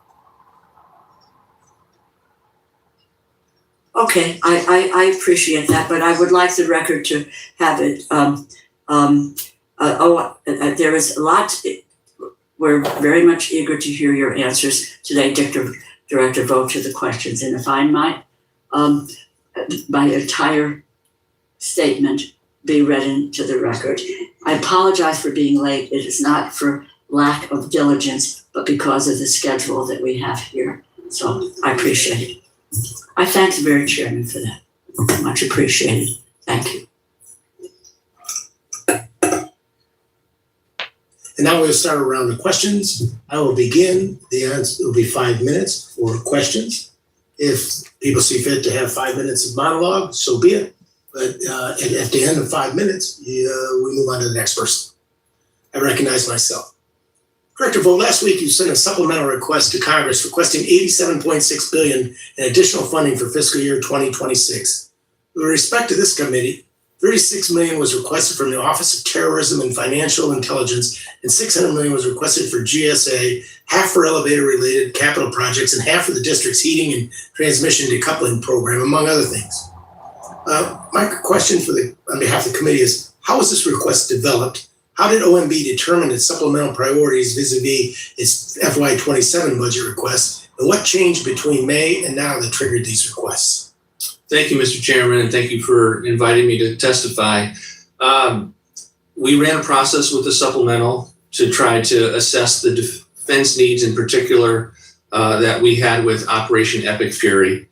We also sent out a request for needs, not unlike what we would do for anomalies with a CR request to determine what are the most dire needs. Obviously, needs came back with the State Department with regard to buildings that may need to be repaired from activities overseas, but also in terms of Coast Guard needs, because they're absorbing activities where the DOW would normally perform those activities, or in the case of GSA, kind of an acute need with the elevators that was needed based on kind of a typical inability to get that much money coming from Congress. So that one might have put forward in the normal appropriations process or our budget cycle, but we wanted to use this as an opportunity. And again, we have not said this is just defense. We wanted to make sure that any needs that we see, we are bringing to you as legitimate. And it has OMB seal of approval, and I appreciate in your testimony, Mr. Chairman, the role that OMB provides for this committee in particular, so that you know when we send something up, we believe it's been pressure tested accordingly. Well, thank you, and I appreciate that, but I noticed that we've had hearings on it, that there's a tremendous backlog of maintenance in all facilities, unfortunately, that we all need to get to. With that in mind, for fiscal year 2027 budget request, OMB is requesting a 13.3% or $17.1 million increase. This increased funding would support, quote, unavoidable costs investing in OMB's workforce, among other priorities. Would you explain what those unavoidable costs are and why OMB needs additional funding only to cut staffing levels, and how you reconcile the statement? Well, we need OMB's budget to grow, and it's largely been flatlined for a number of years. If you look at GAO's budget, they have about $900 million to our $150 million. They have 3,000 staff that perform the activities that you all feel is vital. We have in the neighborhood of 500 FTEs that largely hasn't grown, even though the federal government has expanded in size. And if you just look at some of the portfolios that people have, they're astronomical. We have tried to change that, but we need more FTEs to do that. OB3, the One Big Beautiful Bill, will help us with additional FTEs. We're going to unfortunately draw down on that to maintain steady state levels, and that's my main concern, Mr. Chairman, is that my hope is that the base level will grow accordingly this year and into the future. But to answer your question, specifically, we have rent costs because we are in the midst of a move and we have to pay rent temporarily in both places. MAX is a computer system that the whole federal government uses, and it constantly needs to be invested in almost as an IT system. And then the security that is unfortunately a new phenomena for OMB in terms of some of the security threats that I have faced. We are now building that in to account for that cost, because I certainly do not want it to take away from the already smaller appropriation that OMB has historically had as a small agency. And I think you'll find this committee on a bipartisan basis has been very cognizant of security issues and trying to make all those areas under our jurisdiction whole so they can provide the necessary security for yourself and for the employees and the people who visit. This 27 budget justification cites several new responsibilities that OMB will assume through recently issued executive orders. This includes EO 14215 titled Ensuring Accountability for All Agencies, Protecting America's Bank Against Fraud, Waste, and Abuse, and 14275, Restoring Common Sense to Federal Procurement, and EO 143032, Improving Oversight of Federal Grant Making.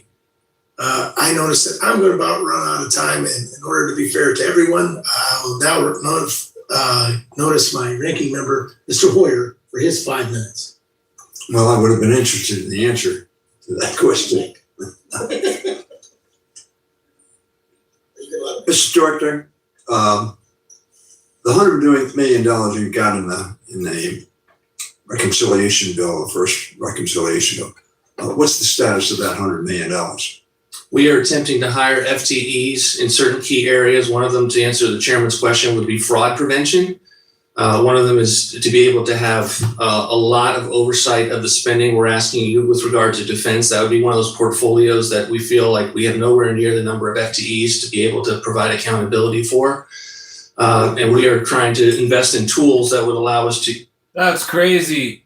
So Donald Trump is over here asking for $100 million for fraud prevention, but he's doing fraud. So he's disguising his fraud as fraud prevention. Oh my goodness. Yeah, Donald Trump's the most corrupt president of all time. Technology to do OMB's work better. How much of that $100 million has been obligated? Not very few has been obligated. Well, how much? I'd have to get back to you, but it would be in the millions. Less than 10?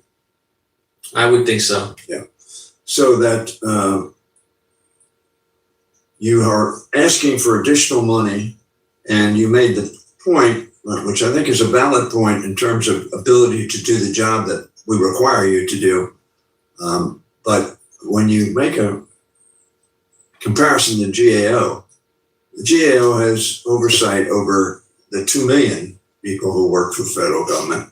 And you have control over almost all of those 2 million in terms of getting information, studies, reports. So that I think it is not a fair analogy to make that GAO has more authority and scope than you have available to you.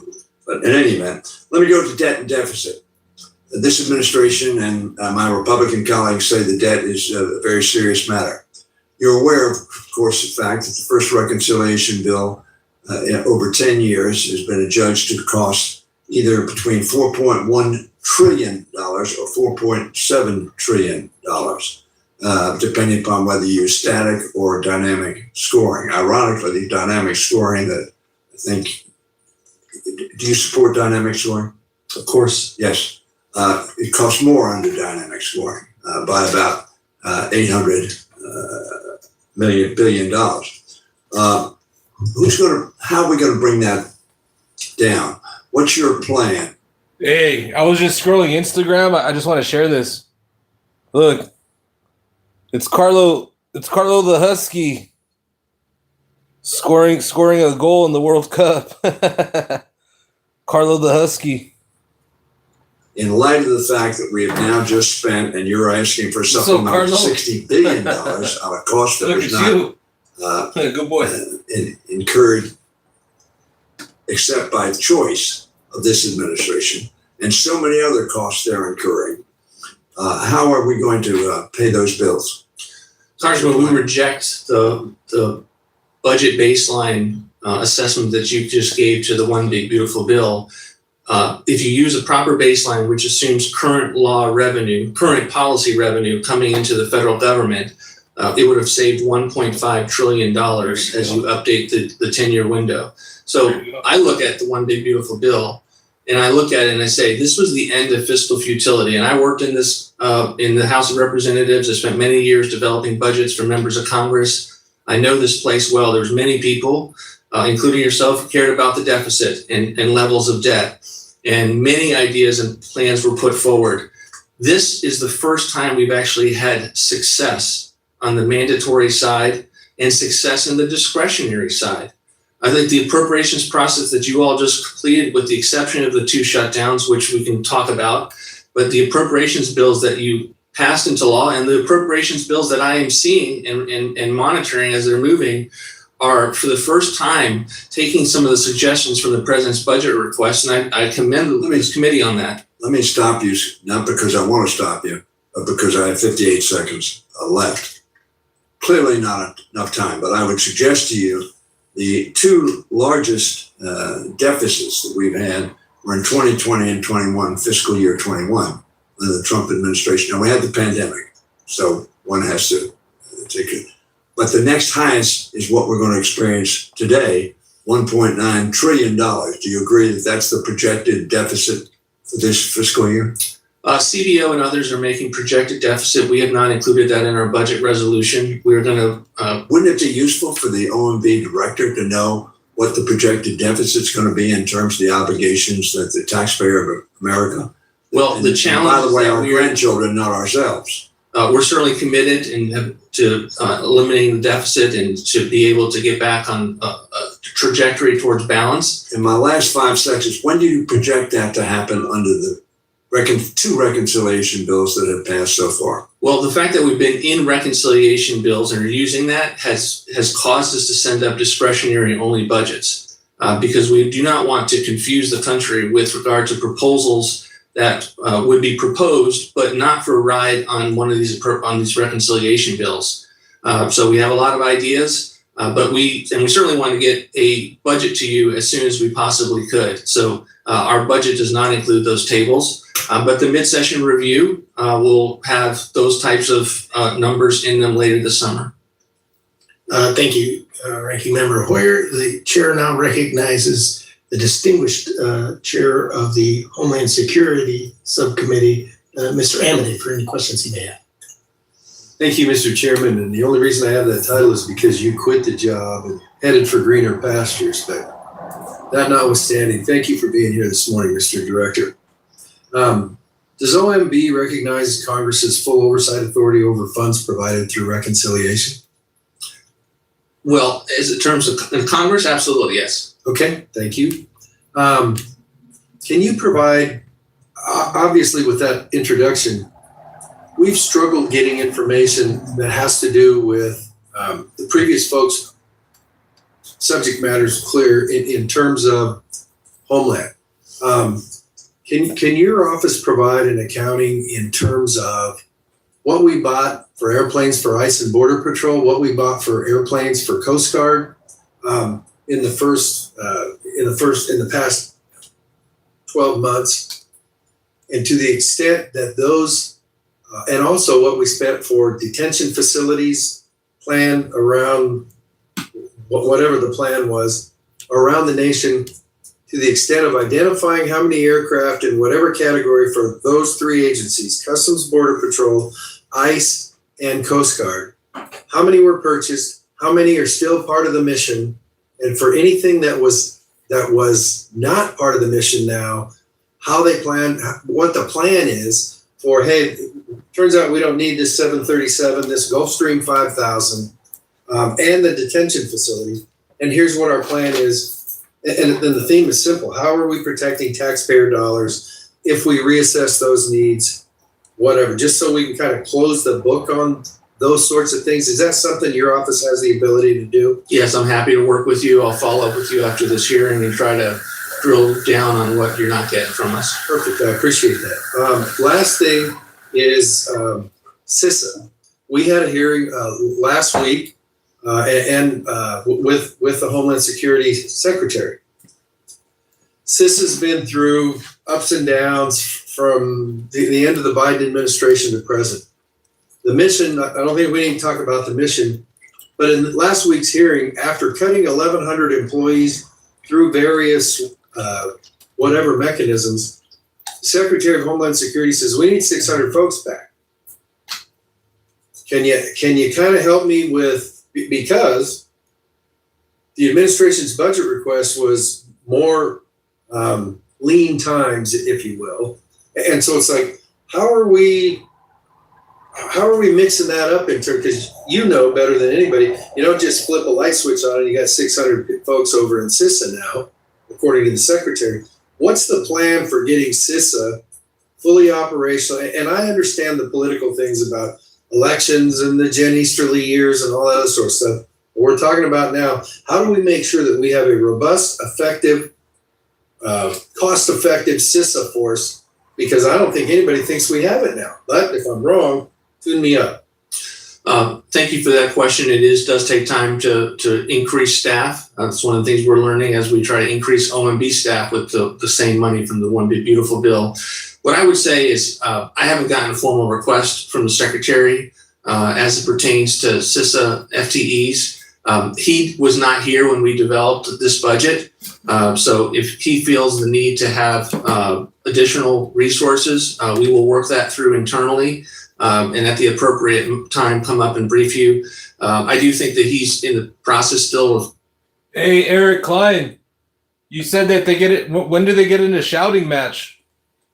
His arms wrapped around the department. And this is probably one of those things, particularly in the cyber world, as you now have a year and a half of a new administration. We saw this agency had major concerns with it in our 4 years outside of government.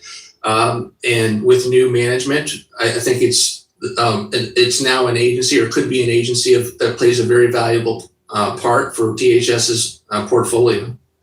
Great. I look forward to robust communications, and thank you for your testimony. I yield back, Mr. Chairman. Thank you, Mr. Hammond. I would second that.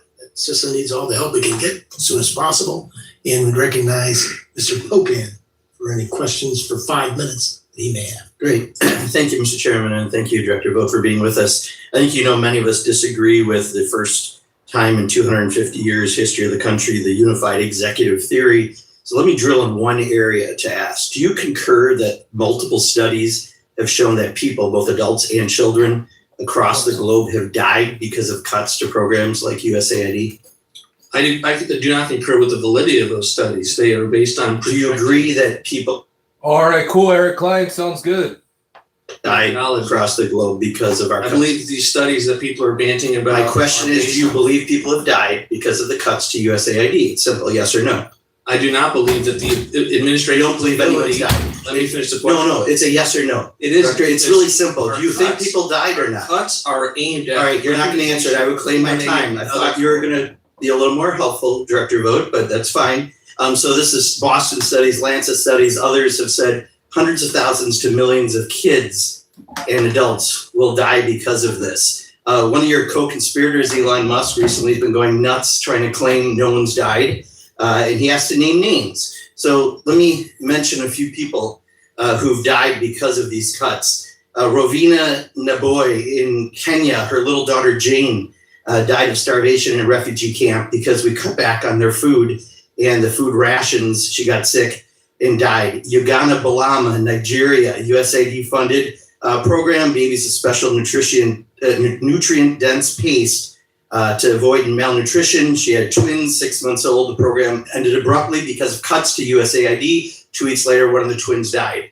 I've got a bunch more. Are you familiar with any of these stories? 13.4 million for civic. Are you familiar with any of these stories? There's no number involved in that answer, Director Vogt. You're citing. Are you familiar with any of these stories? I just gave you 2 examples. Are you familiar? It's a yes or no. Don't dance. You're not a tap dancer. Are you familiar with the stories? It's really that simple. I am familiar with the press that you are citing.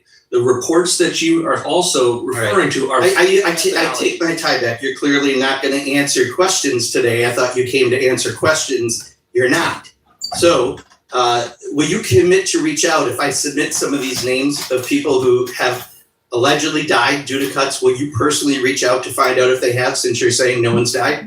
I will personally read all correspondence that Congress gives me and do everything I can to be responsive to them. Yeah, and could you reach out to them to actually verify whether or not someone's died because of a cut to USAID? We are monitoring all of these studies to see if there's validity, but there is nothing about those studies that has caused us to think differently about ending. So morally, I build climate resilience in Honduras. Take my time back, please. Morally, isn't it wrong to facilitate the death of children? Isn't it morally wrong to produce? That's a question coming back with Zimbabwe. Look, you're not Confucius or whatever you think you are, answering the question with a question.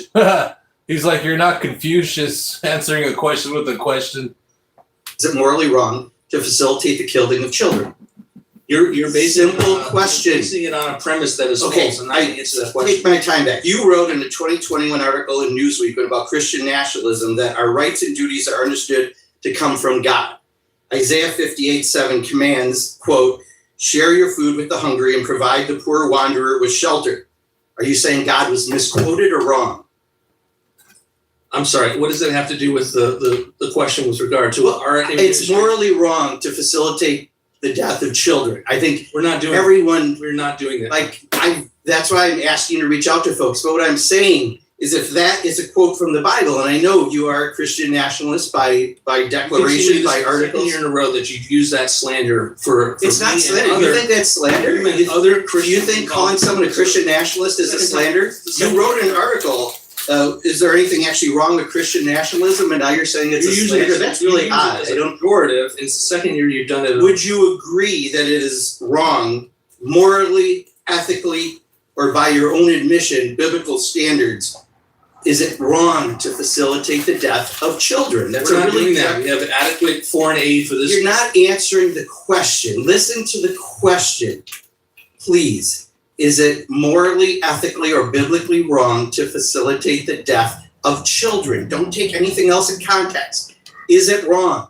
This administration is not doing this. You cannot answer a question. I mean, I believe he answered the question. You just don't like the answer. So no, he hasn't. No, Mr. Chairman, you can ask your own questions and get your own answers, but if he's not going to give an answer, move on. Everyone else can figure out. No, I don't have to move on. I can ask the question, and if this guy is going to, say Christian nationalism is an insult, you might have some friends to answer to that one for. But to say the sort of stuff and not answer questions directly, it is morally, ethically, and biblically wrong to facilitate the death 5 of minutes children. around. Now recognize the chair. Recognize Ms. Simpson. Thank you, Mr. Chairman. Good morning, Director Vogt. Thank you for taking the time. Damn, that got heated right there. But the dude in the blue suit was right. He called out that Vought guy and all his BS. Testify and answer our questions today. And I want to give you just a moment you were citing some numbers there in your answers to my colleague across the aisle. And I think you were about to refer to some very wasteful spending that we have worked to curtail. A huge part of what your mission has been at OMB. Would you like to give some of those statistics, please, so the committee can hear and taxpayers can hear what their money was going to fund overseas that was an incredible waste? Thank you, Congressman. And I think it's important to also differentiate the fact that this administration continues to fund foreign aid just at the Department of State. So all of the types of things that people across the globe are relying on as an aspect of humanitarianism or soft power, those are now being funded at state. We did have cuts at USAID to deal with the extent to which the agency was weaponized against, quite frankly, those countries and our own taxpayers. And let me just give you an example. $24.6 million to build climate resilience in Honduras, $38.6 million to build low emissions development in West Africa, $600,000 for listening tours on local development in Timor-Leste, $12 million for telling the USAID story in Bosnia-Herzegovina, 13.4 million for civic engagement in Zimbabwe. I can go on and on. That's why we passed the rescissions package last year, which included a number of these reductions, and is why our foreign aid is now serving with the best of intentions, the policy objectives of Congress and the President of the United States. Well, thank you for your clarity on that. And I think everybody agrees that every dollar spent abroad should be advancing American interests in the right way. And I think we can argue that some of those expenditures were not doing that. So thank you for clarifying that. I want to ask you today about CDFIs, because I think when we look at these specialized lenders that help to make sure that some folks can access capital, we understand they're absolutely vital in revitalizing and growing our economies, especially in states like Iowa. We have the first-time home buyer down payment assistance programs to payday alternative loans. The Treasury Secretary has announced that he, of course, supports CDFIs, said that their role in underserved communities is very important. And I do agree, when used responsibly, these funds certainly are a significant opportunity to help build our communities. I am very appreciative. OMB did apportion the fiscal year 25 funds back in April. Glad to see those also released by Treasury this week. Can you share a little bit more about how OMB is working directly with Treasury and other agencies to support a more cohesive process to ensure those funds are dispersed in a timely manner as Congress intended? Thank you, Congressman. We put out the NOFOs this week. We are implementing the spending as you have put forward in the appropriations process. We have concerns with the program. We put forward proposals that are similar but different. I have concerns from my perch at CFPB, where I'm in charge of people's ability to repay, and CDFI individuals get an exemption from ability to repay. So when you look at the kind of market and tensions and cracks in the market that could come from that, I have concerns. And then if you look at some of the CDFIs that the Biden administration were funding, and I'll just give you an example of 4.9 million for local initiatives support corporation that publishes blogs condemning the level of whiteness in community development. That's the kind of thing that we want to put an end to. It's why it's taken us a little while to get the NOFOs out and the apportionment done. But we understand Congress largely supports this program. We're trying to do our best to make sure it's spent well as best we possibly can. Yeah, and I appreciate that specific example. If there are any others like that you could give our office so that we can go back to the folks who are trying to access programs and say, hey, here's what we're actually trying to get rid of so that more of those dollars are available to you, that would be helpful. Looking ahead to fiscal year 26 funding apportionment, and we're obviously working through fiscal year 27 right now, do you have ideas for the committee or Congress to consider to help ensure funds that may have been delayed, maybe for reasons like you referenced, but other reasons as well, are actually getting through the agencies with OMB moving forward? No, I mean, we got it's a 2-year chunk, so 25 and 26, and get those out expeditiously. All right, thank you. I yield back, Mr. Chairman. Thank you very much, Ms. Hinson. Chair now recognizes the gentleman from Georgia, Mr. Bishop, for any questions of the day. Thank you, Mr. Chairman, and welcome, Attorney Vogt. As you may not know, I have a great deal of interest in agriculture. It's the number one industry in Georgia, and of course it contributes mightily to the United States economy. As reported at the time, operating under several executive orders, the Department of Government Efficiency was active in attempting. Hey, what's up? What's up, Joanne? What's up, everyone? What's up, Eric Klein, Amber Leslie, Dan Fries? Thanks for hanging out. What's up, James Dugan? What's up? Not me, Ralph. What's up, everyone? What's up, DT Swingle? Hope you guys are all having a good Tuesday evening. Thanks for hanging out and watching this hearing, and so we can all have a YouTubeville watch party. Because, in my opinion, watching these hearings is cool, but it's even cooler watching these hearings with just people from all across the globe, you know. So I'm over here in Los Angeles. It's about 10 p.m. And we're now officially halfway through this hearing, so there's about another hour and 10 minutes left to go. And it's been pretty interesting so far. I'm enjoying watching this hearing. Operations and activities and to the separation of the federal employees. Hey, what's up, Sizzle? How you been? Long time no see. Employees left USDA through the deferred resignation program. I think the Office of Inspector General reported that APHIS lost 25% of its workforce, and the Ag Research Service lost about 23% of its workforce between January of 25 and June of 25. How many of these staff worked on the New World Screwworm surveillance research and other? Oh, right on, James. Shout out to Washington State. Activities that were intended to prevent the parasite from re-entering the United States. If you just take a note of that. Oh, my bad. You're just north of Washington, D.C. Maryland, got you. Shout out to Maryland. Following the Deferred Resignation Program in 2025, APHIS advertised 73 open positions. And tell me how many of those open positions were for the New World Screwworm Surveillance Monitoring Research. And then after the the screwworm. Donald Trump over there making screwworm great again. Oh yeah, the Doge. Yeah, no Doge checks. Administration dismantled USAID. USAID administered projects that funded the animal disease monitoring projects. What's up, OHS? Including those that sought to monitor the New World Screwworm in Central America. In the FY26 budget, APHIS requested additional funds to prevent the spread of New World Screwworm. Did the FY26 budget request include the funding for the screwworm monitoring and surveillance that was previously funded in USAID?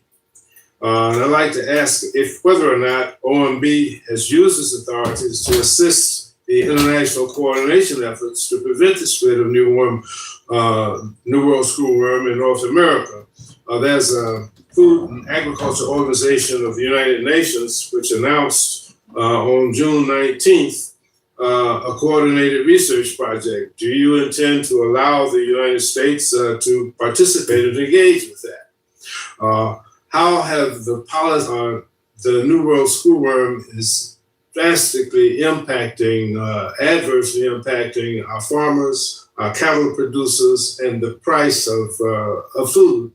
And I'd like to know whether or not the Big Beautiful Bill, all of the cuts that were done with Doge and the proposals that we're now faced with, what is that doing for the American people? Thank you, Congressman. We couldn't agree more in terms of it being our highest priority to deal with the screwworm, to take steps. If you were to monitor the things that I'm working on at least daily, one of those is that. Making sure we have the resources to combat it and making sure we were doing it early in the administration. I can follow up with regard to FTE levels at APHIS. I don't know those off the top of my head, but we don't believe that this is an issue that's under-resourced. We believe that USDA has everything it needs to both create a long-term capability here and also find as many shots on goal to be able to deal with this in real time for farmers. The bottom line is, as a result of the loss of the ARS people that were working on the screwworm issue, working to make sure that they didn't come north from Mexico and Central America immediately after these resignations and the loss of all of the expertise, we saw this creep and this drastic increase in the screwworm coming into the United States. And our farmers are really, really concerned about that now. We agree that there is an issue that the federal government needs to respond to, and we believe that we are doing so robustly with a properly resourced effort led by Secretary Rollins. But you did take a step backwards when you curtailed that in the beginning of the administration. Well, I wouldn't agree with that. I'm happy to respond to that with questions for the record and follow up with regard to FTEs. People retire, we have to fill those jobs. And many of the people that we were taking steps to reduce, there was a backlog of individuals that weren't necessarily on board with the administration and performing the policy agenda of this administration. I'm specifically talking about screwworm. Mr. Bishop, unfortunately, we'll have to move on, sir. Chair now recognizes the ranking member, or vice chair of this committee, Mr. Lowloader from New York. Thank you, Chairman. Thank you for your leadership. Mr. Rowe, thank you for being here today, sir. The 2024 election was a choice election that was particularly significant to our nation's trajectory. For a long time, many folks felt like they were being taken for granted, spoken to during campaign season, and forgotten the rest of the year. They felt betrayed by the people and parties who had long claimed to stand with them, only to watch those same voices turn their backs when it came to fight for jobs, wages, and working conditions. They were welders and carpenters, they were plumbers, linemen, electricians, and masons. They were the men and women who lace up their boots early in the morning, pack a lunch, go to work, and put in a full day. And they're the backbone of this country, in my opinion. They're the reason our economy functions, and they're the reason that our infrastructure stands tall. And to put it simply, the 2024 election was a mandate from the American people to show up and fight for the American worker and American jobs. And General Director, would you agree with that? Yes, sir. And as you know, many of these American workers are part of the federal workforce. And some of these federal workers are members of the Association of Federal Government Employees, AFGE, whose leadership helped this administration, and more importantly, the country, end the Democrats' multiple shutdowns, the longest shutdowns in U.S. history. I know that I was thankful, Director, that AFGE weighed in to oppose the Democrat-led shutdown. Director, what was the AFG's leadership? Was the AFG's leadership helpful to ending the shutdown? Yes, it was. Thank you. You had a few conversations with the leadership. How those conversations go? I did not have conversations with the union leadership, but I know members of our team did, and we appreciated their support in that. Yeah. Switching gears slightly, Director, are you familiar with the GAO's June 17th report on the federal workforce reductions? No, I have not seen it. It talks about a 6% cut to the federal civilian workforce. You familiar with that, Director? Yes, I'm aware of the steps that we've taken to reduce the workforce. And no reasonable person should counter your assertion that our debt and deficit situation needs to be addressed. I hope that reasonable minds on both sides of the aisle can sometime come to an agreement on that. But I want to talk about specifically staffing levels. And the GAO has now reported that staffing at 22 major agencies measured by employees and pay status declined by more than 11% between December 2024 and January of 2026. I recognize those are different measures and timeframes, but GAO's own data shows reductions on a substantially larger scale than the 6% contemplated in the budget. So my question, Director, is did OMB anticipate workforce reductions of this scale across major agencies? Congressman, I have to take a look at that study. I haven't. I will do so after this hearing, and I'm happy to follow up. We responded to the level of FTEs that the agencies sent us of where they were and where they thought that they would be heading into the new fiscal year. And so that's how we built the budget. Let me ask you about one particular example. The World Trade Center Health Program, are you familiar with that? Yes, Congressman. Established in 2011 to provide health care to individuals with 9/11 related illnesses fell from 93 employees to 84 employees, despite having an authorization of 120 employees. At the same time of that massive reduction that was well short of that 120 number, there were delays reported in claims of processing, treatment authorizations, and enrollment appeals.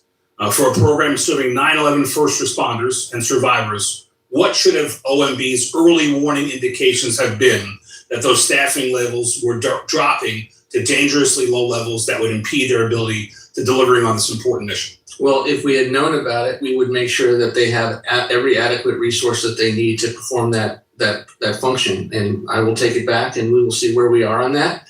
OMB does not have this all-encompassing view of what is happening across the entire federal government. We are a nerve center. I would agree with that. But we do not have the ability to know everything that is happening in the agencies. And that's one of the reasons I work so hard to stay in contact with members of Congress so that I can learn from what you all are seeing, what the agencies are seeing, and we can move to space where we need to. I guess I would say this. Speed is important. The debt and deficit situation are dire. We do need to act. What I would assert, Director, is that when moving fast, and you need to move fast in a lot of these issues, when moving fast, that you anticipate some of the issues that will be caused by moving fast. And I'll say one thing with the 25 seconds I have remaining. There is right now being contemplating moving the Army Corps of Engineers New York District Office to New Jersey. It's the New York District Office. It services areas of both New York and New Jersey, but it should remain in New York. And I hope that we don't fall into the same issue of just in the name of saving money, which we should save money, to vastly impede the mission, in this case, of the Army Corps' New York office. I'll take it back, Congressman. Thanks. I yield. Right at his 5 minutes. As you told me, sir. Yeah. The chair now recognizes the lady from Washington, Ms. Kuzenkamp Perez. Thank you, Mr. Chair, and thank you, Director Vogt, for being here today. I want to dig a little bit deeper into the proposed rule to overhaul grants procedure. Have you or anyone else at OMB directed agencies to follow the not yet finalized regulation prior to it being finalized via rulemaking?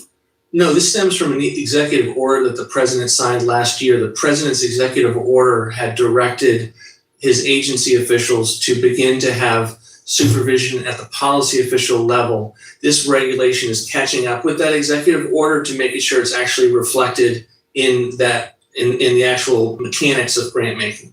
Have you or anyone else at OMB directed agencies to, I saw an updated notice from the National Science Foundation from last week that included guidance to align with the proposed revision in 2 CFR 200.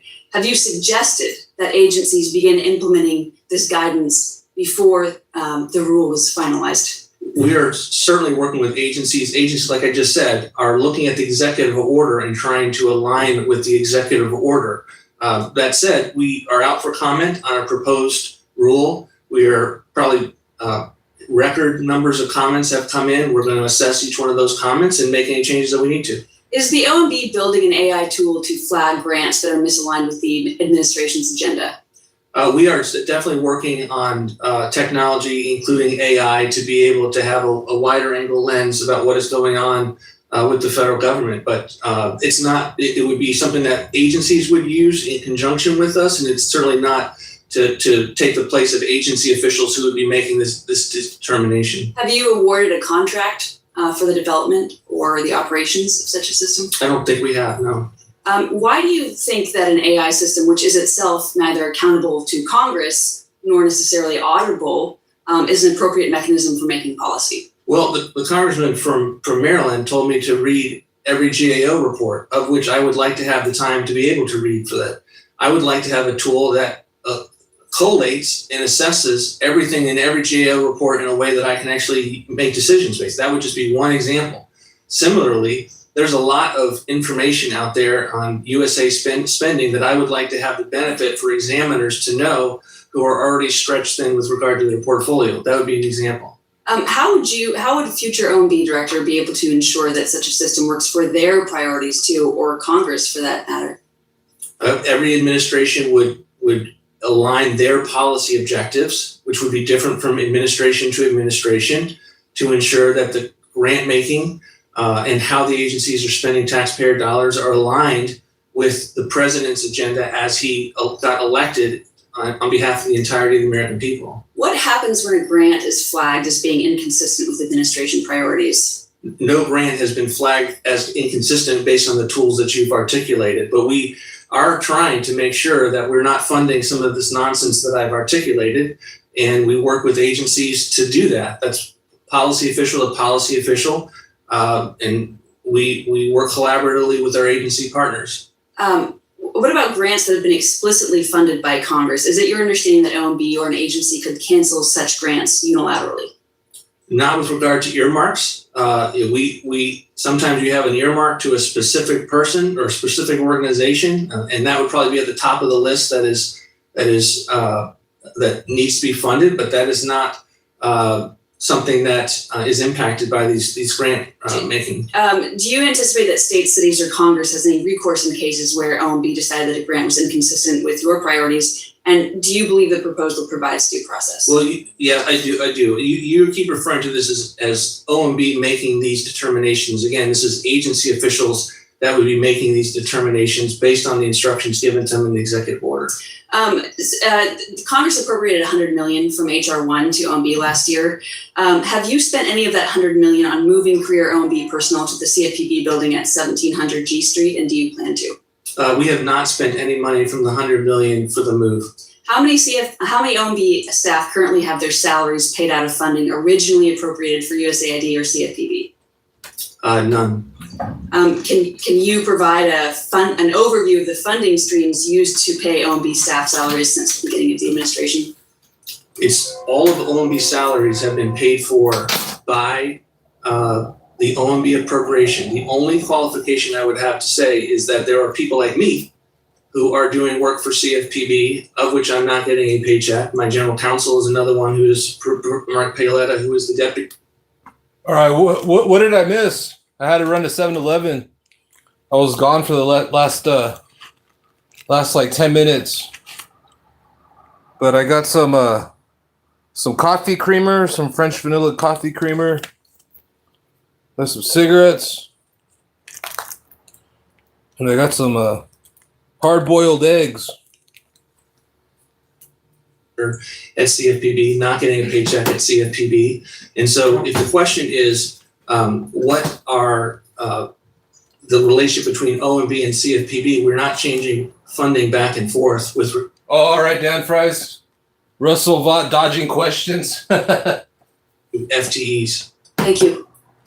Thank you very much.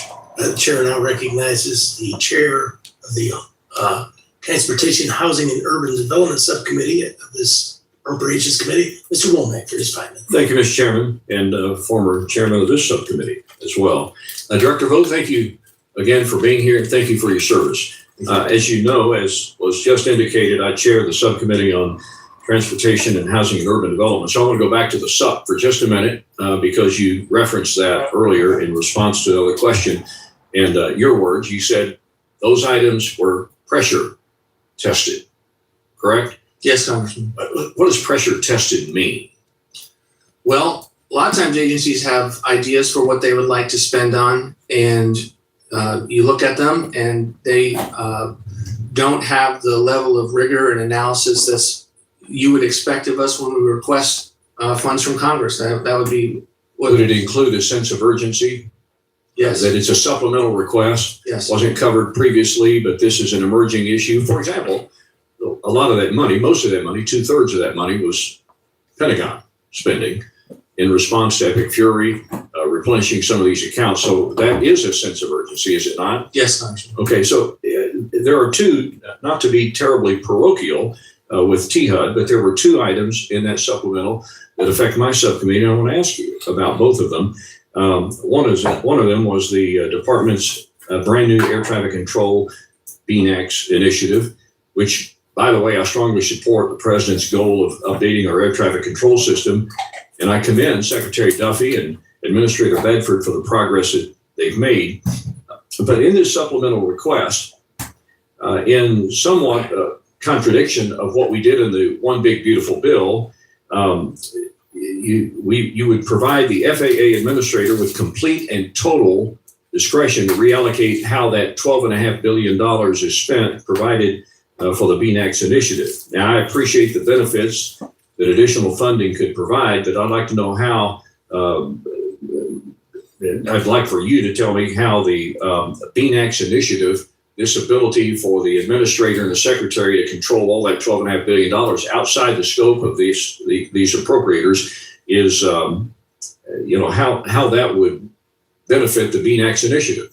Can you tell me that? Yeah, you bet. There are two tensions within the air traffic control modernization. Number one is we are going to have to come back to you for additional funds beyond what was in One Big Beautiful Bill. We understood that there was a little bit of skepticism with our ability to spend the money that you gave us with One Big Beautiful Bill. And Secretary Duffy is going at breakneck speed to be able to allocate those and get those on contract. But it was the intent of Congress to put those in buckets within the various jurisdictions of the FAA. And we're here to ask for this. We're not saying that we have the ability to just transfer the funds. We're saying with regard to one particular interface, we don't have the money that right now that Secretary Duffy can get going on it. And we want the ability to do that and have a little more flexibility to do that before we come ask for funds. So we don't want to be in a situation where we're coming up and asking for additional billions of dollars, and you're like, you haven't spent the money that we gave you. We haven't spent it. We are spending it, but we haven't spent it in the one key area of which you have not given us resources. Okay. The other one was Penn Station. $1 billion. sense of urgency? Well, we define urgency, Congressman, with regard to the fact that our scarcest resource is time. And so this administration wants to take on some of these big infrastructure initiatives. This would be one of them. Obviously, we're working on a highway bill with Congress right now. But if, I'm sure you've been there. If you've seen kind of Penn Station compared to like the Moynihan building, the Moynihan building is just incredible. We want Penn Station to be on that level of modernization, and we don't have a lot of time to do it. So to the extent that we have a resource need, we want to be up here in front of you. My last question is regarding project labor agreements. I applaud the Trump administration's efforts to cut spending where appropriate, and we have a responsibility to ensure taxpayer dollars are stewarded in such a way that they go further for the American people. However, in my opinion, PLAs diminish competition and increase the cost of federally funded construction projects. In a memo last June, you clarified that the Trump administration supports the use of PLAs when those agreements are practical and cost effective. So we're probably going to have to take this for record, but I'll go ahead and finish the question and then give you an opportunity to respond to the committee in writing on this question. And that is, what specific analysis or economic calculations are used in the evaluation of these PLAs that found their genesis back during the Biden administration? With that, Mr. Chairman, I'll yield back my time. Thank you, sir. And the chair now recognizes Mr. Ivy for 5 minutes of questions. Thank you, Mr. Chairman. HR 1, I call it the big ugly bill, was signed about a year ago, and $150 billion mandatory. It contained about $150 billion in mandatory defense spend. All right. I don't know who this guy is, but I already like him. He called it what it is, the big ugly bill. Thank you, sir. And the chair now recognizes Mr. Ivy for 5 minutes of questions. Thank you, Mr. Chairman. HR 1, I call it the big ugly bill, was signed about a year ago, and $150 billion of the mandatory. It contained about $150 billion in mandatory defense spending. Correct? Yes. Okay. My understanding is you still haven't spent, or $100 billion of that still has not been spent. Is it? Hey, what's up, everyone?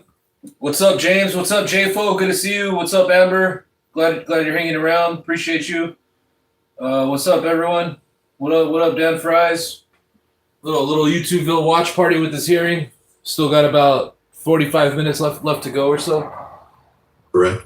We are aggressively getting the money out the door this year. I'm working with DOW on that, but we have not spent all of the money with regard to One Big Beautiful Bill. Okay, but it's $100 billion that hasn't. That's a yes, that it hasn't been spent yet. I wouldn't want to say. I can respond specifically what the level is, but suffice it to say, we're working to get all of the money out the door in the fiscal year that we are in. We're talking about needs that were not accounted for in that bill. Fair enough. And in the president's budget request in April for defense spending, that was 1.1 trillion. It was $1.5 trillion for defense, 1.1 allocated to the appropriations process, and $350 billion to reconciliation. And $250 billion more for defense spending and had been there last year. Is that correct? We would have gone from $1 trillion to $1.5 trillion. All right. 42% increase. And then the 67.1 supplemental. Now, I think someone asked you earlier about that.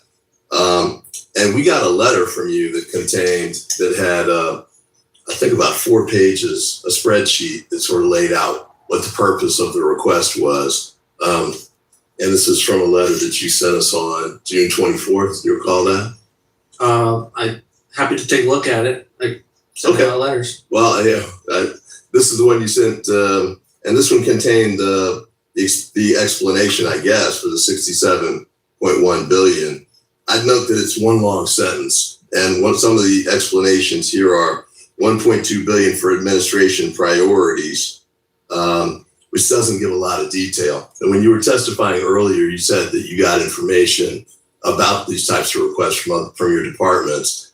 Have you provided details that support this amount of funds to the Congress?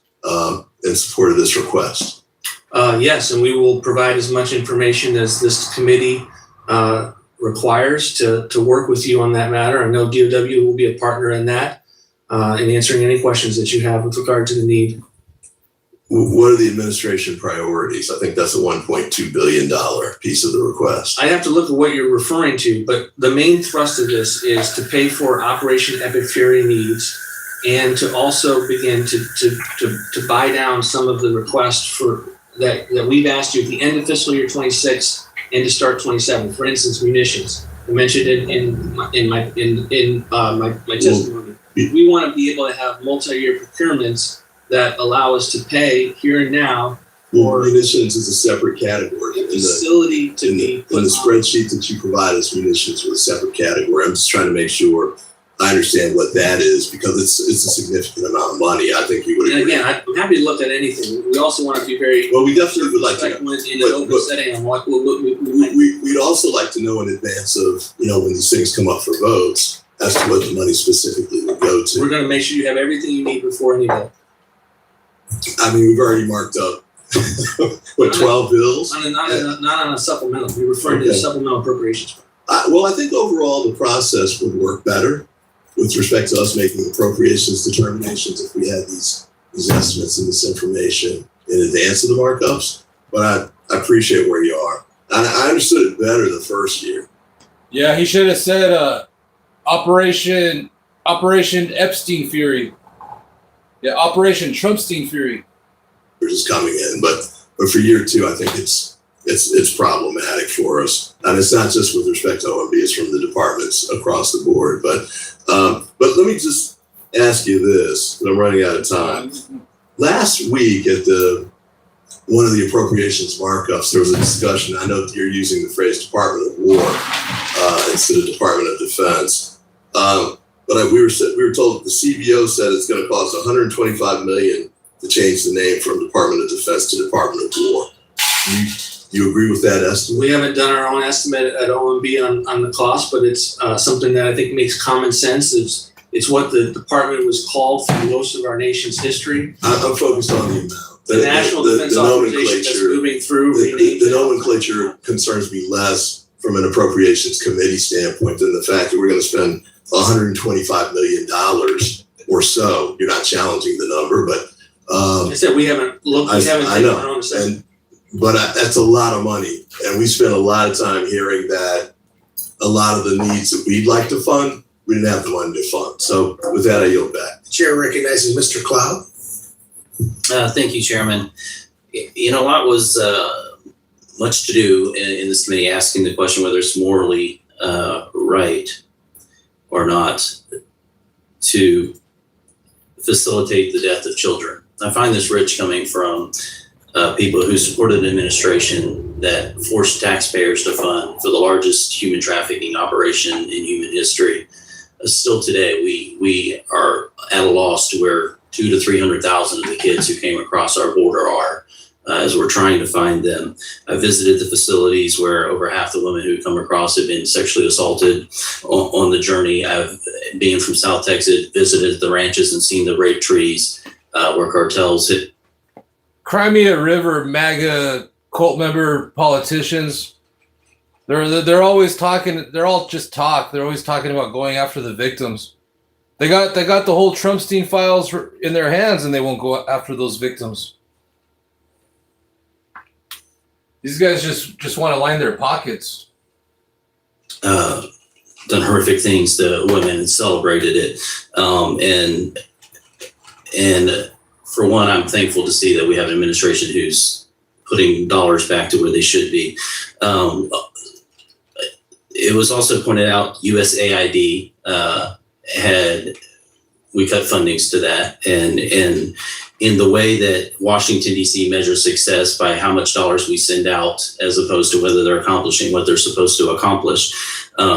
It's been said in all these studies, as you mentioned, based on false science, whether or not people are being killed because of that.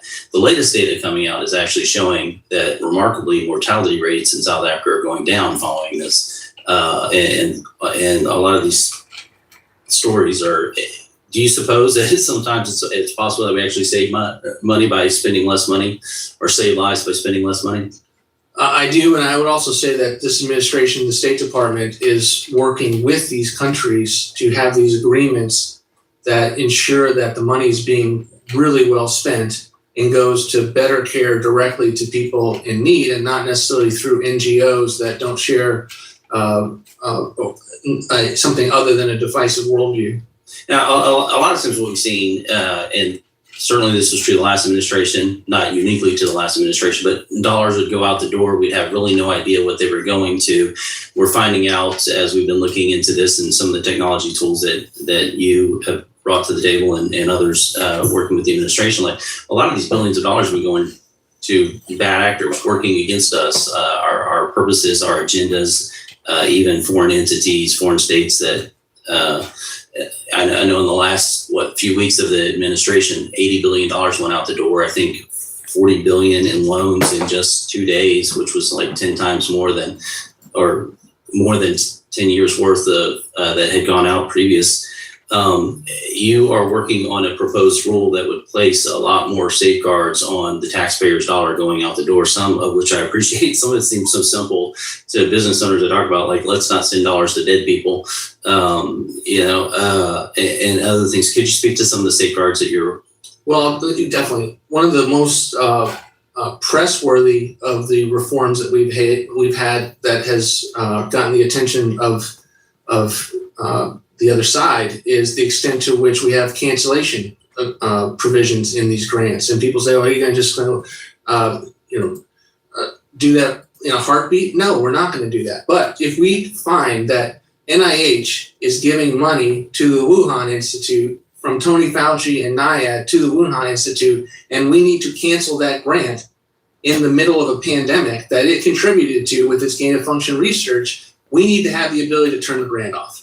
That is probably the best example of why we need to include these types of provisions, is because when we find something that's problematic, that our policy officials would not have caught, we need to be able to turn it off. And it is not something that will be anti-science in any way. It will be still on the basis of peer review science and work that is done on a comprehensive and well thought out basis by our agencies. Now, there's been a move to kind of tout the career bureaucrat working in our administration. No doubt there are some who are here doing their best to do the Lord's work and serve the people well. But at the same time, there's this messaging idea, and it was actually stated here in this committee, like that, maybe we should follow their agenda as opposed to the president's agenda. The Constitution is very clear that all executive authorities invested in the president, and that they should be doing the president's will. So I applaud your efforts to ensure that the administration is being tight. One thing I did want to touch on, I think we're going to run out of time, but there's about, I think $14 billion that we passed in OB3 that was supposed to go to states who helped fund border security. If we can get an update on where that's at, we thought by now that might have gone out the door. We put both NOFOs out recently. I had very good conversations with many of your delegation mates and as well as your governor. Those NOFOs are out, and we will be looking forward to assessing the requests that come in from Texas and others. Thank you. Thank you, Mr. Klopp. And the chair would now recognize, and I would have normally recognized her immediately after Mr. Hoyer, but at her own request, she, as being a team player, wanted to go to the back of the line. The distinguished lady from Connecticut, our ranking member, Ms. Delora. Thank you so much, Mr. Chairman. Director, I mentioned the proposed rule to overhaul grant making in my opening, which seeks to virtually subject virtually all federal funding to the whims of the president's policy priorities. It substitutes the current standard of evidence in science in favor of political tests based on ideology. I've talked to a number of groups, and many of the groups have asked for, and I think they may have requested more time to be able to read. It's a 412-page document, and so that they can participate in the public comment period. Can you commit to granting a 45-day extension of the comment period? No, but I will say this: the number of comments that are coming in that we have to respond to is going to take us some time. The answer is no. I think one of the striking aspects of the proposal is attempts to put the OMB director at the center of all decision making here. Not true. And why are you a better judge of an NIH clinical trial than a panel of medical doctors and researchers? How will you ensure the grants will be based on merit and individuals and communities served by the federal grants will receive the highest level of service possible? I don't, is there a listing, if you could get to us, the agency's priorities, the president's priorities, what is the set of criteria you are using to judge these grants? What precludes you from changing the criteria in the middle of a grant period? Because as I understand it, you can, not only can political appointees take control of grant awards, active grants can be terminated at any time for any reason. And I went through some of them, these efforts, but you can cancel it at any moment. Is there a set of criteria that we could have that demonstrates to us why these grants are being canceled? Congress, you're misconstruing the proposal to make it seem as if it is OMB centric. OMB will not be making these determinations. We don't have a formal review in reviewing every NOFO. That is not something that we intend to take on. These are the policy officials at the agency of which the president has put these cabinet secretaries. Let me just reclaim my time. But the fact of the matter is we understand it, and this is probably the most consequential change in the rule. Senior political appointees, rather than career scientists and program officers, would now be required to conduct a, quote, pre-issuance review of every discretionary grant before it is awarded. These appointees are explicitly forbidden from deferring to peer reviewers or routinely ratifying their recommendations. This is in the 412-page document, and maybe you think that people weren't going to read it. And then there is no longer peer review. Peer review is no longer binding. A political appointee can simply override the scientific community's judgment with no finding of cause. That is what is a part of this rule, which is it dismantles what we established after World War II for the National Institutes of Health, for the for the National Science Foundation, for Department of Energy, for NASA. It really reverses how we have awarded grants in the future. You're shaking your head no, but that in fact, which is what the fact of what you are trying to do with a political lens and someone's political ideology. I have one more question for you. Have you released all appropriated funding to each intended agency through the apportionment process? We were working through the apportionment process expeditiously. We can't say we've done every single one of them, but if you have one that you're particularly interested in. No, but I'm just saying it is your responsibility to get the money out of the door in a timely fashion. And if you can't do this, we need to take a look because Congress provides the authority for this. For the full year apportionment. How much funding has been available? How much funding has been made available? How much funding have you made unavailable to agencies as of today? If you can't answer that, now I would like an answer to that.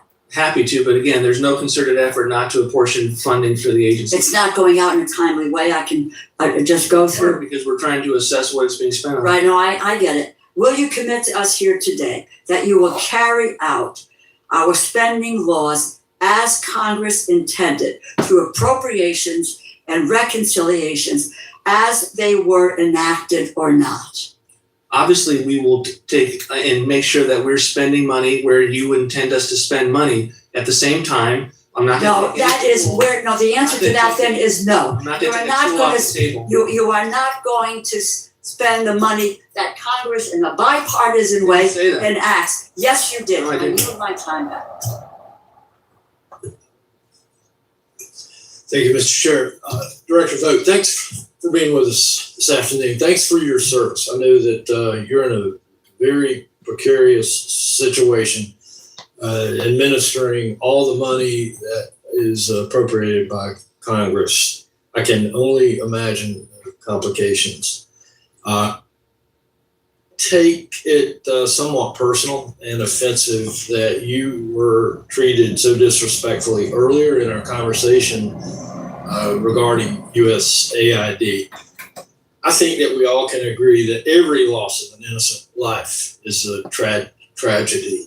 And the reason I take this so personal is I serve as vice chair of the NSRP Appropriations Subcommittee, and I know how hard that Mario Desballart and myself and the rest of the team has worked to help ensure the efficient spending of our taxpayers' dollars. But I think it's misleading to suggest that a U.S. policy change can be judged by isolated claims while ignoring the millions of lives that American taxpayers have saved through decades of humanitarian aid.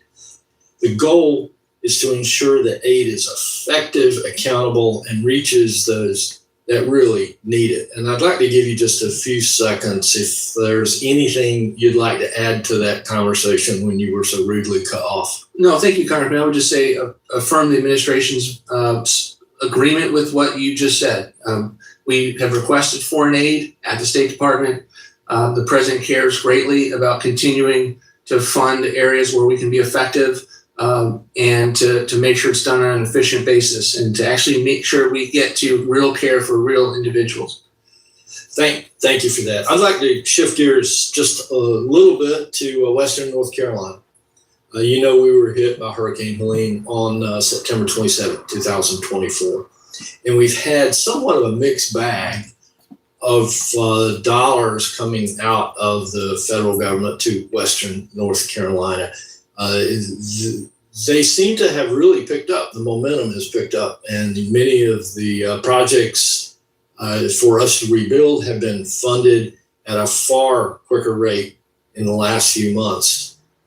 Can you give me any perspective on is something different? Are you doing something different? Is Mark Wayne Mullen doing something different? Have we just gotten better? What's taking place there, and what lessons have you and Congress learned to deal with the next natural disaster? Thank you, Congressman. And it's a team effort, but I will say that as you know, we've worked personally to drill down very, very deep in several layers of bureaucracy to make sure money is going out the door. You were an incredible advocate for your district in that way.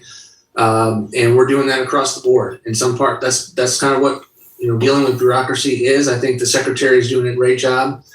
We in general needed to get the DHS funding out the door much more regularly. BRIC, the program, would be an example of one. In my last hearing, which I talked with Congressman about, we want to get that money out the door, and I think the current team is doing that. Thank you. And I'd like for this committee to know that Director Vogt appeared before another committee that I was attending several weeks ago. And when I mentioned the problems that we were having, Director Vogt invited me to his office that very afternoon. And as a result, we saw millions of dollars coming into Western North Carolina. So I thank you for that. My last question is this. According to my research, the federal government now has about 292,000 less employees than it did when President Trump took office. And most of us conservatives are really happy with it. Our goal in coming to Washington, D.C. was to see less government. Can you speak? Is that an accident? Is it something very intentional? And where's the floor there? How much more do you think that we might be able to save if we really sharpen our pencil? Well, I would leave that to the agency officials that are seeing their programs and their FTEs. We've got some great feedback from your colleague that are assessing where they need to go deeper and where they need to go higher. And that is a balance that each one of them are going to be kind of their expert on it. For my part, OMB, I'm trying to increase to a higher level based on the fact that when you ask us for deregulatory initiatives, we need more people to be able to do that. We need more people to be able to drill down into bureaucracy and get the money flowing as intended by Congress. So I think it'll be agency by agency, and I wouldn't want to give kind of a broad view of that other than to say that the agency officials are constantly thinking through what their adequate FTE level should be. I'll summarize by saying thank you for the reduction and thank you for your service, Mr. Chair. You Very kind. Thank you.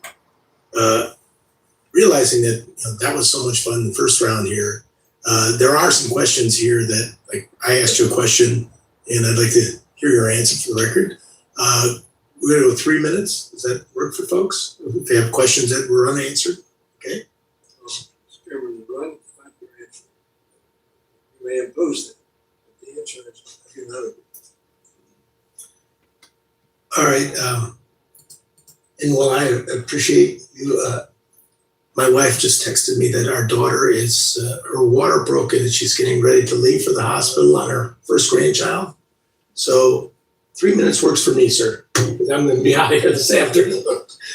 I would re-ask the question, but you're right, man. I just want to know, how will centralizing all those functions from the executive orders translate into efficiency across federal government, and how will taxpayers benefit from the consolidation of all the power through the executive orders that we talked about before? What I would say is every time you see an executive order, there's a responsibility there for Office of Management and Budget to be able to perform government-wide function.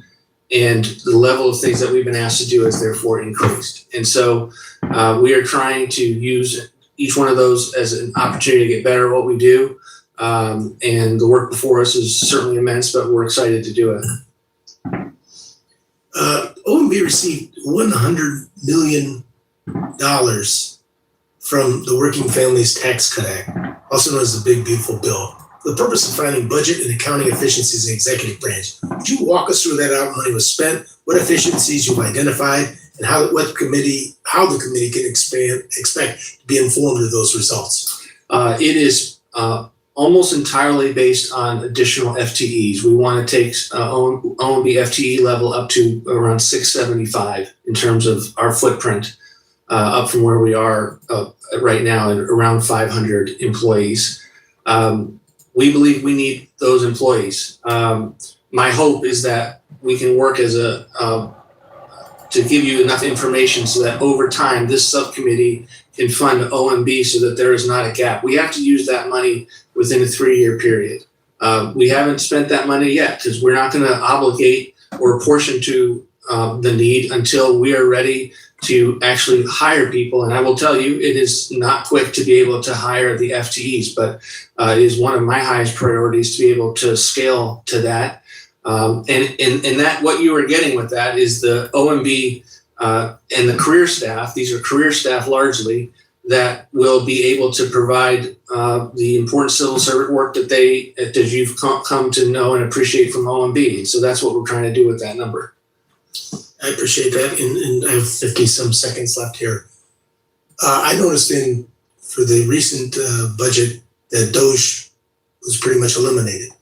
Is there something that you're going to present, or is there somewhere we can find what exactly DOJ accomplished as far as reductions in dollars spent, people at agencies or whatever? Is there going to be some documentation of what took place? Well, we have no plans to do kind of a closing DOJ report. We're always happy to give you our assessment of that work. I think it made some really important strides.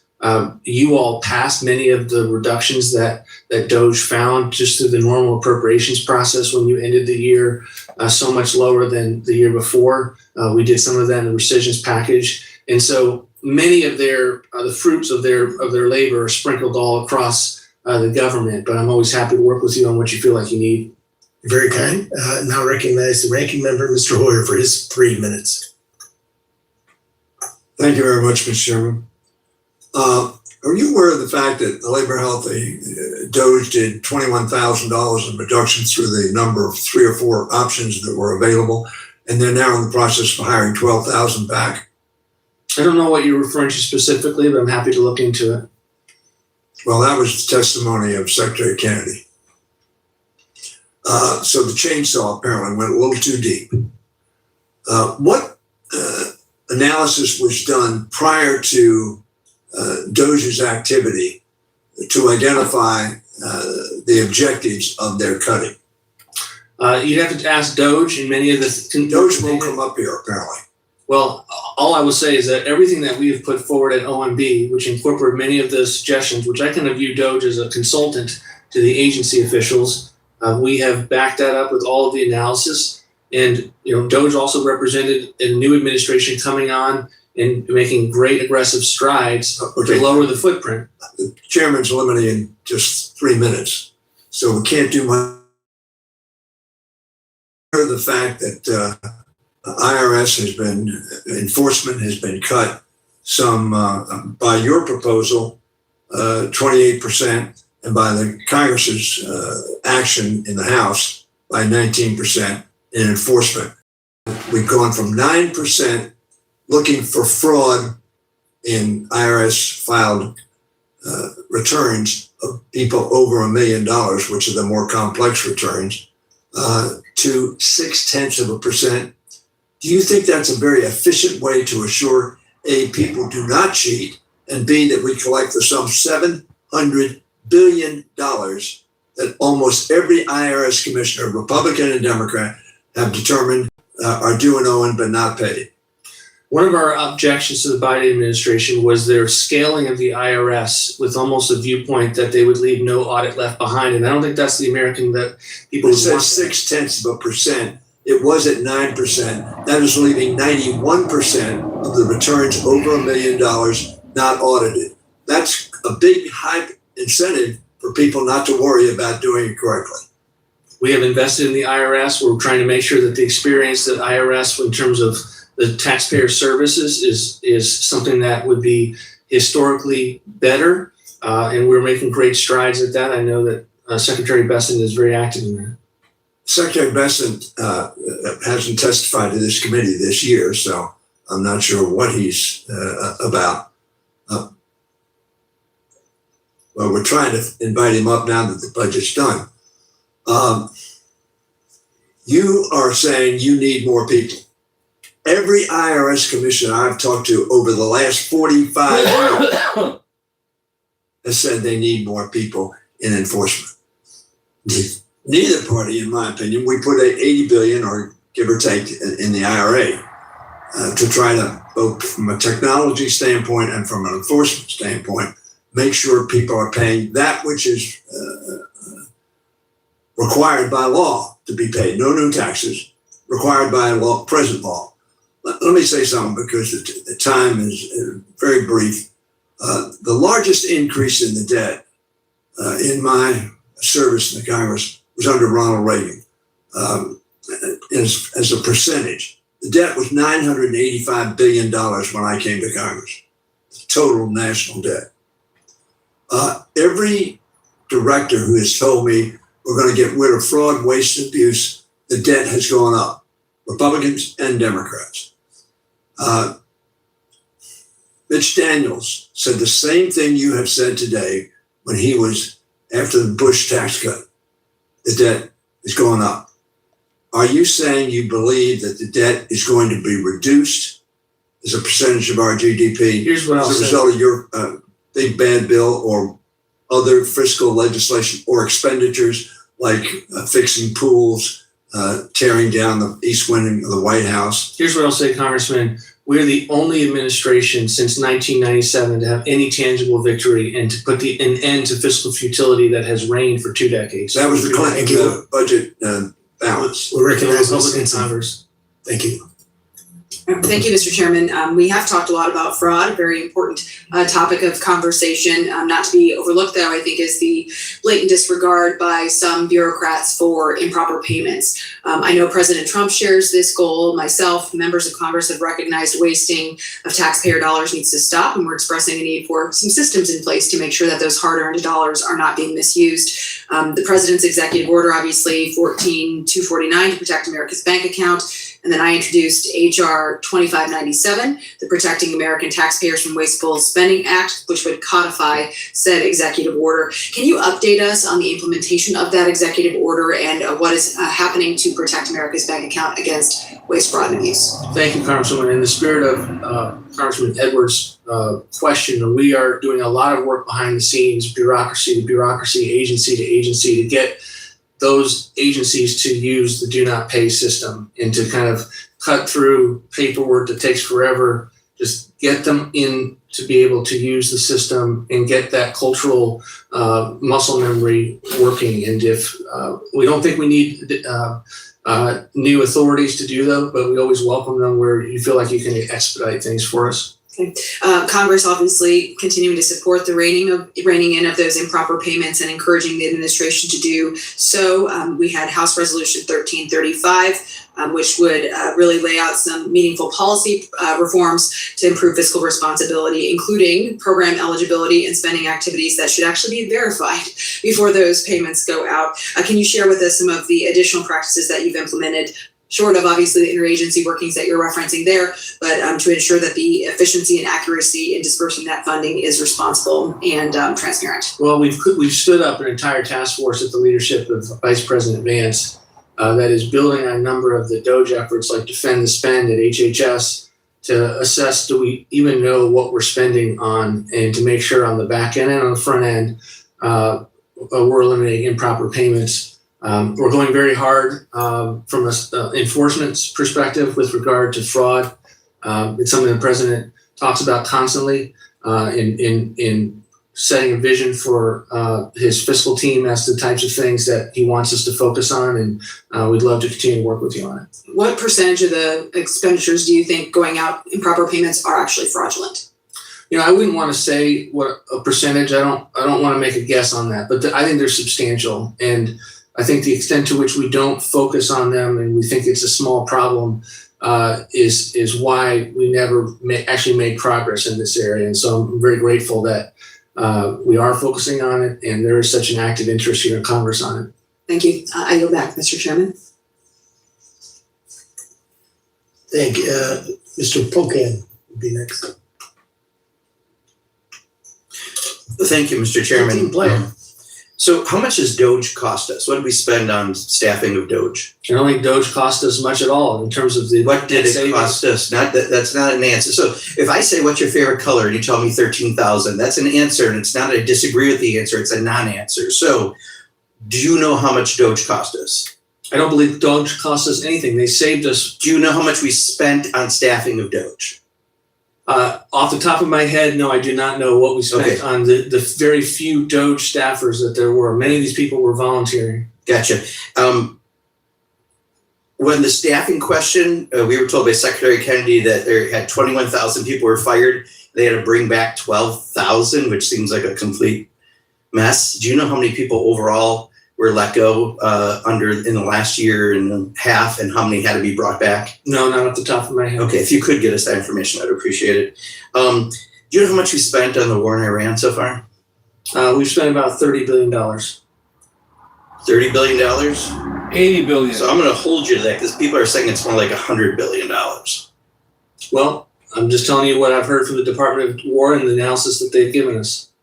Okay, I'm just going to remember today, June 30th, 2026, you're saying as of today, $30 billion is what we spent. That's the number that I have. No, I appreciate that. PEPFAR, there still has not been about $700 million released, and we're down to a few months before end of September. Will that money be released by the Department of State? We will spend all of PEPFAR that has been appropriated.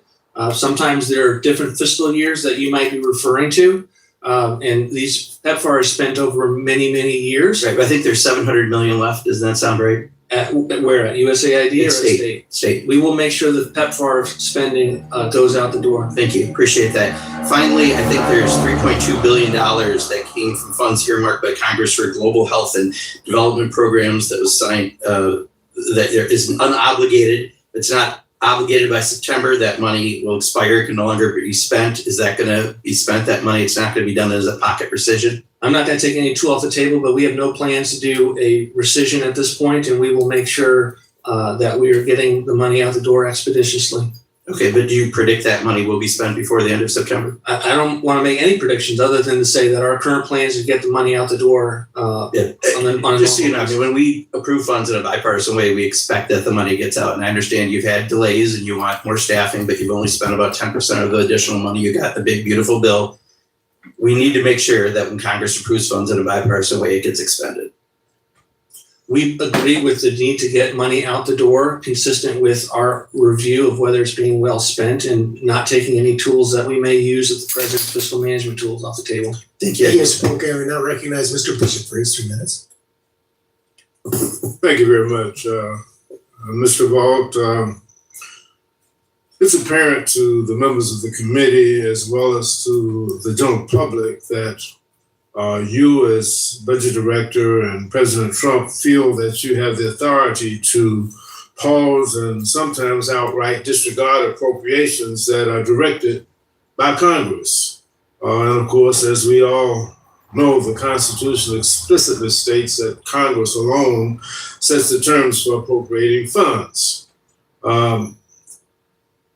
But if, for example, we give you the benefit of the doubt that you're somehow under the impression that the OMB's actions over the last 18 months to withhold funds across a broad spectrum of programs is legal, can you let us know what kind of language we need to use in our appropriations bills that you and OMB would consider to be unambiguous enough in directing the executive branch to disperse appropriating funds without delay, without additional restrictions that undermine the intent of Congress and without political considerations like retaliation?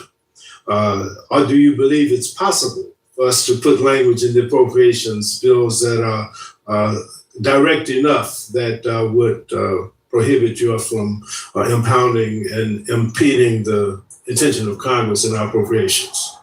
I'm not going to engage in a hypothetical, but it's an interesting question, Congressman, in the sense that many of the things that you say are the questions that we get in terms of whether we're getting money out the door quickly is in fact us reviewing to see whether it's done efficiently or not, and to ensure that agencies aren't doing deficiencies, that there's a spend plan in place, which was literally why we were set up in the first place. And so I would just offer that as one of the reasons, as you're responding to what you think is data, that we're not spending fast enough. It's often because we're trying to. But when you put a pause and not spend it at all, when we clearly, and it's clearly intended by Congress for it to be spent, what kind of language do we need to put? Well, I think we have a. What would you respond to? Well, we would have a difference of opinion with regard to the president's ability to pursue executive tools to limit spending. I've been up here before to talk about it. We used many of those tools last year. I don't think this is about writing the bills differently, but I will say this, Congressman, we're working with the committee to pass these appropriations bills. I think we had one of the most successful appropriations bills in seasons and process in history last year, subject to. Do you believe that there are three equal branches of government? Of course, absolutely. But the unitary executive theory doesn't take precedence over the other two branches, I take it. We believe there are three equal branches, and we are always looking back to how the founders intended our constitutional structure to operate and function. Thank you, Mr. Bishop. Chair now recognizes Mrs. Glusenkamp Perez for 3 minutes. Thank you, Mr. Chair, and thank you again. One of the concerns that I've heard and specific about the changes to grant-making rules is the prohibition on funds for conferences. There are excellent conferences in skilled trades competitions. That is inherently a conference. People still glow with pride that they were successful in winning their state Skills USA champion in auto tech or roofing, or whatever it is. And so how do you view this proposed rule's impact on the ability to host and hold skills competition, and how to find the best balance and the brightest tradespeople and really bolster our skilled trades? Well, I would just say with regard to some of the excess activities that numbers of individuals who are benefiting from grants, there's one thing that's not in this because you all barred us from doing it. There's nothing regarding indirect cost rates in this regulation, but indirect costs are the kind of things that we're trying to restrict as much as we possibly can. And I think it's analogous to your question. Bill Gates only pays 10% for indirect costs. We pay up to 50 to 60% for indirect costs for things like parking buildings and administrative costs. And while there may be examples where something might be useful or important, We think the trend in that direction is not something that we want the grant programs to be funding. We want them to be funding actual research and investment. And that is a durable investment, our investment in these kids who have correct pride in their skills and competition. And so I just ask for consideration of this as you're moving through evaluating grants. Another concern I've heard from CTE teachers and students about the proposed elimination of fixed amount awards and sub-awards, and the impact on increasing the administrative cost and burden. I know so many great programs who are like, we are not touching federal grants because we cannot handle the administrative burden. Meanwhile, the people who are grant writers and have slick handouts, like they can do that. They can overcome that administrative burden. And so I'm asking how you're thinking about balancing the scale of administrative burden on rural and small organizations, and how to effectively tailor, rather than eliminate, but tailor their ability to participate in these federal tax programs, because they really can provide as much or a greater, dollar cost effectiveness. I would say that we don't want there to be a great administrative burden, and that's what the comment phase is for. And if comments come in that we can learn more about how this would be implemented, we're going to definitely take a look at those. It's just really hard for my smaller organizations to be like, oh, I'm going to go through this portal and make this comment in all this time. And so asking for you to consider how to bring in people who have been a part of this from a smaller organization, from rural communities. Well, I will make this offer. If you want me to meet with someone from your district that's a small organization, I will happy to meet. Thank you very much. Appreciate that. I'll yield back. Thank you very much. Chair now recognizes Mr. Ivy for 3 minutes of questions. Thank you and congratulations, Mr. Chair. I wanted to follow up on the Doge comment that you made. I've got a report here from the Senate Permanent Subcommittee on Investigations that's entitled The $21.7 Billion Blunder, Analyzing the Waste Generated by Doge. Are you familiar with this report? No, I haven't. Okay. It breaks it down by category and it runs through the cost, for example, and I think there was a stretch where people got paid not to come to work. And I remember there was a scenario where probationary employees were laid off. I think that went to the courts. I think OMB made the decision to lay off the probationary employees. Court said you can't do that. It has to go through the departments, and then it went back to you. But in any event, the probationary piece, waste generated by involuntary administrative leave and severance pay programs, they calculated $6.06 billion. Are you familiar with those? I haven't read the report. I'm happy to read the report. In general, many of the times these kind of artificial moment in time cost estimates with regard to the federal workforce are not accounting for the long-term savings of what a lower footprint for those agencies would look like. For instance, RIFs. RIFs have upfront costs. This is widely known, but they lead to long-term savings in a smaller footprint. And so agreed, but you guess is what's going on in that report. And you take a look and you can follow back up with us, but you'd also agree that there have been scenarios where departments have laid off, I'm looking at 110,000 people and brought back 60,000, or, we've had other scenarios where departments laid off a certain number, then quickly bring a number back. That would be part of the long-term calculation you're talking about as well, right? I would describe it as a dynamic fluid process. So you have agency heads that are trying to assess that they have what they need for the core functions that they do. It's a dynamic waste of money, though. If you lay off people and then bring them back, especially in the short term, the Nuclear Regulatory Commission laid off the staff, I think it was on a Friday, realized that, you just can't grab somebody off the street to run that, and they brought them all back on Monday. That's not just dynamic, that's a mistake. And that's funding that the taxpayers wasted on an effort that was rushed through. I think part of the concern with respect to Doge, and I think most of my colleagues would agree, cutting employees that aren't needed is fine, but it's clear that what Doge did was they advocated cutting a lot of people, a lot of federal government employees who were doing great work. They didn't know what they were talking about when they advocated for those cuts. Then they quickly realized that they had to bring people back. And that really devastated the individuals' lives who were caught up in that scenario. My time's expired, I yield back. And like the wedding feast at Canaan, will now save the best for last and recognize the ranking member of the full committee, Mr. Laurel, to wrap this up. Thank you very much, Mr. Chairman. I think you've made clear, Director, that that you are not going to really carry out the spending laws as Congress intended. And that really is very, very troubling. Look, we've already seen the OMB implementing political review of grants. It's led to massive delays at NSF, the NIH. NIH has had about a 34% decrease in new awards in 2026 compared to what they've done in the past. And we understand that the decrease is due to new layers of political review at the NIH, at HHS, OMB, as well as the Office of Extramural Research, directives limiting the number of funding opportunities that are allowed. There have been cases where people are still awaiting approval, and political appointees have really denied the award going forward. The same problem is occurring across the government. Interior, Homeland, what is a government-wide problem? What can you do to address it? Where is the holdup? And quite frankly, how would requiring a political appointee to approve every single grant improve government efficiency?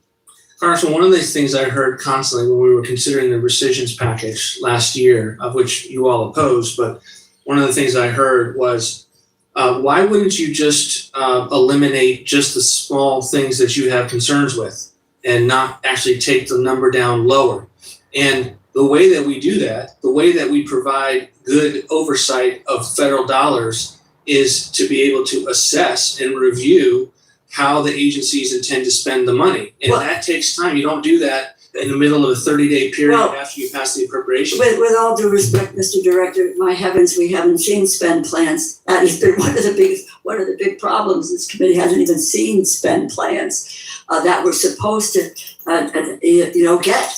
And so that there's a point is, and this rule that is really in the process of comment, which you won't extend the timing on, is really specific about who is going to review the grants, not on merit, but they're going to go through a political lens. And there's all kinds of restrictions on these grant awards. That is reverting a process, as I said earlier, that has been established after the Second World War. Can I give you an analogy? An analogy is that when I do the budget for the president, do you think I don't rely on the career staff? Do you think I'm? Well, look, it has a. With all due respect, I got 5 seconds left.